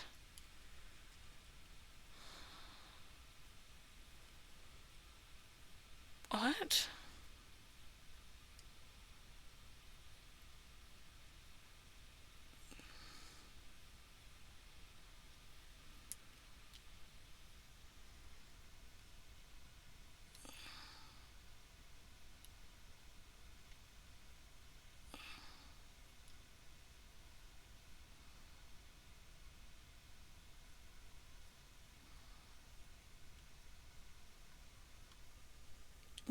No.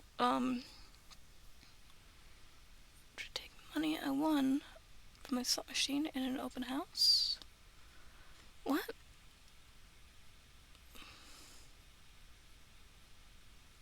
Huh, okay.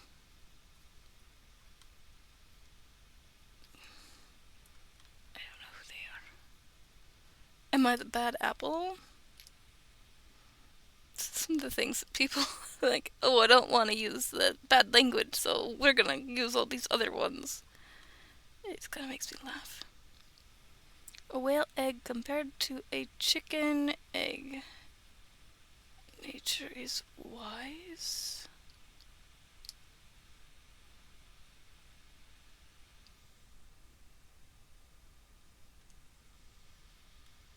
What? But what's with these tags? Nature, God, animals, no anime. What is going on? Whales don't. For me, it's just a comparison. If we scaled up a chicken to whale proportions, the eggs they would lay would be this. There's no joke. The ratio of likes to dislikes is close, which is weird, and the comments weren't helpful.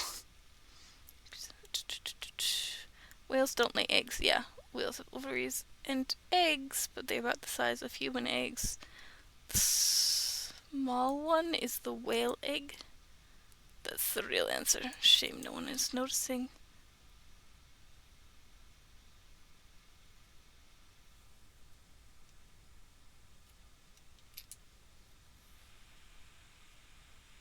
Not if it was a whale ovum compared to an egg, it would be smaller. I don't know. Cells are not really that big. Huh. An ova are a tenth of a millimeter. Big one is just a whale of an egg. I don't even know.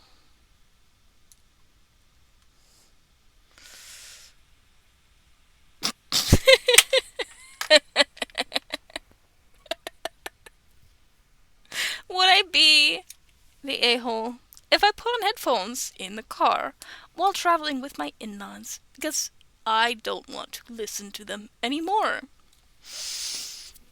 I, female 31, live in a small town with my husband, male 31, where he grew up and his parents still reside. I have been living here for 3 years, and in the time that I have spent, one thing is clear. I don't like spending too much time with my in-laws. One of the primary reasons is that they are really bad listeners, especially my mother-in-law. When I just moved here, I made an effort to get to know them and share details about my life. But the minute I say something that my mother-in-law can use to start her own conversation, she hijacks the conversation and continues talking with no consideration for the fact that I was trying to share some part of my life and who I was before I got married with them. On the other hand, I have listened to and politely engaged with so many stories that they have shared about their history as a family. Some stories I have heard several times. I know so much about their life before I got married, but they have repeatedly demonstrated that they don't care about my life or my stories prior to my getting married. My father-in-law is not as bad a listener as my mother-in-law, and sometimes asks me questions about my interests. But he often interrupts me when I'm answering because he loses interest fast. We also don't have any interests in common, so they don't know what questions to ask. But they have made little effort to get to know my life outside of my marriage. It is not too surprising, as they are part of a small Indian community in Eastern Africa. Whenever I see Indian, I'm like, are we talking about from India? Or are we using the wrong term for Native American? But no, they do mean Indian, I think.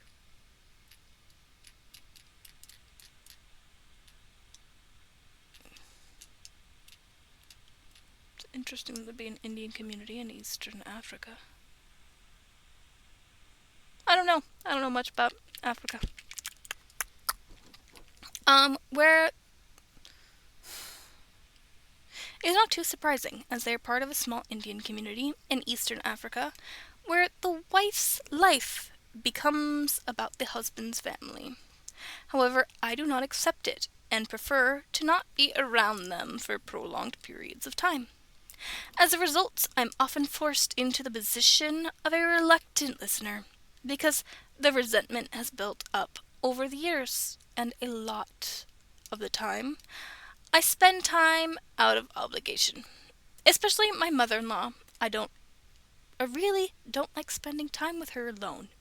Even going for a walk or being alone with her for more than 10 minutes makes me uncomfortable because I'm trying not to say anything that she can interrupt me over and then hijack the conversation. I prefer small talk with them, as my feelings are not hurt when they inevitably take over the conversation. They're not bad people, and we get along generally, but for me, it's not a meaningful relationship, and I honestly do not feel seen nor heard. Have you talked to your husband about this? Has he talked to them about it? These are my questions. Um,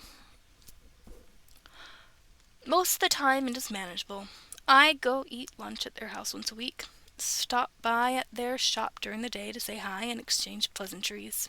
If I don't see them for 3 to 4 days, they act like it's months. But I don't understand why they want to see me so much if when we just make small talk or I have to be the listener. Do they want me around so that I can listen to them talk? Some people do. Yeah. They don't sometimes people just don't have enough self-awareness to realize they're even doing this. But I can't be certain on this. They don't even have interesting things to say, and neither of them are knowledge driven. So the topics of conversation are really banal. Who is doing what? Some family member is going here. This person is unwell, etc.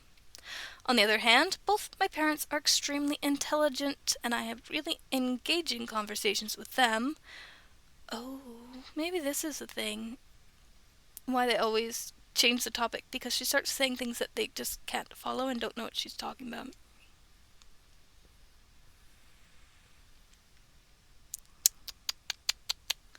Um,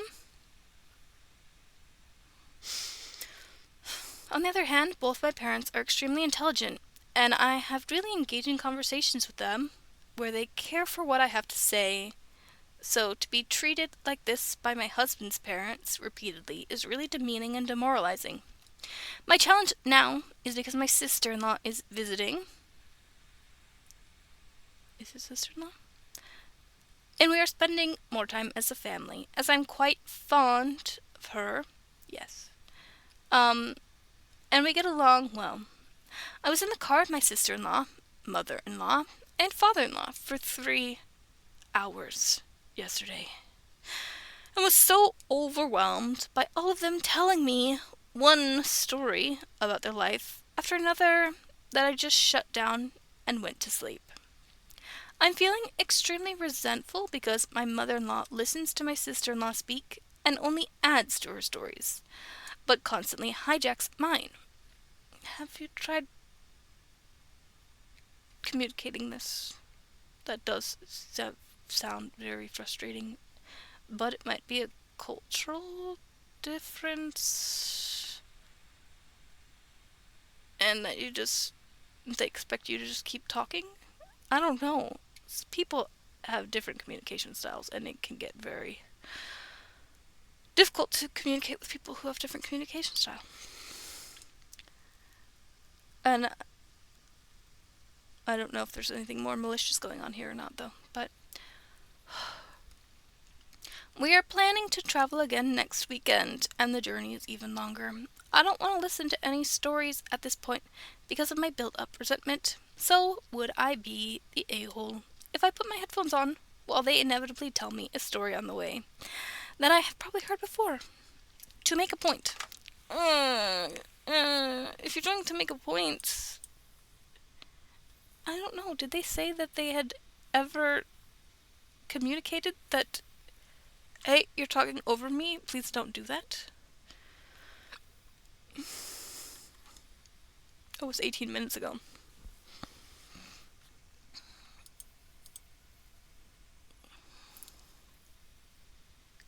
It means I don't have any...